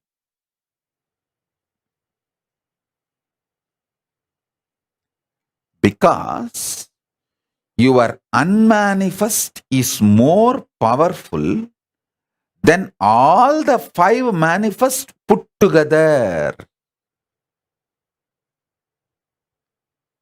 Your creation, maintenance, delusion, destruction, liberation, all 5 put together is only 25% of you. 75% of you is your unmanifest. I am giving you kind of this percentage for you to understand. In reality, 99.999999% of you is unmanifest. Only the 0.0000001% is the manifest. In that manifest is a 5 manifestation.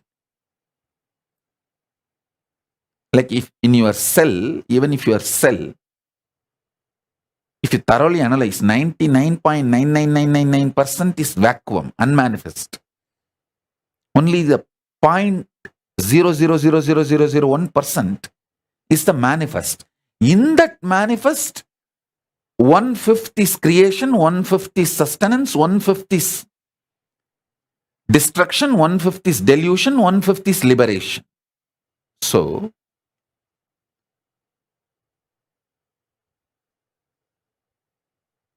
drop from quantity, quality based,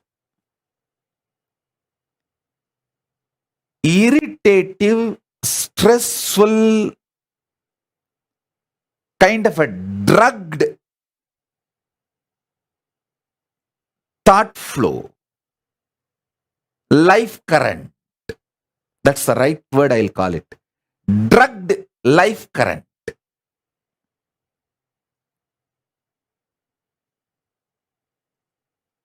Drop from that. Come to this conscious sovereignty. And you don't need to expect you should experience conscious sovereignty within this 1 hour of satsang. I will make that happen. You don't get stressed. You listen to every word I am uttering and try to cognize. That's enough.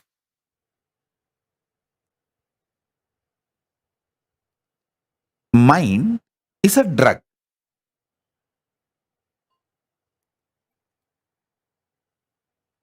It's not chain. The word chain gives kind of a solid experience perception. It is not worthy to be called as chain. It's only alcohol.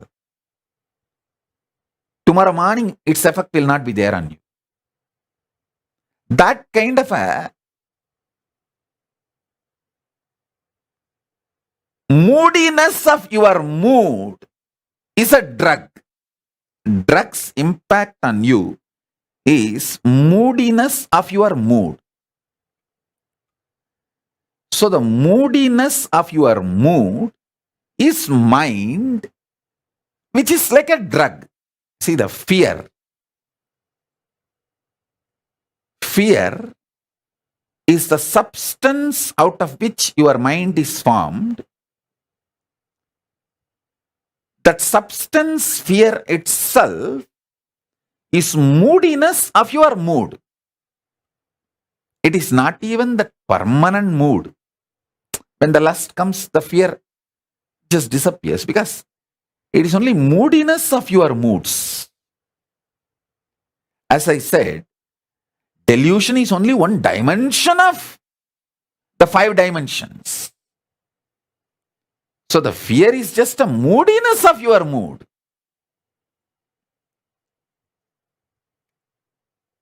The Chidananda Swabhava, which is like a ecstasy of knowing your conscious sovereignty, even if a drop of that ecstasy, knowing your conscious sovereignty starts seeping into your mind, the drug called mind loses power over your brain. See, your brain as on now is drugged with a drug called mind. Even one drop of nectar, dose of Chidananda Swabhava Amrita, if you know your conscious sovereignty even in one dimension, hey, yes. What Swamiji is saying is clicking, yes. Other words I don't understand, but this one word I understand what he is telling. Even if one click starts happening and clicking, that nectar starts getting you out of the drug called mind. So listen. Now I am giving you multiple nectar drops. Anyone works on you is enough. You will start cherishing the conscious sovereignty, which I sincerely want all of you to manifest by Guru Purnima. By Guru Purnima, I want all of you to have the conscious sovereignty, because by this whole Chaturmasya, I want all of you to enjoy this conscious sovereignty and manifest powers. Powers of the unmanifest, Paramashiva, the source of you. Listen.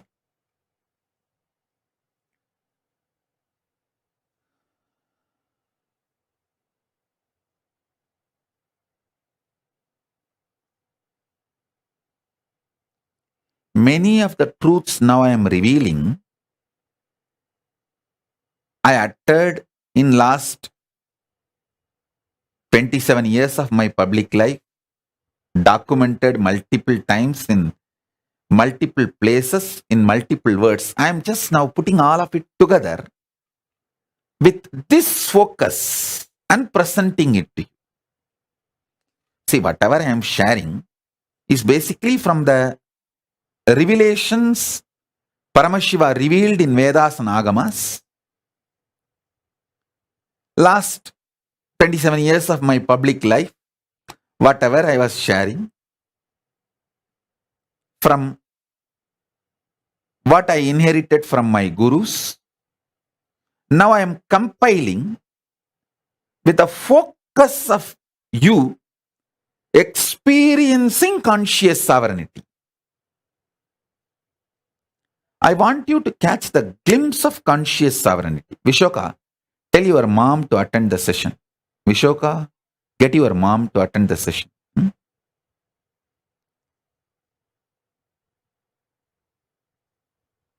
So listen.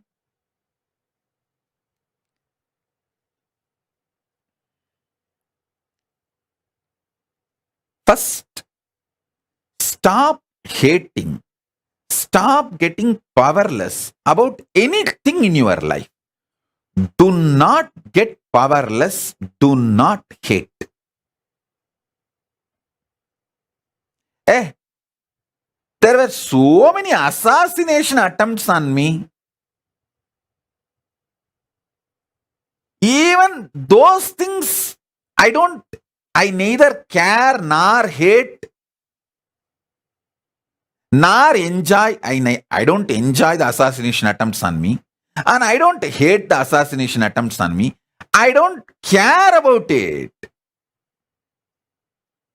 So first thing, stop forming rigid attitudes. Stop appreciating rigid attitudes as your wisdom. That is not wisdom. Rigid attitudes are informations frozen in your brain, not wisdom radiating in your brain. Informations frozen in your brain can only be the brain blockage.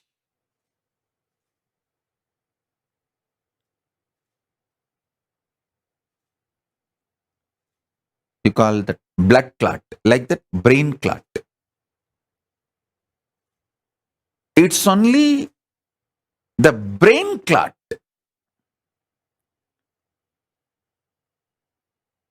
Go for conscious sovereignty centric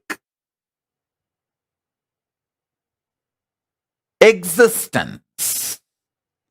Even if you miss in your stressful life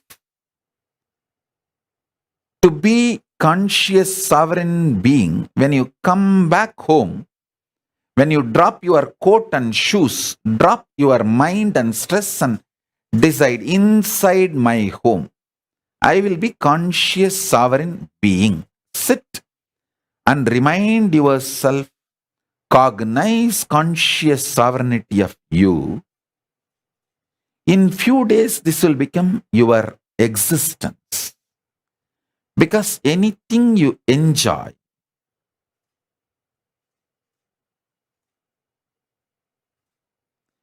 anything you entertain, you become that becomes you. See, throughout your life, if you enjoy being a clerk, you will retire as a clerk.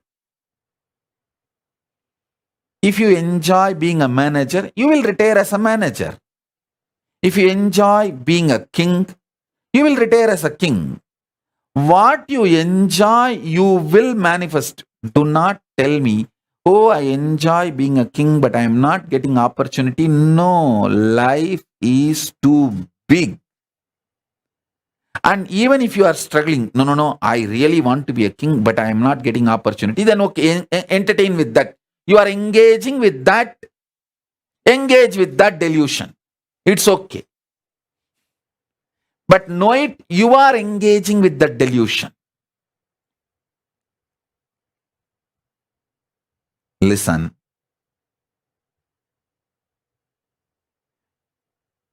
When you want to brand life as unfair, you decide you want this, but you are not given that. That is why life is unfair. The conclusions you want to come due to your non-involvement with the life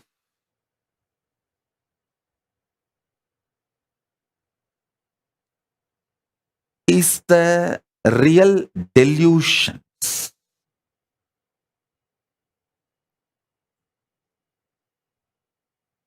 But as I said, it's not that delusions are wrong, because when the delusion becomes thick, it becomes nightmare and you wake up. You are pushed to the next level of enlightenment automatically.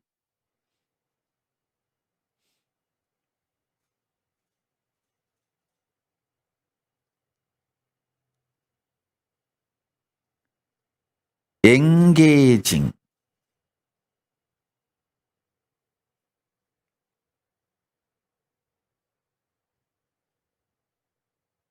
with the quality, quantity centric thinking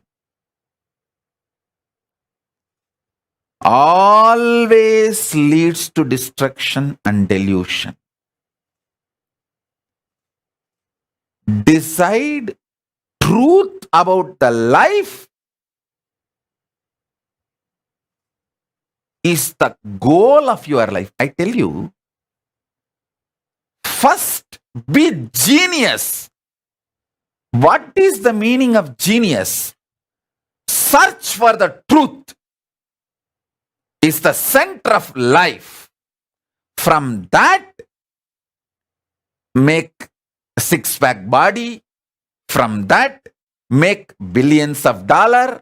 From that, make all the relationships you want.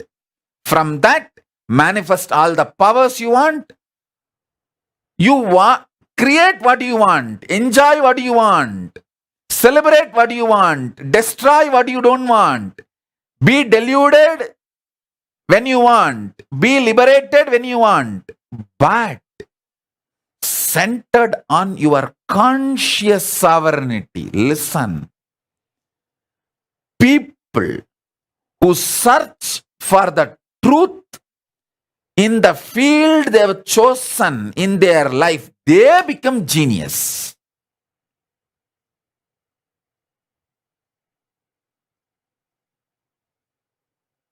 In my life, I have met many genius people.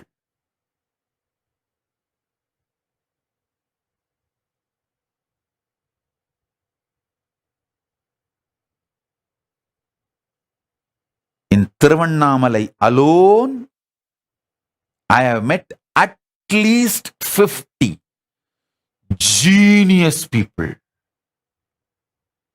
Genius means extraordinary genius, because their whole focus is about the truth of life. From the truth, whatever they want to manifest, they can manifest, and they manifested that what they need and lived it. I tell you,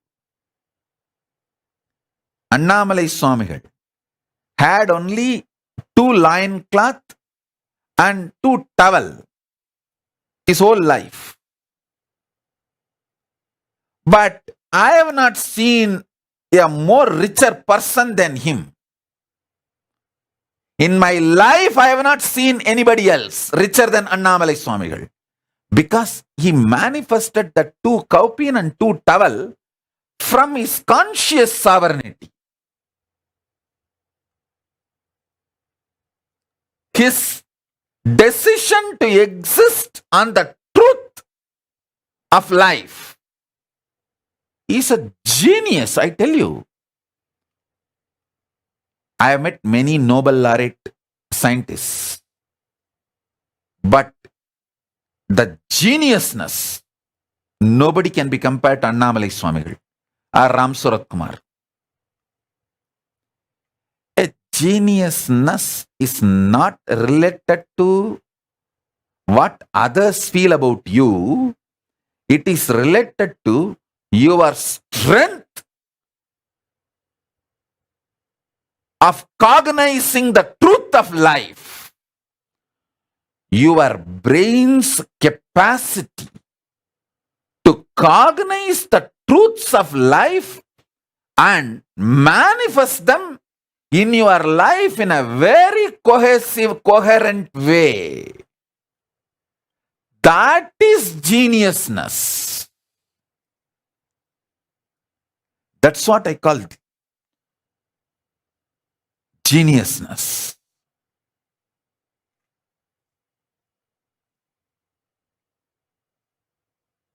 Neither Annamalai Swami will want 3rd kaupin, nor he would have accepted even if people forced it on him.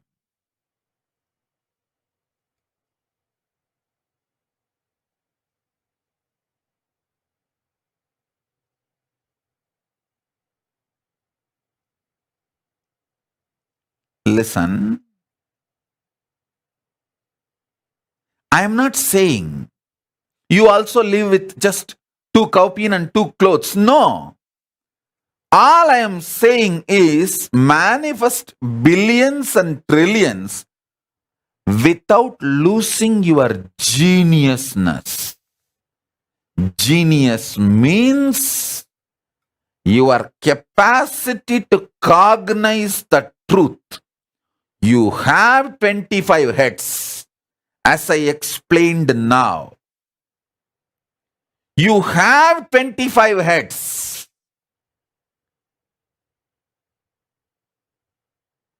If you want, I'll repeat. I'll repeat for the sake of people who joined now. Creating creation. Maintaining creation. Destroying creation. Deluding creation. Liberating creation. Maintenance being created. Maintenance being maintained. Maintenance getting destroyed. Maintenance being deluded. Maintenance getting liberated. Destruction getting created. Destruction getting maintained. Destruction getting destroyed. Destruction getting deluded. Destruction getting liberated. Delusion getting created. Delusion getting maintained. Delusion getting destroyed. Delusion getting deluded. delusion getting liberated, liberation getting created, liberation getting maintained, liberation getting destroyed, liberation getting deluded, liberation getting liberated.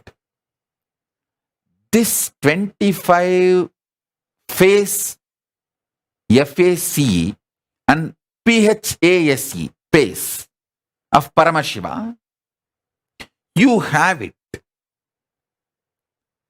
Recognizing this gives you conscious sovereignty. In your life, you are doing all these 25. When you understand this, you become Ishvara of your life. You become Paramashiva of your life. Then naturally you become Paramashiva of existence, cosmos. If you become Paramashiva of your macrocosm, you become Paramashiva of the microcosm, because both are one and the same.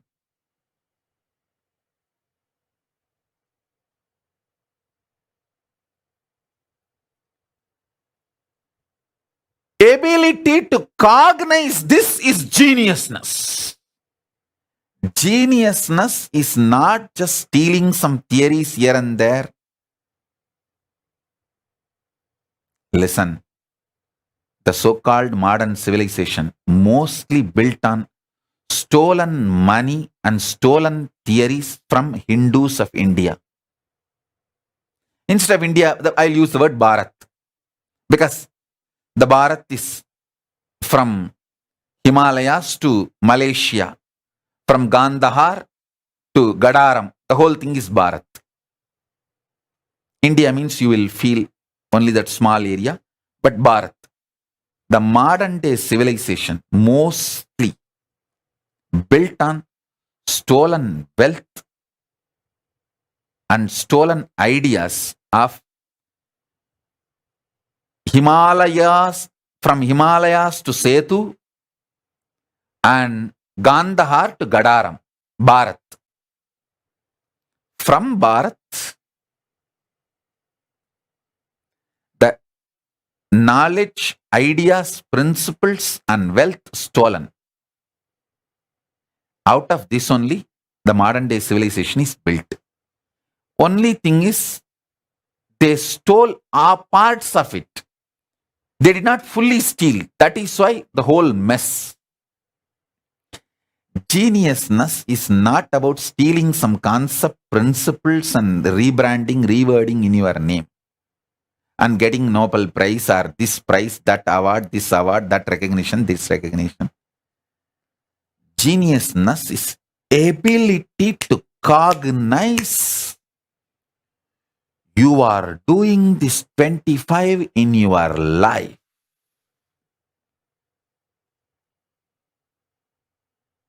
And reclaiming your conscious sovereignty. That is geniusness. This is what I call sarvanyatva. So many universities have so many departments. Some of the universities have 200 departments. They are all able to produce only genius of that field in that chair. But now what I am saying, if you cognize, you will become sarvanya. You will be the genius of conscious sovereignty.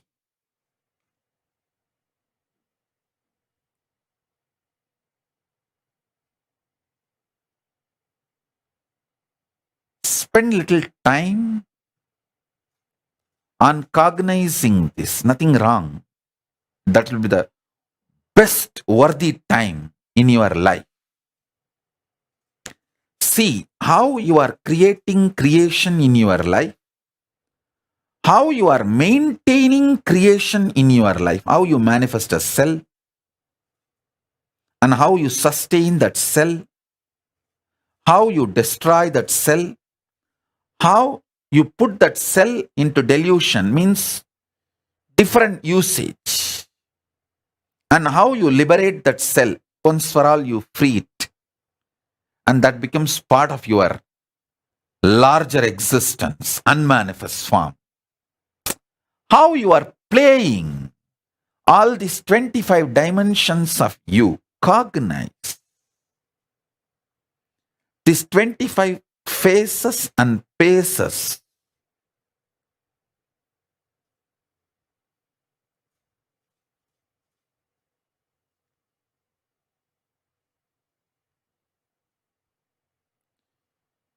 You will simply taste the nectar of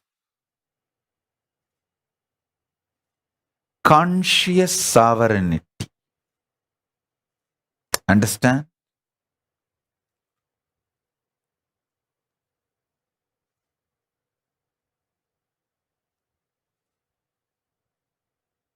This quantum initiation to happen between Paramashiva, me, you, all three of us. You don't need to do anything. You just need to connect with me as I introduce me to you.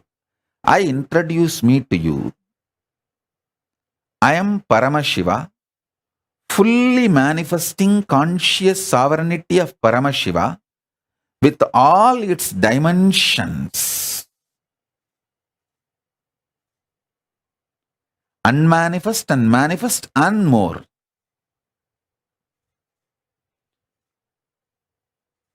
When you choose to connect with this introduction, the Shakti Pada and Shakti Nipada between Paramashiva, me and you starts happening. And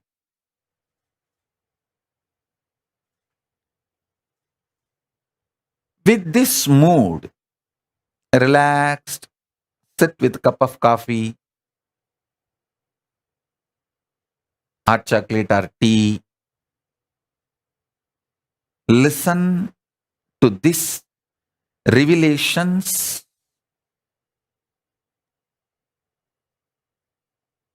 At least till few things click in you. Ma Maheshwara, Bhagavan Reddy is sleeping. Wake him up. His head is already hung.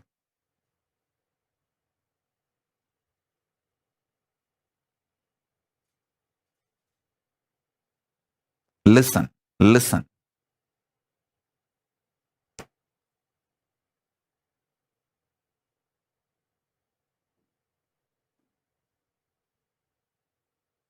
I am giving you the essence of everything Paramashiva revealed, the best of everything Paramashiva revealed to all the rishis and from to Devi Parashakti and from her to Vishnu to all the rishis, that Guru Parampara, the whole thing we inherited from whatever was grown from Himalayas to Setu and Gandhar to Gadaram. Gandhar is Afghanistan, present day Afghanistan. Gadaram is the present day Malaysia. Afghanistan to Malaysia. Himalayas to Sri Lanka, that's Setu. Whatever was grown there, that geniusness essence, whatever Paramashiva gave to Paramashakti, from Paramashakti to Vishnu, Parandama, from Parandama to the whole Guru Parampara.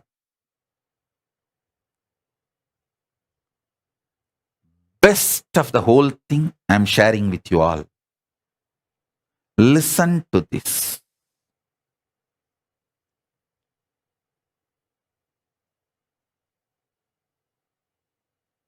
Ultimately,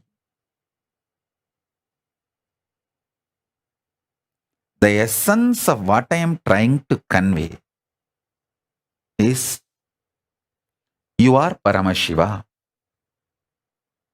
The conscious sovereignty of you is unstealable. can't be taken away from you, even when you are in delusion. Sit and start cognizing, recognizing, recognizing this Shaktipada and Shaktinipada I am giving you now will sink into your being and sink both of us with Paramashiva. Paramashiva, me, you, all three of us will be in sync.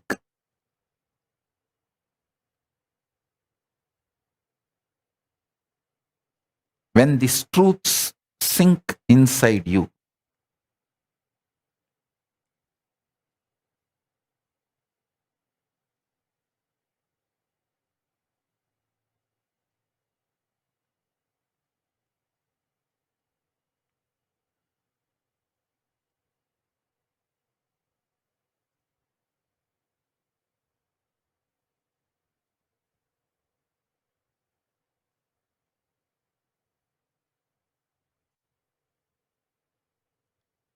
do it like a homework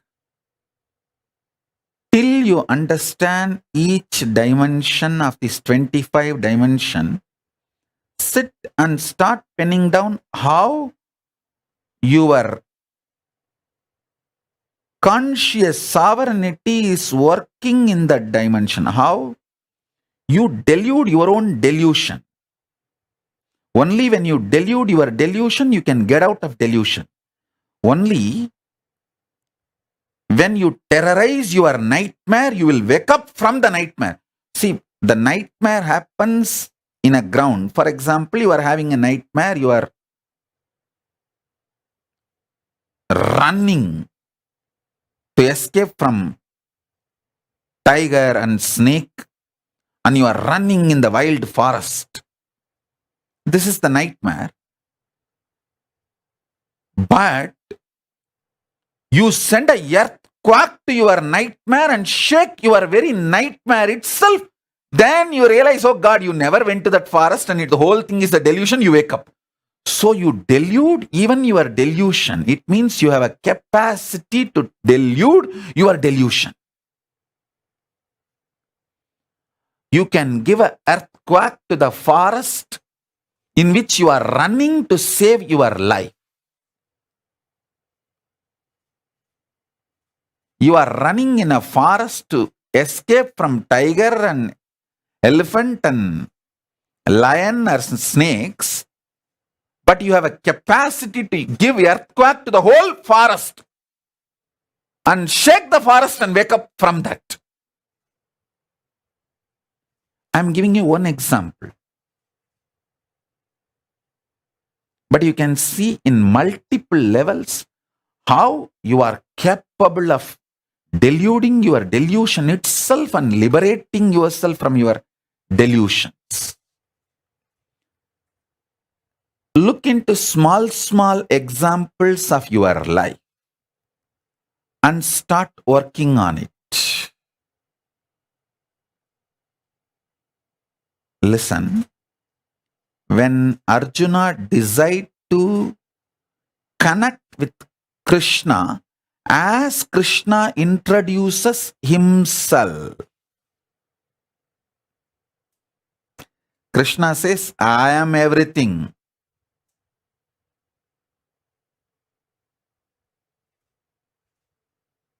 Krishna says, I taught the science to Ishwagu, Surya.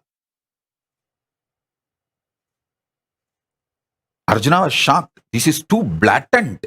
Hey, you are my classmate. We both grew up together. You are just few days elder to me. What do you mean by saying you taught this knowledge to Surya, who is there from eternity?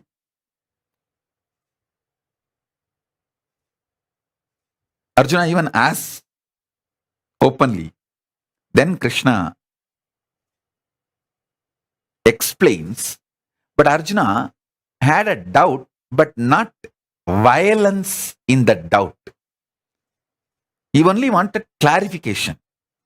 So the moment Krishna clarified, Arjuna decided to connect as Krishna introduces himself, not as the Krishna abusers introduced Krishna, or as he himself has perceived Krishna. See, Krishna and Arjuna grew up together.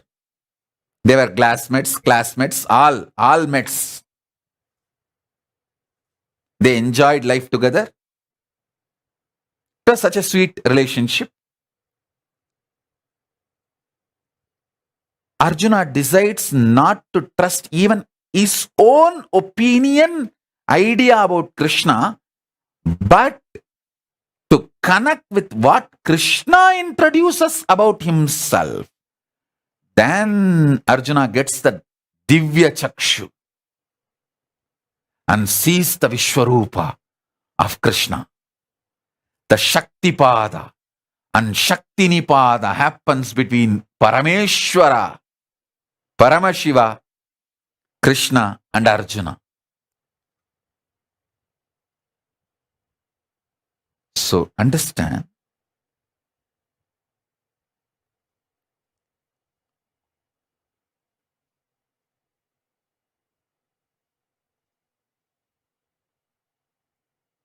this knowledge will make you real genius.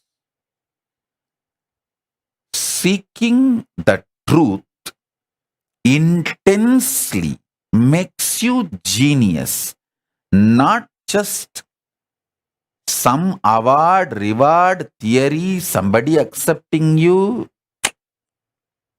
It is the intense commitment to discover the truth, ability to cognize the truth in your brain.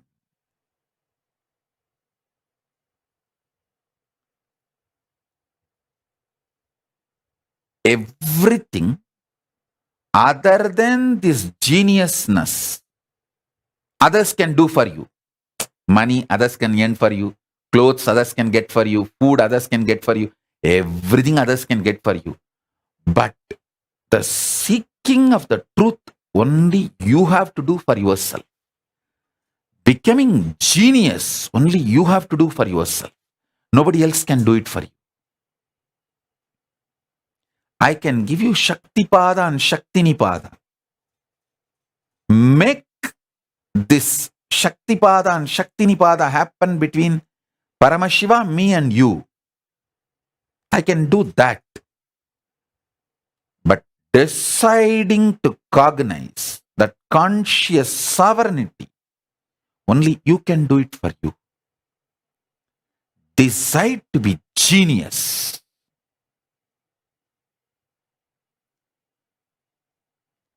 Decide to be conscious genius.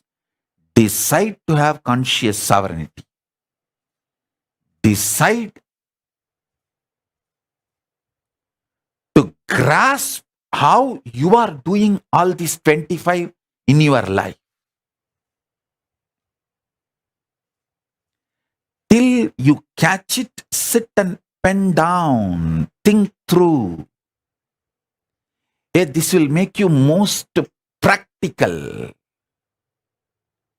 I tell you, most of your stupid decisions are because of delusion.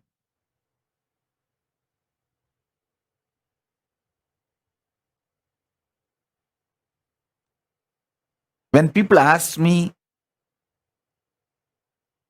about divorce, I tell them, hey, marriage itself is a stupid thing which you already did. Why do you want to do one more stupid thing called divorce?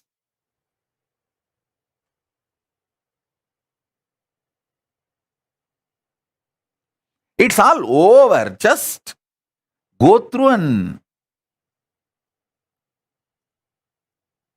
work on your conscious sovereignty. So you can make not only your marriage, your whole life work. Doing the marriage out of stupidity is the crime, and doing the divorce without getting out of the stupidity is a bigger crime. If you have done the marriage out of stupidity, get out of stupidity, not getting out of the marriage. Getting out of the marriage is not solution. Get out of the stupidity.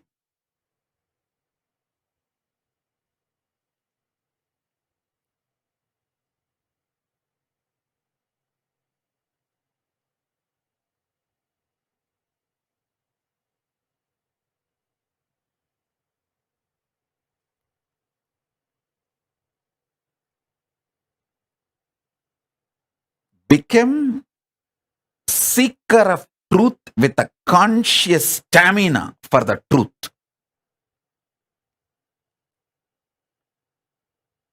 Seeker for the conscious sovereignty with a stamina. You will become genius and your practical life will become most beautiful. I am not talking some otherworldly.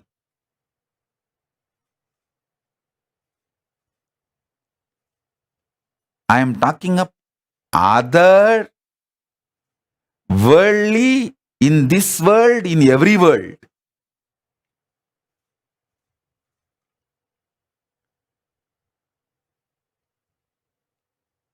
This conscious sovereignty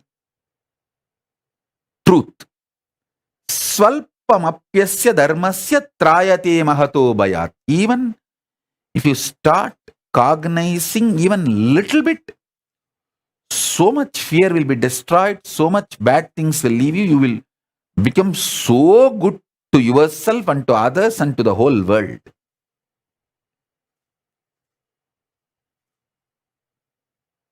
All your suffocation is due to your stupidity, not because of the reality. Get out of stupidity, not from reality.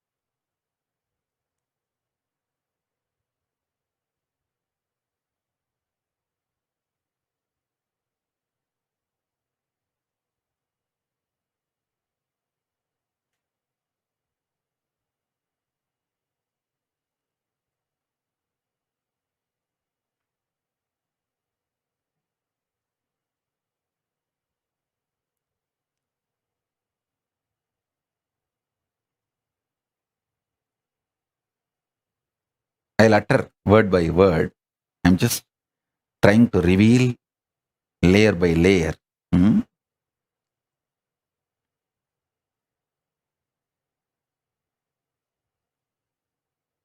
What you call as a easy things of your life, for which you already want to own responsibility, like the good things you created in your life. Look into all of that and understand how you created all of it. Then move to little difficult things. You may not have created it directly, but you created the possibility for it. You did not create your stomach pain directly, but you ate all the shit which you are not supposed to eat and created the possibility for the stomach pain. So move to those kind of things and start understanding. Then move to your pain points. You literally deny, no, I did not create this. This was forced upon me by my enemies. And then you even have some stupid things. People dare to tell, this was forced upon me by God himself. As if bum loose. Paityam. Paityam.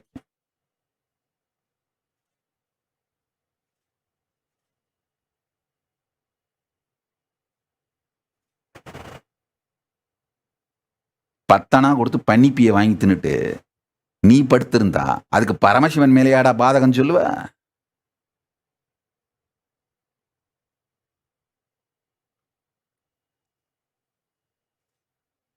சட்டி என்ன கொதிக்குதுன்னு சத்தமில்லாம நெருப்புல குதிச்சானோ.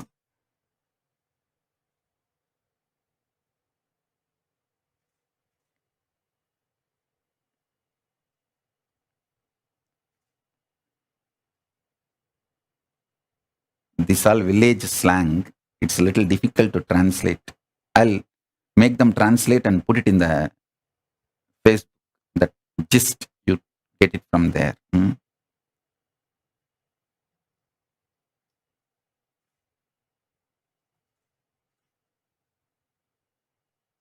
Listen.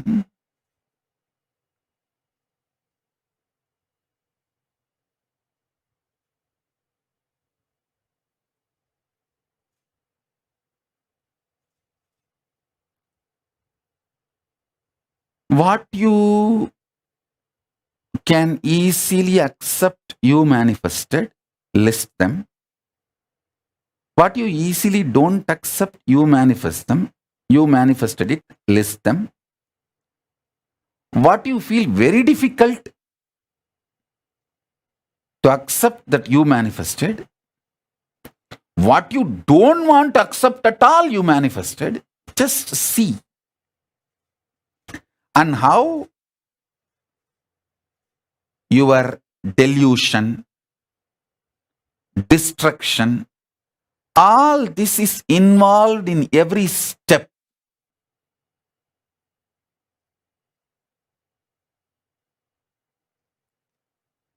Start cognizing.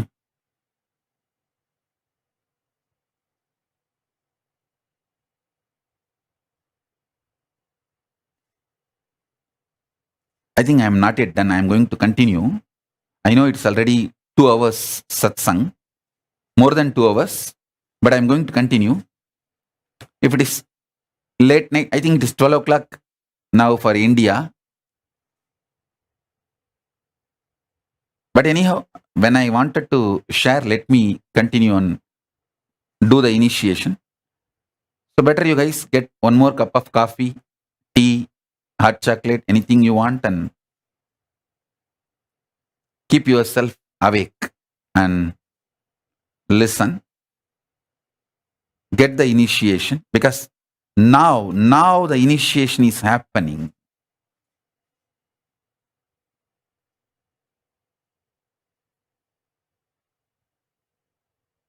Same way, how many things you are able to feel, you created the delusion. What all the delusion, you don't want to take the direct responsibility and say, half I created, half my father forced on me. Half I created, half my teacher pushed it on me. Half I am responsible, half he is responsible. Then there are some things you say, no, absolutely I am not responsible. It was forced on me. It was literally like a rape. And then you say, no, it was not even forced on me by ordinary people. God himself forced this on me, this delusion. So you have various categories. Start listing and understanding. Start listing, understanding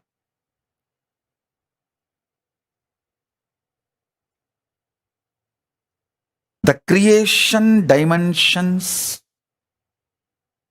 sustenance dimensions, destruction dimensions,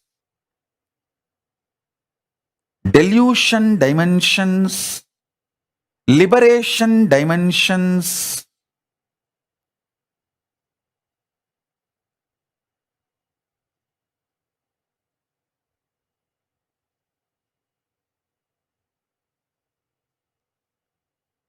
each of this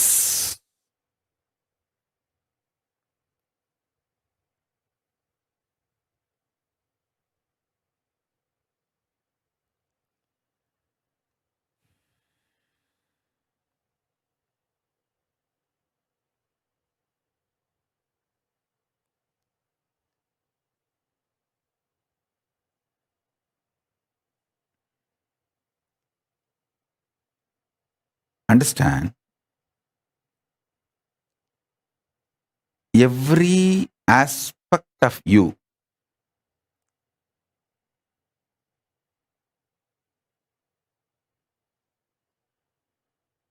listen.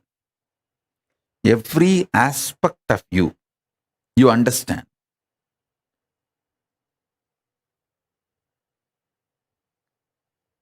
Your capacity to manifest your conscious sovereignty in that field will start like hitting the roof. Peak performance will start happening. I'll give you the example of food. The field of food, if you understand how you generate food patterns, you sustain food patterns, you destroy food patterns, and you struggle with the food patterns out of delusion, and how you liberate yourself from the food patterns. If you understand, in that field you will become genius. Ma Maheshwara, where is Bhagavan Reddy? Missing again? Get him. I'll wait till he comes.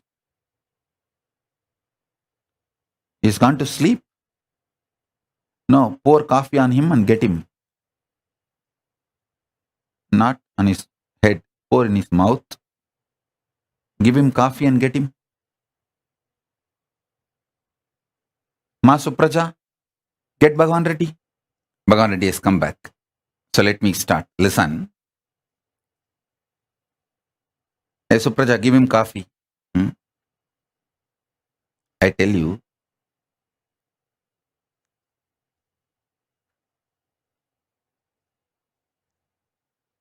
in Tiruvannamalai, there will be these tamarind trees. The poor people will take contract to pluck the tamarind ripe fruit from the tree.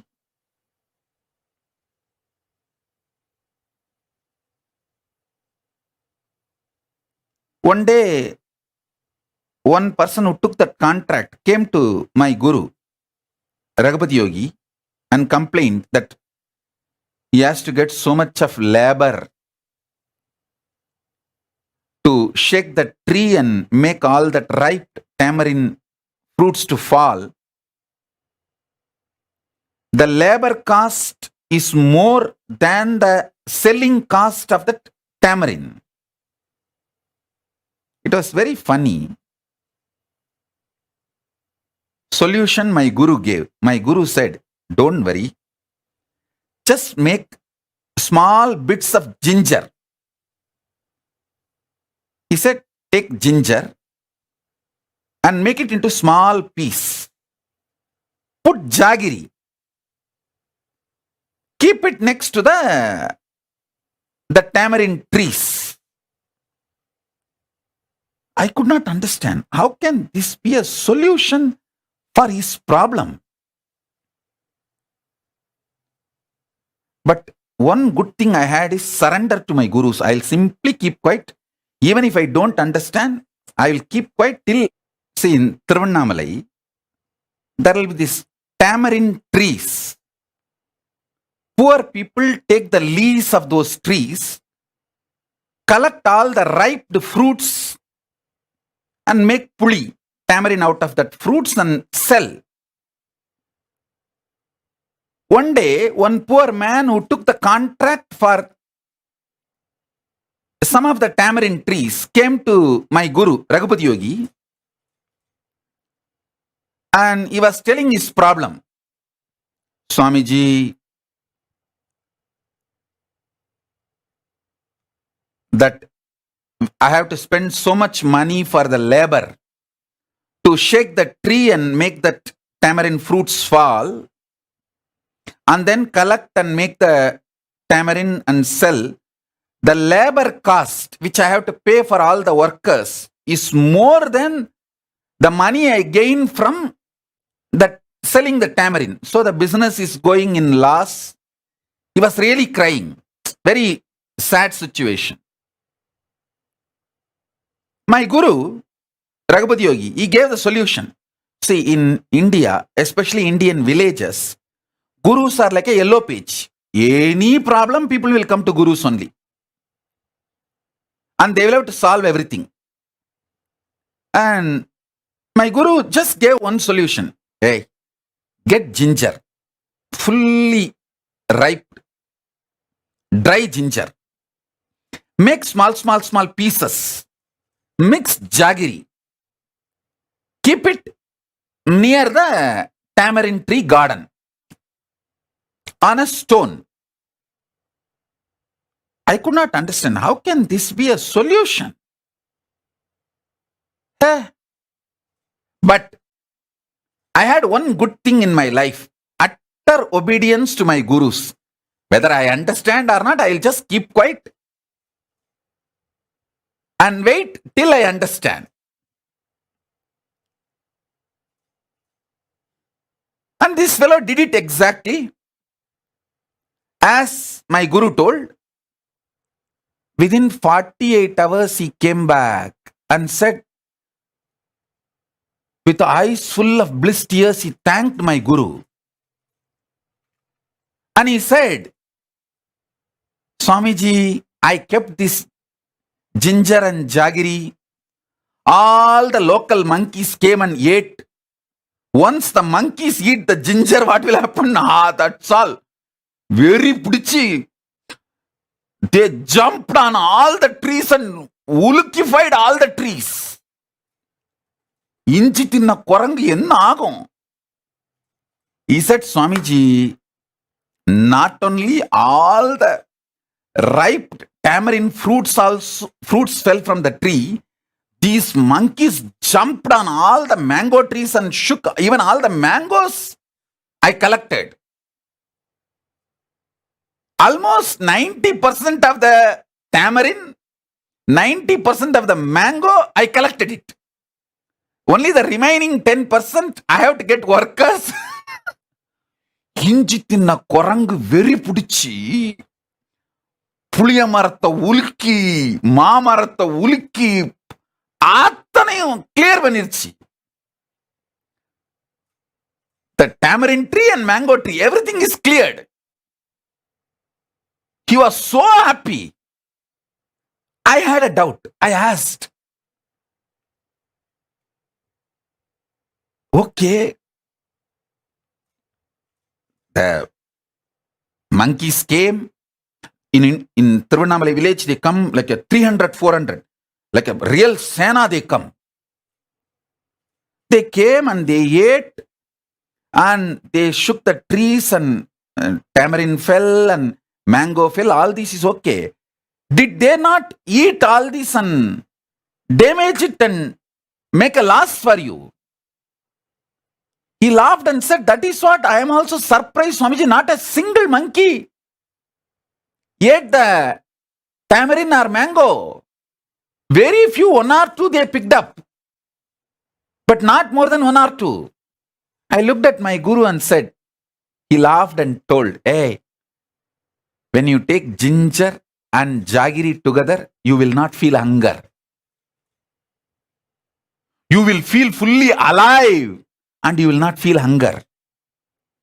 Those monkeys, after eating ginger and jaggery, he kept it good quantity for all of them. After eating, they did all the work because they did not feel hungry. They did not eat the mango or the tamarind. Actually, I went personally and saw the place. It was true.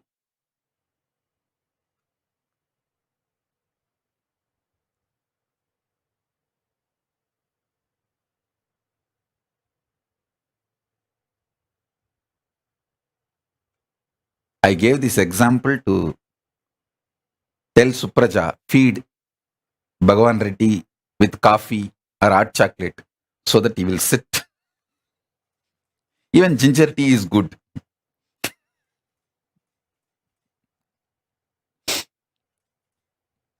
If you take ginger and jaggery, you won't feel hungry.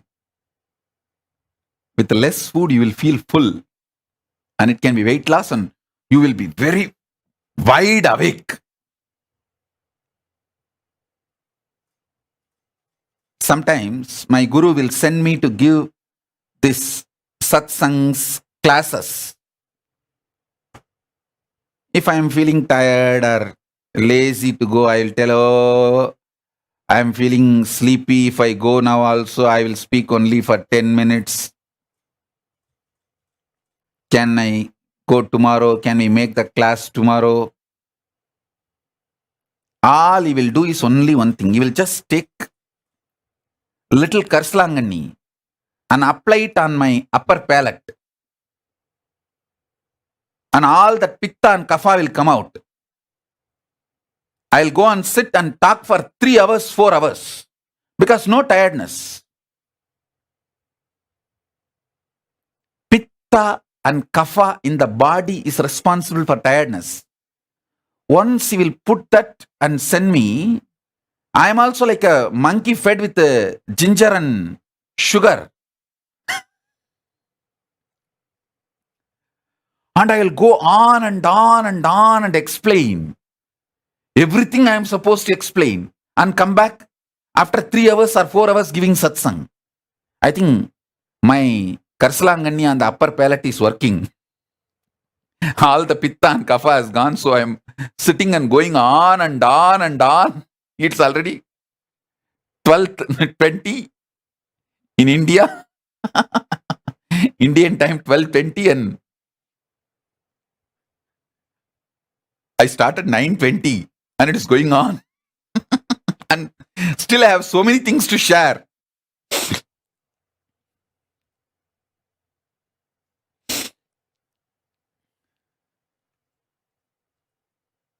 Come on. Let me start now.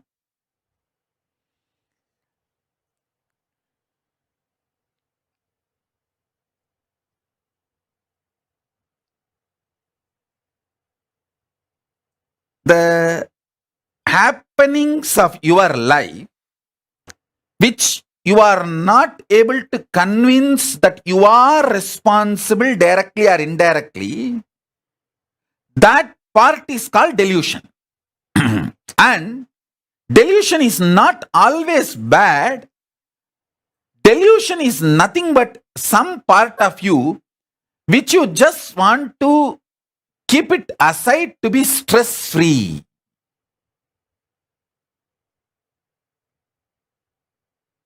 If you understand, you are responsible even for your delusion, you will not feel bad to take responsibility for your delusion.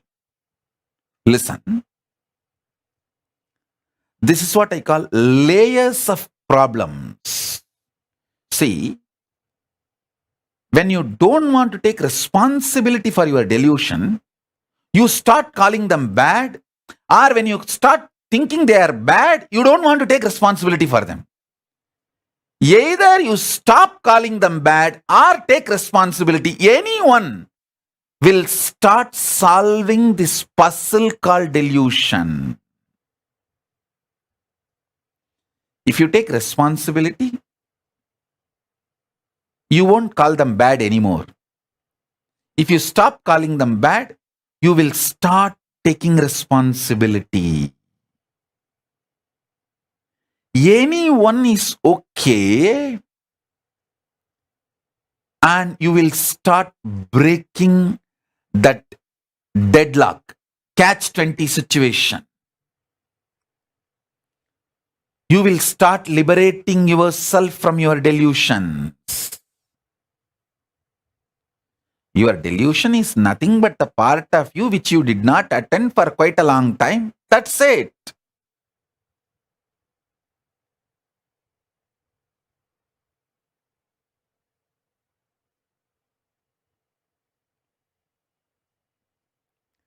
Sometimes it is also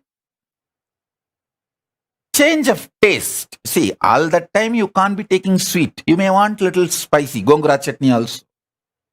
You may want little chili, that spicy things also. That's all is the life. And nothing wrong to go for spicy.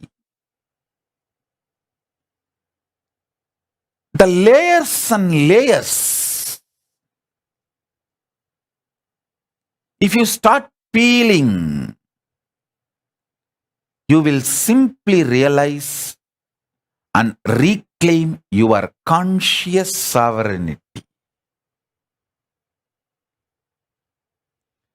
You will understand how the Guru graces you with the Shakti Pada and Shaktini Pada, and how this virtuous circle of you, me, Paramashiva, all three,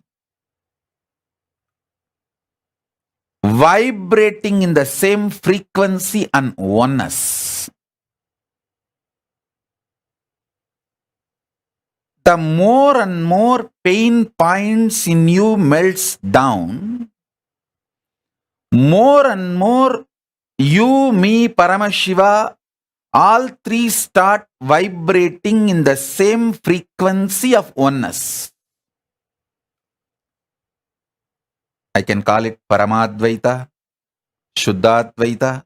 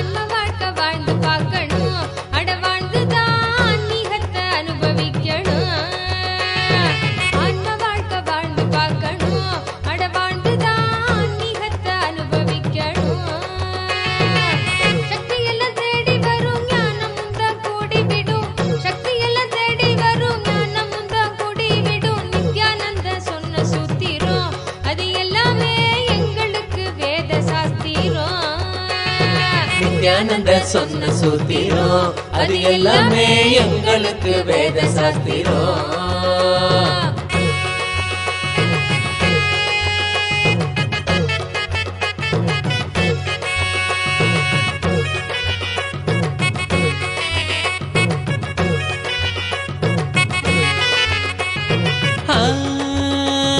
பக்தியுடன் பாடிடும் பிரார்த்தனையும் சோஸ்திரம் நித்யனவன் காலடியில் கொண்டு நம்ம சேர்த்திடும். பக்தியுடன் பாடிடும் பிரார்த்தனையும் சோத்திரம் நித்யனவன் காலடியில் கொண்டு நம்ம சேர்த்திடும். செய்யும் அந்த தியானம் அது சித்தம் தெளிவாக்கிடும். சித்தம் தெளிவாக அது தெய்வீகத்தை கூட்டிடும். செய்யும் அந்த தியானம் அது சித்தம் தெளிவாக்கிடும். சித்தம் தெளிவாக அது தெய்வீகத்தை கூட்டிடும். சக்தி எல்லாம் தேடி வரும் ஞானமும் தான் கூடிவிடும். சக்தி எல்லாம் தேடி வரும் ஞானமும் தான் கூடிவிடும். நித்யானந்தன் சொன்ன சூத்திரம் அது எல்லாமே எங்களுக்கு வேத சாஸ்திரம். நித்யானந்த சொன்ன சூத்திரம் அது எல்லாமே எங்களுக்கு வேத சாஸ்திரம்.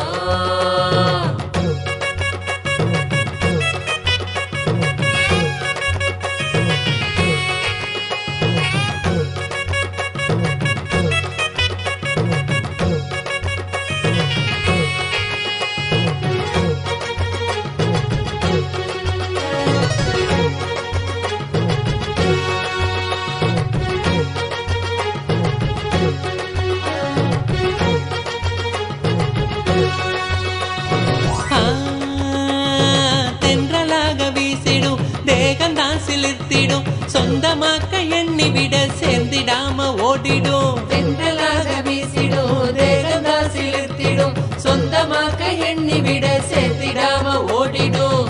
கைகளும் துறக்க அது கனிவுடனே நிறைஞ்சிடும். இதயத்துக்குள்ள இனிதாக வரும் ஆனந்தம். கைகளும் துறக்க அது கனிவுடனே நிறைஞ்சிடும்.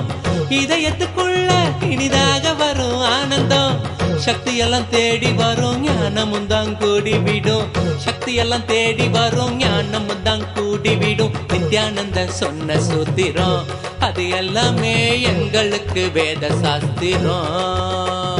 நித்யானந்த சொன்ன சூத்திரம் அது எல்லாமே எங்களுக்கு வேத சாஸ்திரம்.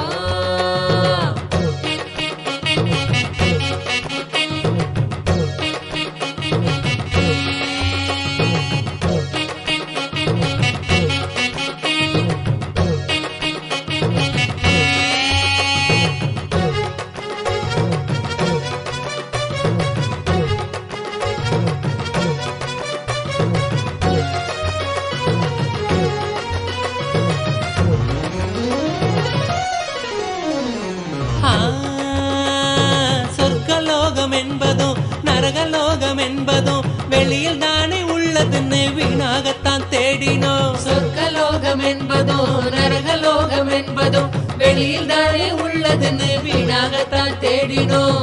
கொண்ட எண்ணம் தானே அந்த நிலைய நமக்கு காட்டிடும், எண்ணம் தெளிவாக மன சொர்க்க வாழ்வை கண்டிடும். கொண்ட எண்ணம் தானே அந்த நிலைய நமக்கு காட்டிடும், எண்ணம் தெளிவாக மன சொர்க்க வாழ்வை கண்டிடும். சக்தி எல்லாம் தேடி வரும் ஞானமும் தான் கூடி விடும், சக்தி எல்லாம் தேடி வரும் ஞானமும் தான் கூடி விடும். நித்யானந்த சொன்ன சூத்திரம் அது எல்லாமே எங்களுக்கு வேத சாஸ்திரம். நித்யானந்த சொன்ன சூத்திரம் அது எல்லாமே எங்களுக்கு வேத சாஸ்திரம்.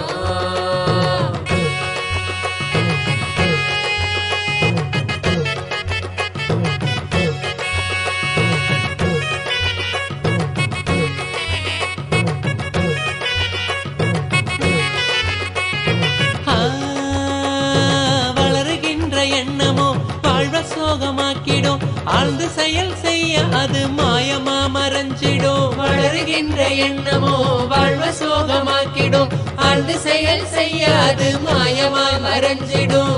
மீண்டும் உருவாகும் அந்த சக்தி தன்னை தீர்த்திடும், எண்ணம் மறைந்தோட அது ஆன்மீகத்தில் சேர்த்திடும். மீண்டும் உருவாகும் அந்த சக்தி தன்னை தீர்த்திடும், எண்ணம் மறைந்தோட அது ஆன்மீகத்தில் சேர்த்திடும். சக்தி எல்லாம் தேடி வரும் ஞானமும் தான் கூடி விடும், சக்தி எல்லாம் தேடி வரும் ஞானமும் தான் கூடி விடும். நித்யானந்தன் சொன்ன சூத்திரம் அது எல்லாமே எங்களுக்கு வேத சாஸ்திரம். நித்யானந்த சொன்ன சூத்திரம் அது எல்லாமே எங்களுக்கு வேத சாஸ்திரம்.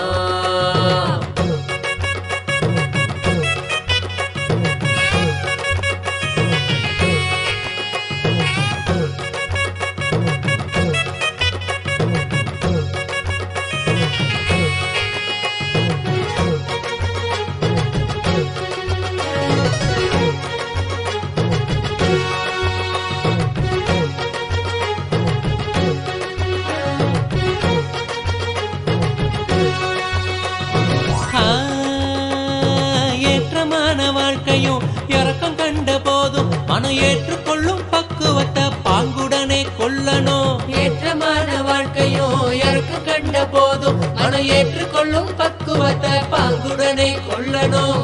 மாற்றங்களை தாங்க மனம் பெரும் தவிப்பு தவிச்சிடும், உள்ள மத ஏற்க அங்கு பரவசமும் நிறைஞ்சிடும். மாற்றங்களை தாங்க மனம் பெரும் தவிப்பு தவிச்சிடும், உள்ள மத ஏற்க அங்கு பரவசமும் நிறைஞ்சிடும். சக்தி எல்லாம் தேடி வரும் ஞானமும் தான் கூடி விடும், சக்தி எல்லாம் தேடி வரும் ஞானமும் தான் கூடி விடும். நித்யானந்தன் சொன்ன சூத்திரம் அது எல்லாமே எங்களுக்கு வேத சாஸ்திரம். நித்யானந்த சொன்ன சூத்திரம் அது எல்லாமே எங்களுக்கு வேத சாஸ்திரம்.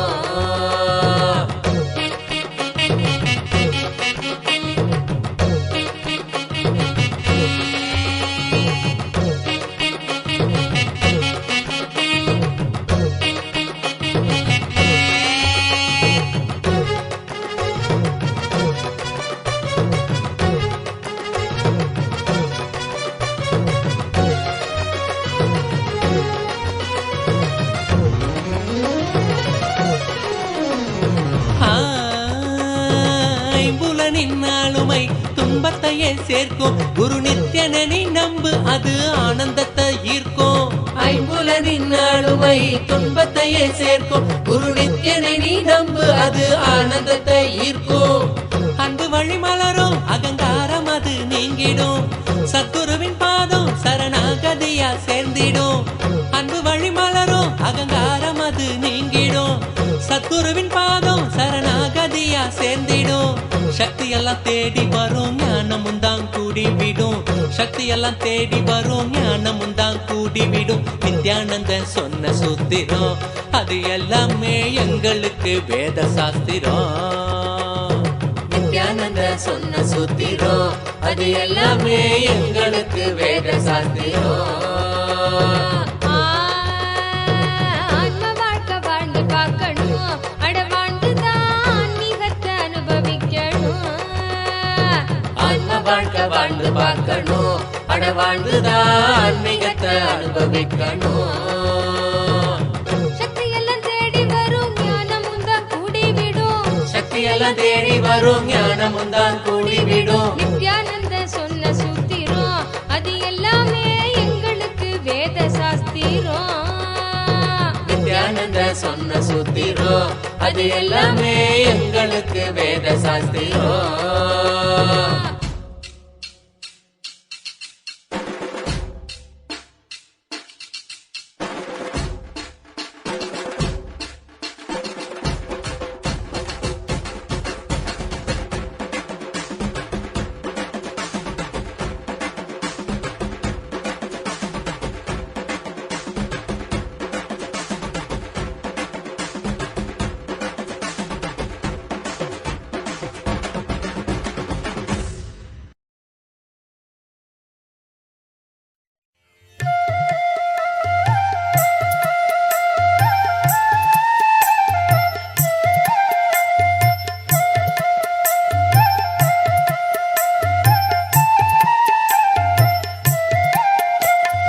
ஆயர்குல மன்னன் இங்கே வந்தாச்சு, நல்ல தியானந்தர நித்யன் என்று ஆயாச்சு. ஆயர்குல மன்னன் இங்கே வந்தாச்சு, நல்ல தியானந்தர நித்யன் என்று ஆயாச்சு. ஆறுமுகன் தந்தை இங்கே வந்தாச்சு, ஆறுமுகன் தந்தை இங்கே வந்தாச்சு. அடநாலு முகனும் நாரணனும் சேர்ந்தாச்சு, சேர்ந்தாச்சு. ஆயர்குல மன்னன் இங்கே வந்தாச்சு, நல்ல தியானந்தர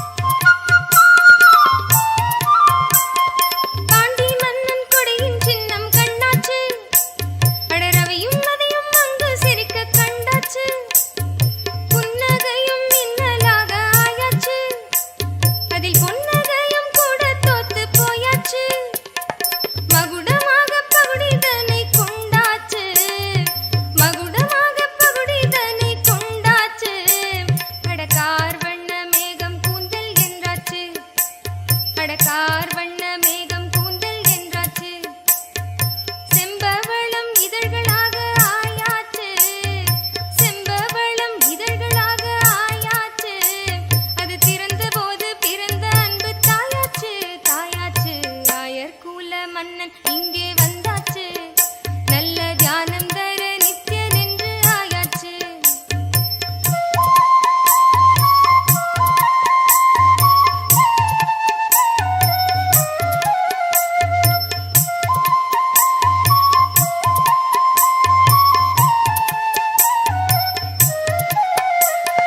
பொன்னும் நாடும் வண்ணம் அதை கொண்டாச்சு அட பெண்ணும் ஆணும் கடந்த நிலையை கண்டாச்சு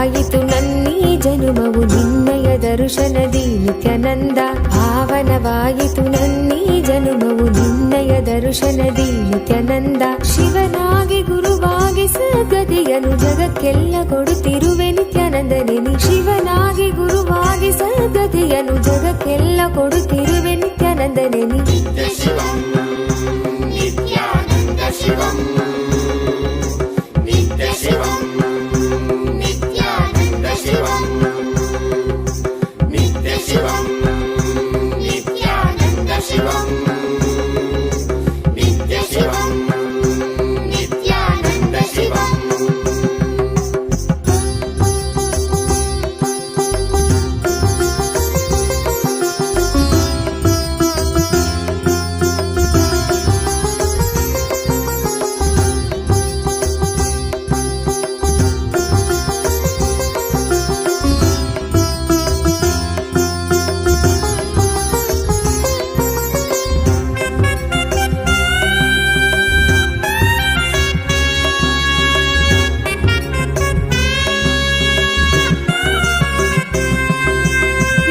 ಶಿವನಾಗಿ ನೀ ದೇವಿಗೆ ಇಂದಿತ್ತೆ ಜ್ಞಾನವ.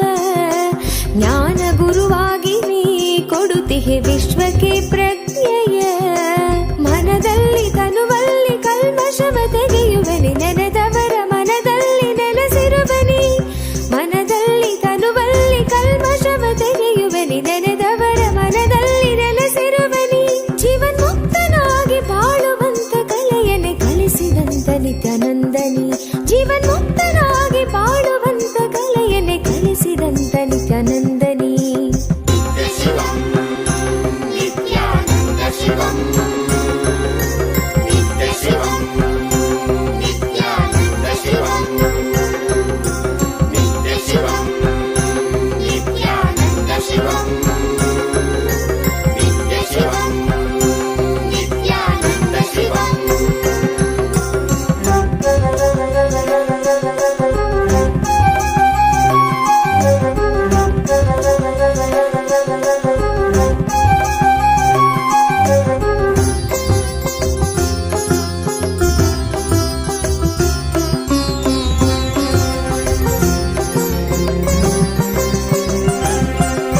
ಶಿವರಾತ್ರಿ ಕಾಲವೇ ನಿತ್ಯ ಜಪವನ್ನು ಮಾಡಲು ವರವನ್ನು ನೀಡಿ ನೀನು ಅನುಗ್ರಹ ಸುರಿವೆ ನಿತ್ಯನೇ ನೀ. ಭವರೋಗವ ತಡೆದು ಭಾವದ ಚಿಂತೆಯೆಲ್ಲ ತೊಳೆದು ಕರ್ಮ ಸಂಸ್ಕಾರಗಳೆಲ್ಲ ಅಳಿಸಿ ಹೊಸ ಜೀವನ ಕೊಡುವೆ. ಪಾವನವೇ ನಾಡಿದು ನಿನ್ನ ಪಾದಗಳ ಸ್ಪರ್ಶದಿ. ಪಾವನವೇ ಬೀಡಿದು ನಿನ್ನ ಕಲ್ಪತರು ದರ್ಶನದಿ. ಶರಣಂಬನು ನಿತ್ಯೇಶನೇ ನಿನ್ನ ಶರಣಂಬನು ಆನಂದನೇ. ಶರಣಂಬನು ನಿತ್ಯೇಶನೇ ನಿನ್ನ ಶರಣಂಬನು ಆನಂದನೇ. ನಿತ್ಯ ಶಿವಂ ನಿತ್ಯಾನಂದ ಶಿವಂ ನಿತ್ಯ ಶಿವಂ ನಿತ್ಯಾನಂದ ಶಿವಂ ನಿತ್ಯ ಶಿವಂ ನಿತ್ಯಾನಂದ ಶಿವಂ ನಿತ್ಯ ಶಿವಂ ನಿತ್ಯಾನಂದ ಶಿವಂ ನಿತ್ಯ ಶಿವಂ ನಿತ್ಯಾನಂದ ಶಿವಂ ನಿತ್ಯ ಶಿವಂ ನಿತ್ಯಾನಂದ ಶಿವಂ ನಿತ್ಯ ಶಿವಂ ನಿತ್ಯಾನಂದ ಶಿವಂ ನಿತ್ಯ ಶಿವಂ ನಿತ್ಯಾನಂದ ಶಿವಂ.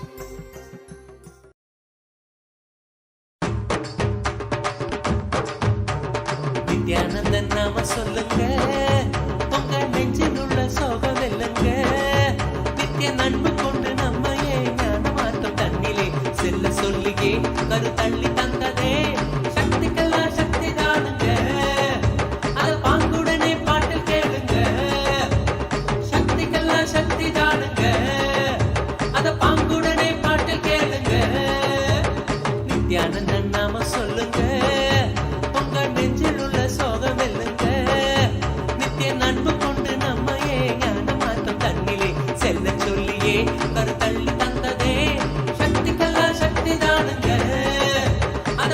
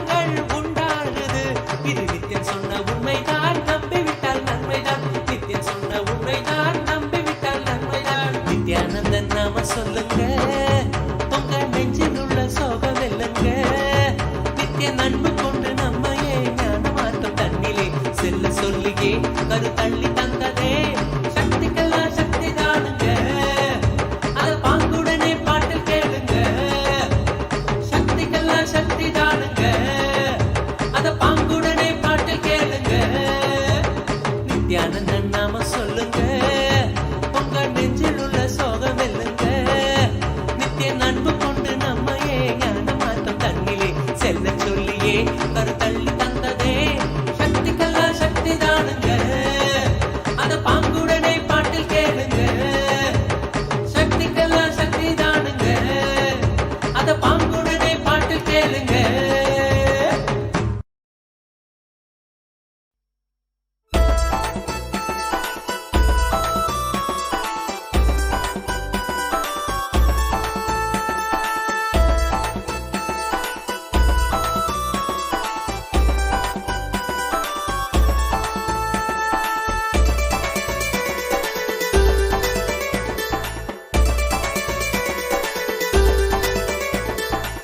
ಬನ್ನೀರೋ ಬನ್ನೀರೋ ನೋಡಿ ಬನ್ನೀರೋ ನಿತ್ಯನ ಮಹಿಮೆಯನ್ನು ನೋಡಿ ಬನ್ನೀರೋ ಬನ್ನೀರೋ ಬನ್ನೀರೋ ನೋಡಿ ಬನ್ನೀರೋ ನಿತ್ಯನ ಮಹಿಮೆಯನ್ನು ನೋಡಿ ಬನ್ನೀರೋ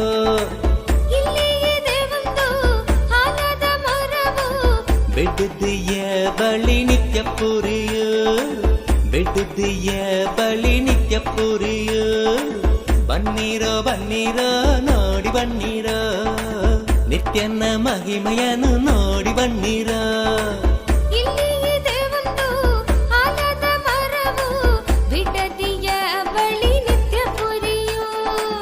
ಬೆಟ್ಟದಿಯ ಬಳಿ ನಿತ್ಯ ಪುರಿಯು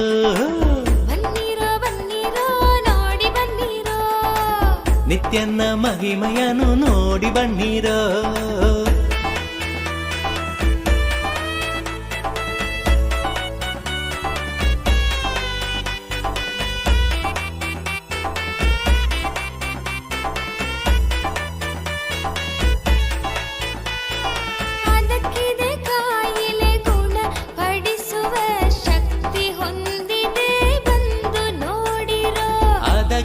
ಕಾಯಿಲೆ ಗುಣ ಪಡಿಸುವ ಶಕ್ತಿ ಹೊಂದಿದೆ ಬಂದು ನೋಡಿರೋ ಬನ್ನೀರೋ ಬನ್ನೀರೋ ನೋಡಿ ಬನ್ನೀರೋ ನಿತ್ಯನ ಮಹಿಮೆಯನ್ನು ನೋಡಿ ಬನ್ನೀರೋ ಬನ್ನೀರೋ ಬನ್ನೀರೋ ನೋಡಿ ಬನ್ನೀರೋ ನಿತ್ಯನ ಮಹಿಮೆಯನ್ನು ನೋಡಿ ಬನ್ನೀರೋ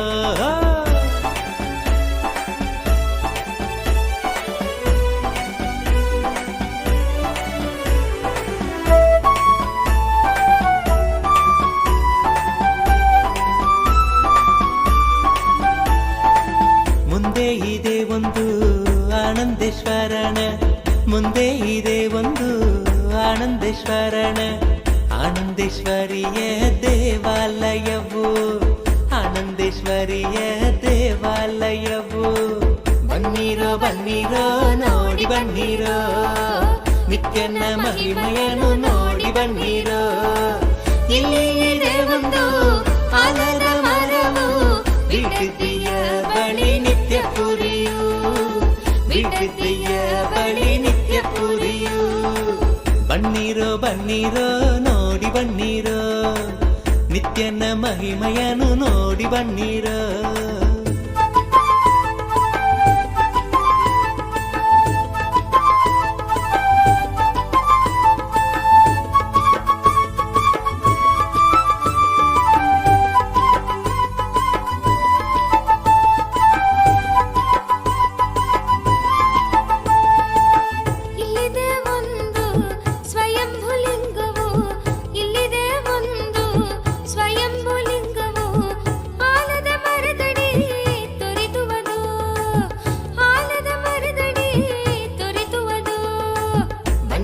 ಬನ್ನೀರೋ ನೋಡಿ ಬನ್ನೀರೋ ನಿತ್ಯನ ಮಹಿಮೆಯನ್ನು ನೋಡಿ ಬನ್ನೀರೋ ಇಲ್ಲಿ ಇದೆ ಒಂದು ಆಲದ ಮರವು ಬಿಟ್ಟಿದೆಯ ಬಳಿ ನಿತ್ಯ ಪುರಿಯು ಬಿಟ್ಟಿದೆಯ ಬಳಿ ನಿತ್ಯ ಪುರಿಯು ಬನ್ನೀರೋ ಬನ್ನೀರೋ ನೋಡಿ ಬನ್ನೀರೋ ನಿತ್ಯನ ಮಹಿಮೆಯನ್ನು ನೋಡಿ ಬನ್ನೀರೋ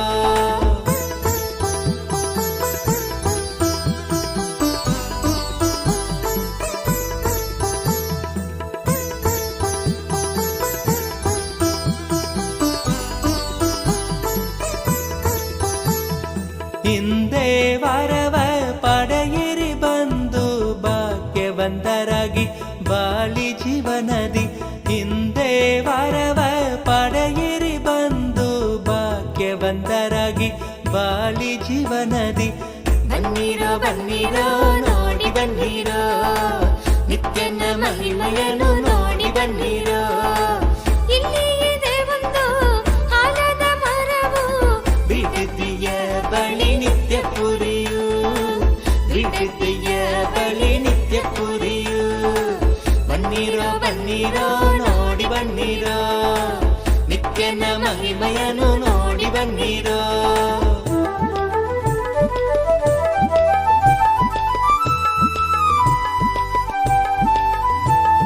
ಕರುಣೆ ತೋರಲು ನಿಂತಿಹನು ಇಲ್ಲಿ, ಕರುಣೆ ತೋರಲು ನಿಂತಿಹನು ಇಲ್ಲಿ. ನಿತ್ಯಾನಂದರಾಗಿ ಬಂದು ಶಾಂತಿ ಪಡೆಗಿರೋ, ನಿತ್ಯಾನಂದರಾಗಿ ಬಂದು ಶಾಂತಿ ಪಡೆಗಿರೋ. ಬನ್ನಿರೋ ಬನ್ನಿರೋ ನೋಡಿ ಬನ್ನಿರೋ ನಿತ್ಯನ ಮಹಿಮೆಯನ್ನು ನೋಡಿ ಬನ್ನಿರೋ. ಬನ್ನಿರೋ ಬನ್ನಿರೋ ನೋಡಿ ಬನ್ನಿರೋ ನಿತ್ಯನ ಮಹಿಮೆಯನ್ನು ನೋಡಿ ಬನ್ನಿರೋ. ಇಲ್ಲಿ ಇದೆ ಒಂದು ಆಲದ ಮರವು, ಬಿಡದಿಯ ಬಳಿ ನಿತ್ಯ ಪುರಿಯೋ, ಬಿಡದಿಯ ಬಳಿ ನಿತ್ಯ ಪುರಿಯೋ. ಬನ್ನಿರೋ ಬನ್ನಿರೋ ನೋಡಿ ಬನ್ನಿರೋ ನಿತ್ಯನ ಮಹಿಮೆಯನ್ನು ನೋಡಿ ಬನ್ನಿರೋ. ಬನ್ನಿರೋ ಬನ್ನಿರೋ ನೋಡಿ ಬನ್ನಿರೋ.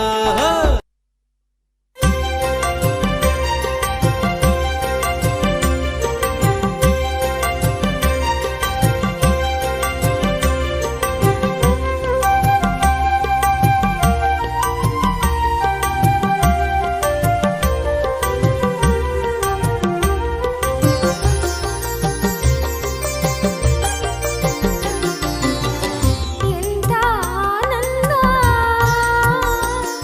ಇದು ಎಂಥ ಆನಂದ, ಎಂಥ ಆನಂದ, ಎಂಥ ಆನಂದ, ಎಂಥ ಆನಂದ, ಎಂಥ ಆನಂದ. ನುತಿಸುವೆನು ಪ್ರೀತಿಪಾತ್ರನ ದಯಾ ಸಾಗರನೇ, ಹತ್ತಿರ ಬಂದೆಯ, ಹತ್ತಿರ ಬಂದೆಯ. ನುತಿಸುವೆನು ಪ್ರೀತಿಪಾತ್ರನ ದಯಾ ಸಾಗರನೇ, ಹತ್ತಿರ ಬಂದೆಯ, ಹತ್ತಿರ ಬಂದೆಯ. ಎಂಥ ಆನಂದ, ಎಂಥ ಆನಂದ, ಎಂಥ ಆನಂದ, ಎಂಥ ಆನಂದ.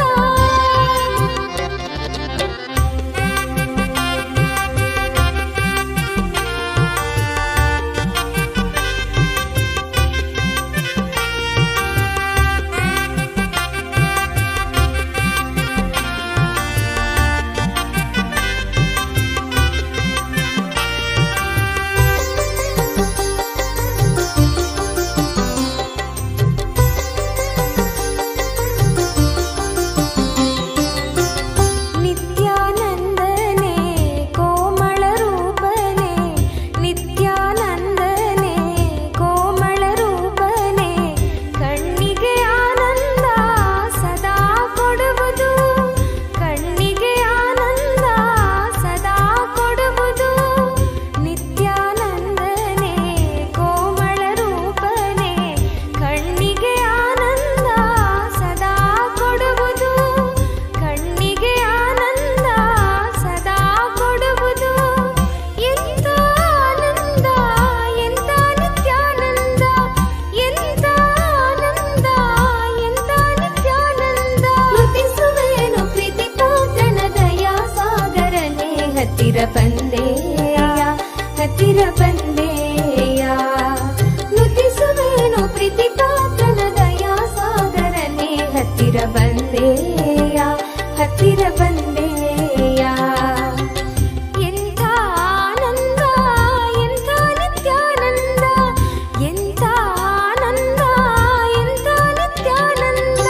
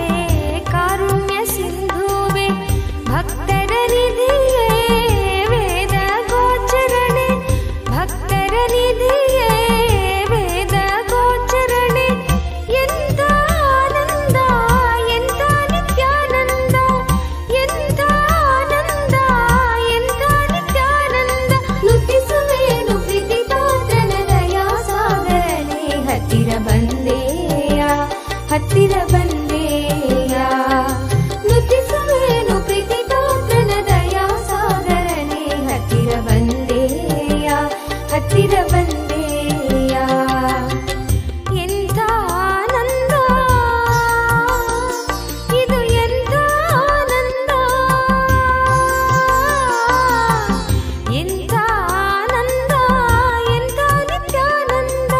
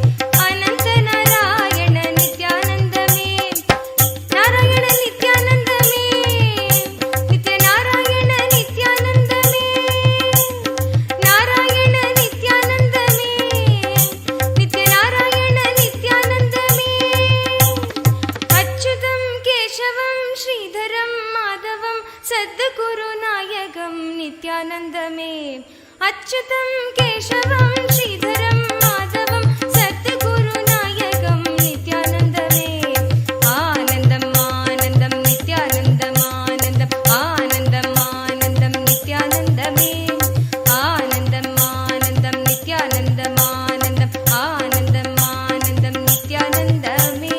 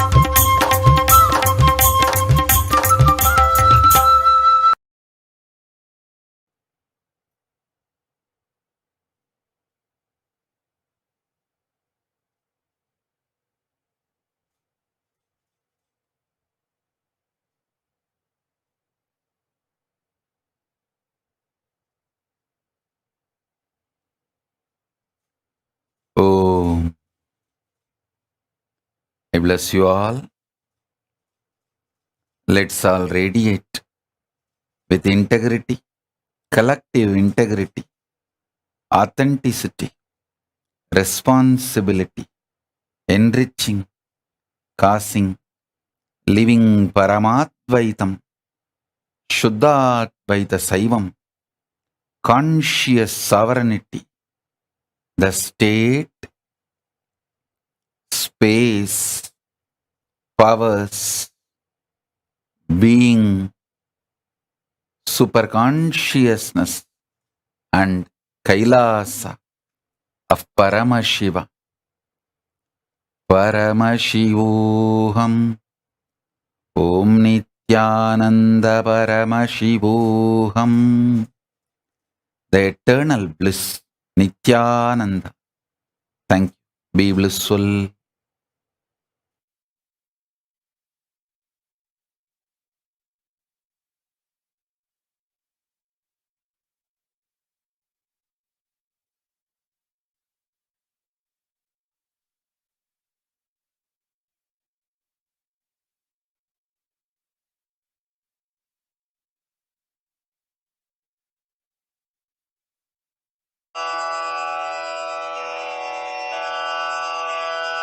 श्रीकैलासोन्नतद्वादशान्तश्यामलापीठारूढ श्रीमीनाक्षिसुन्दरेश्वरा भिन्नस्वरूपा परशिवपुत्र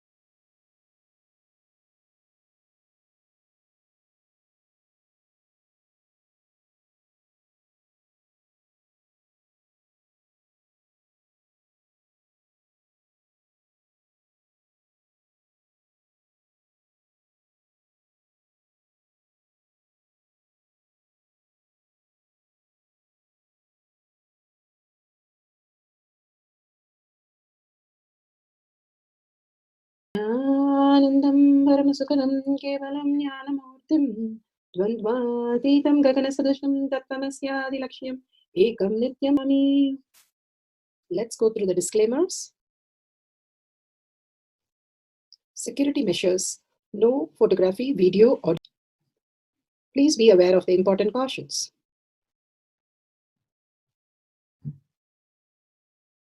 What is power manifestation?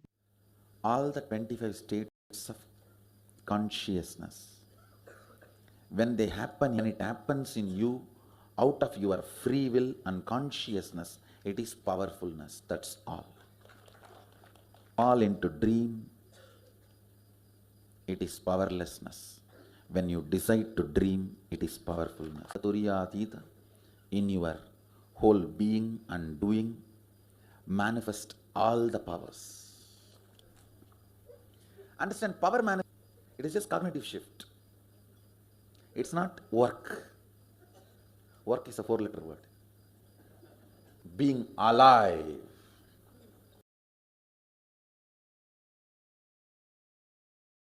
Mind to the thoughtless space, consciousness, conscious sovereignty as our reality. Beautifully, Bhagavan is full proof. The pramanas, the evidences to support that it is a science, that it is repeatable, and Vedas and Agamas to support that it is a science, that it is repeatable, and Vedas and Agamas Apta Pramana, the experience and the results of the Aptas, the Rishis, Munis, Ganas, Nainamas, Nithyananda Paramashivam, this millennium avatar's personal experience, Bhagavan's very own Leelas. Shakshi Pramana, the experiential Pramana, the scientific study, measuring Leelas. Shakshi Pramana, the experiential Pramana, the scientific study, measuring the effect of being in the enlightened state. Beautifully, the thoughtless space that everybody experience speaks about here in the Shastra Pramana is from the Veda Agamas. Spandakari. So beautiful. Bhagavan here talks about Bhagavan Paramashiva says, indeed, just as an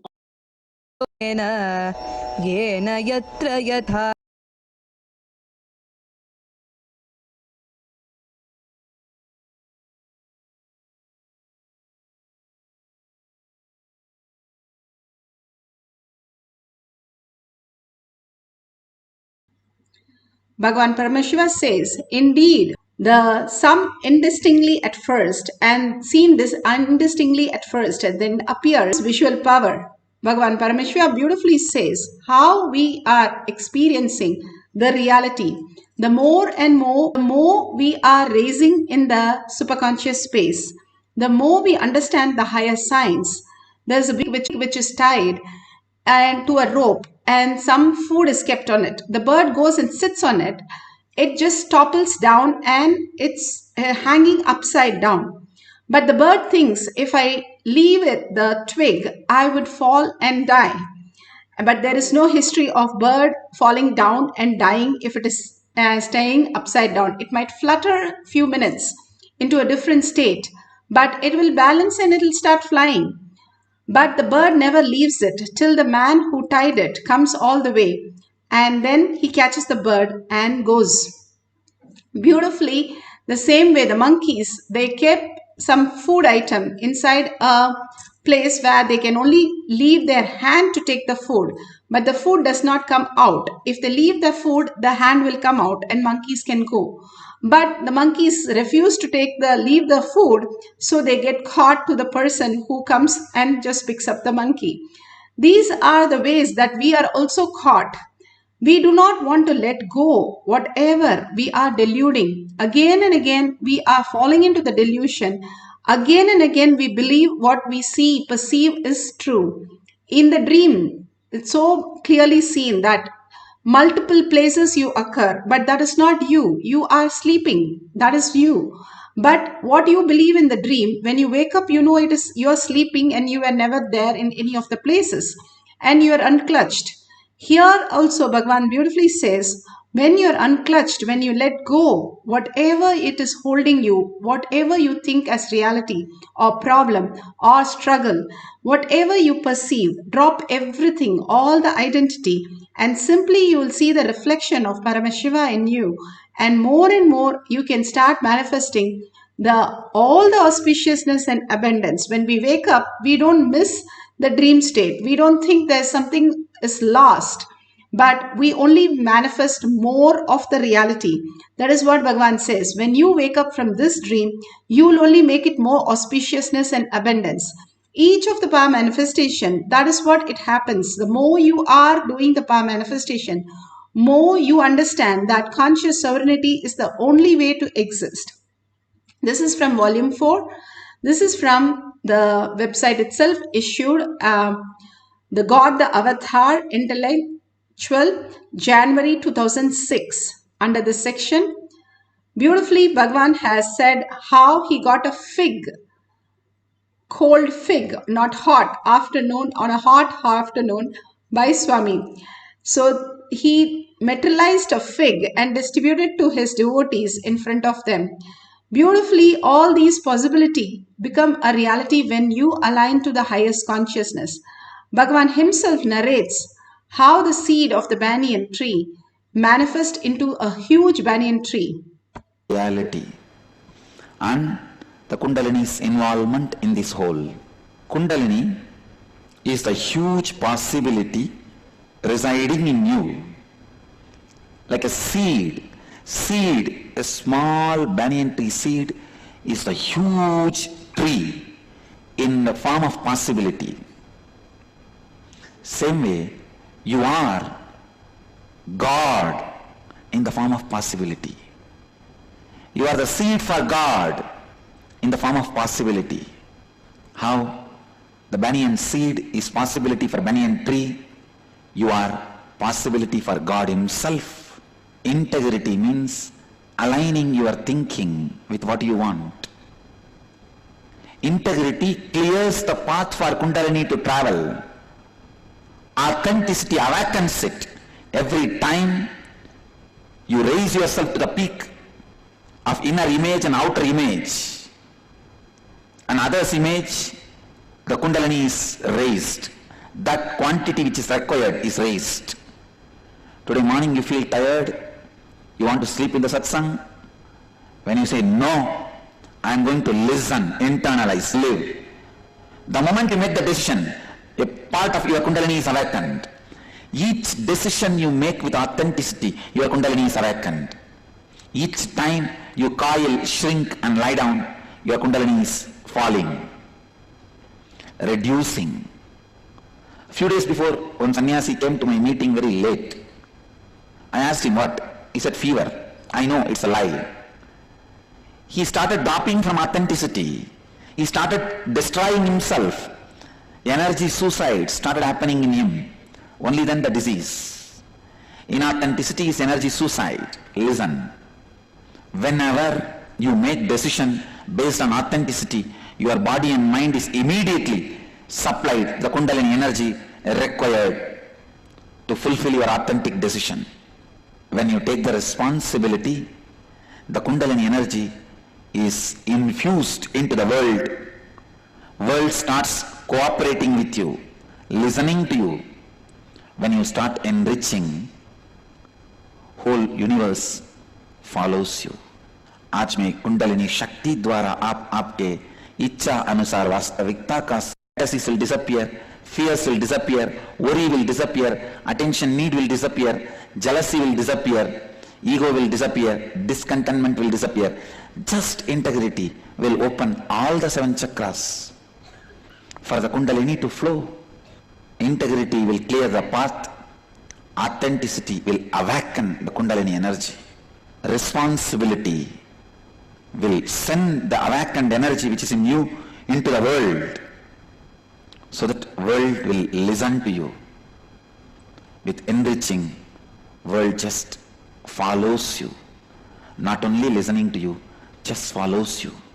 जब आप संपूर्ति में जीने लगते हैं, लगातार आप अपनी सोचधारा को संरेखित करने लगते हैं, तब आपकी कुंडलिनी शक्ति की प्रवाह का मार्ग का निर्माण होता है. These 4 dharma principles, integrity, authenticity, responsibility and enriching, is the best, amazing way of starting, awakening your Kundalini energy. Most safest method to start your Kundalini energy. Without integrity, if you awaken your Kundalini energy, you may become powerful, you may not be intelligent. Without authenticity, just with integrity, you may be intelligent, you may not be powerful. With integrity, authenticity, responsibility and enriching, life is such power. Yak char dham, char dharm aivam siddhant. To make what you want as reality and enriching, just whatever you are becomes reality. Whether you want anything in the outer world, whether you want to make your dreams into reality, or you want to realize your reality itself is a dream. For both, your Kundalini needs to be awakened. Whether you want to make your dreams into reality or realize what you see as reality itself is a dream, for both purpose, your Kundalini needs to be awakened. जब आप संपूर्ति एवं श्रद्धा में रहते हैं,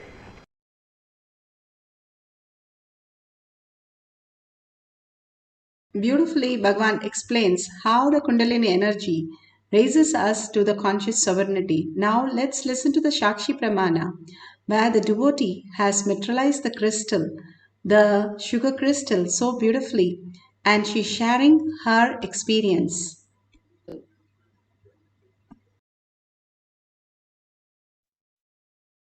India, Bidadi, and I am a participant in Paramashivoham, which is the most extraordinary program I've ever been to, and I'll film more videos about it, but this one is specifically about my experience of materialization, how Swamiji blessed me with materialization of a sugar crystal in my hand. And many of you have probably seen the picture that I posted on Facebook and are very eager to know how it happened. And the best part about this whole story is that I didn't do anything. I didn't even have the thought of materialization in my hand, like, oh, let me materialize, please, Swamiji. Nothing like that. Actually, Swamiji had just initiated us into the power of 360 vision. So we were holding a phone behind our partner's head with an image and chanting the Mahavakya. Oops. And the partner had to really see that picture being shown behind his head and write down the words or images. And so I was there, I was a bit in pain, like my back was a bit in pain, so I was leaning a bit on the left side, my left hand was on my left thigh, I was chanting the Mahavakya, but actually there was, now that I think back, there was one thing, it's not something I was doing, but I was in a particular state. Earlier that day, we went on the stage in front of Swamiji to receive blessings, and when I went there, I had such oh my god, such a playfulness, such a joy to be in front of him. And I had this facial expression and I just smiled at the screen. And when he looked at me, he smiled back and he blessed like this. And my space was so joyful. And, I was holding the phone, being in that space of feeling so cared for and so protected. And the round lasted for about 3 minutes. And when the round was over, kind of came back and I started feeling something. It was in my hand actually, on this finger right here, and I'll do my best to show it to you, and it was very big too, so beautiful. Okay, you can see it, a beautiful sugar crystal, and Mahayoga confirmed that it was a sugar crystal, and then I licked it because I wanted to know what it tasted like. And it was sweet, but not like the sweetness that you get from regular sugar. It actually, as soon as the tip of my tongue touched it, it became electrified. There was some electricity happening, and the tip of my tongue was vibrating for the whole day after that. Okay, so this was such a beautiful experience. And here you can see how the beautiful dollar that they kept in hand, even the space of how the Ishtadevata starts manifesting as reality. So they had this dollar which the honey started pouring, and what they did was started taking the honey out of the hand, and whatever was coming out, they were removing the honey and putting it in the other hand, and it kept coming, kept coming, kept coming. So they kept on adding to the other hand. You can see they're removing the honey and still it keeps coming again and again. The materialization, simply you can see how much of honey is just flowing from there, and they are removing it. Again you can see, again it starts flowing. Simple oneness with Paramashiva, the conscious sovereignty as reality. The kumkum also will appear now beautifully in the hand above the dollar that you can see. Yes, the kumkum appears and more honey comes, and they'll again take the honey out from that hand and they will add it to the another hand. All these greater signs is possible. Bhagavan beautifully says in Pratyaksha Pramana how it appears in the throat, and after that it materializes. It clearly says revealed the presence of the materialization object both in the section, and it is seen in the scan. Nowhere else it is seen. Suddenly it appears, and suddenly then it becomes the reality.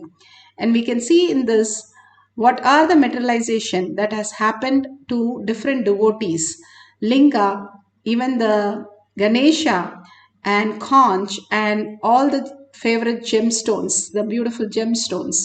All you need is simply you need to wipe your hand completely and experience the oneness with Paramashiva to experience the materialization. The power of materialization is a depth dimension. All you need to do is become the conscious sovereignty.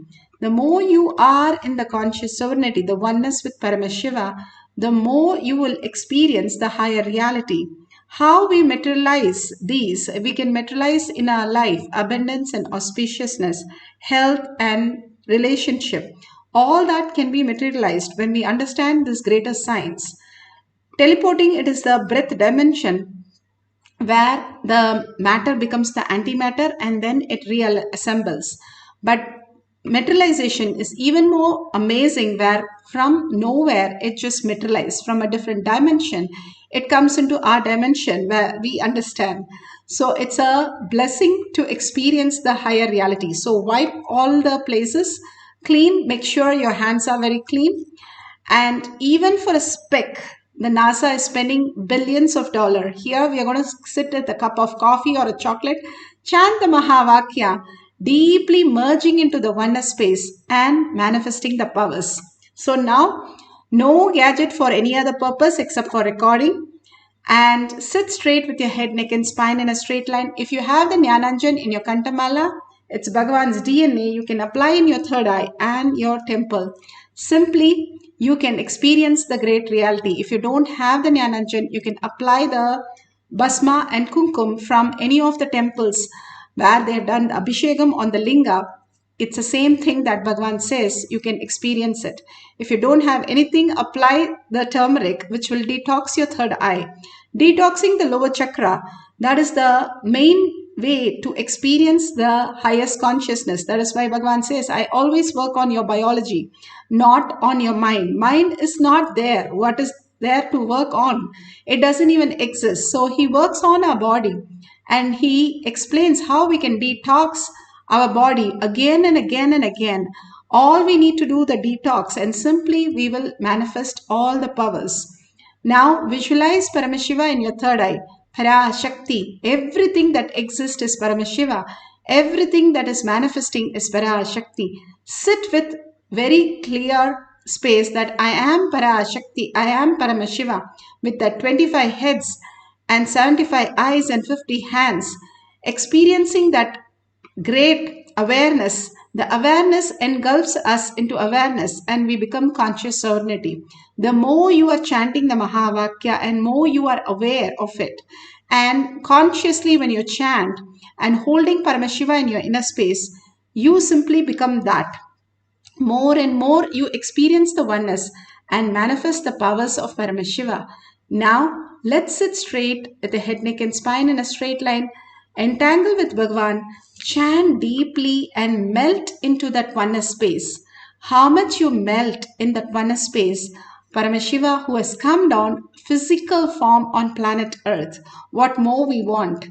And experience that oneness with Paramashiva, that he is right with you right now and so close to you just now. You merge into him, you will experience that he is right here in the Kailash courtyard, including experiencing it physically. So start chanting the Mahavakya deeply with a deep yearning for that space of oneness, and simply you will manifest all the powers. Let's start chanting the Mahavakya for the power of materialization.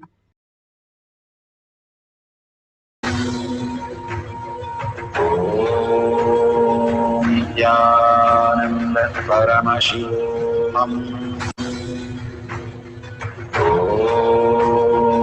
Nithyananda Paramashivoham. Om Nithyananda Paramashivoham.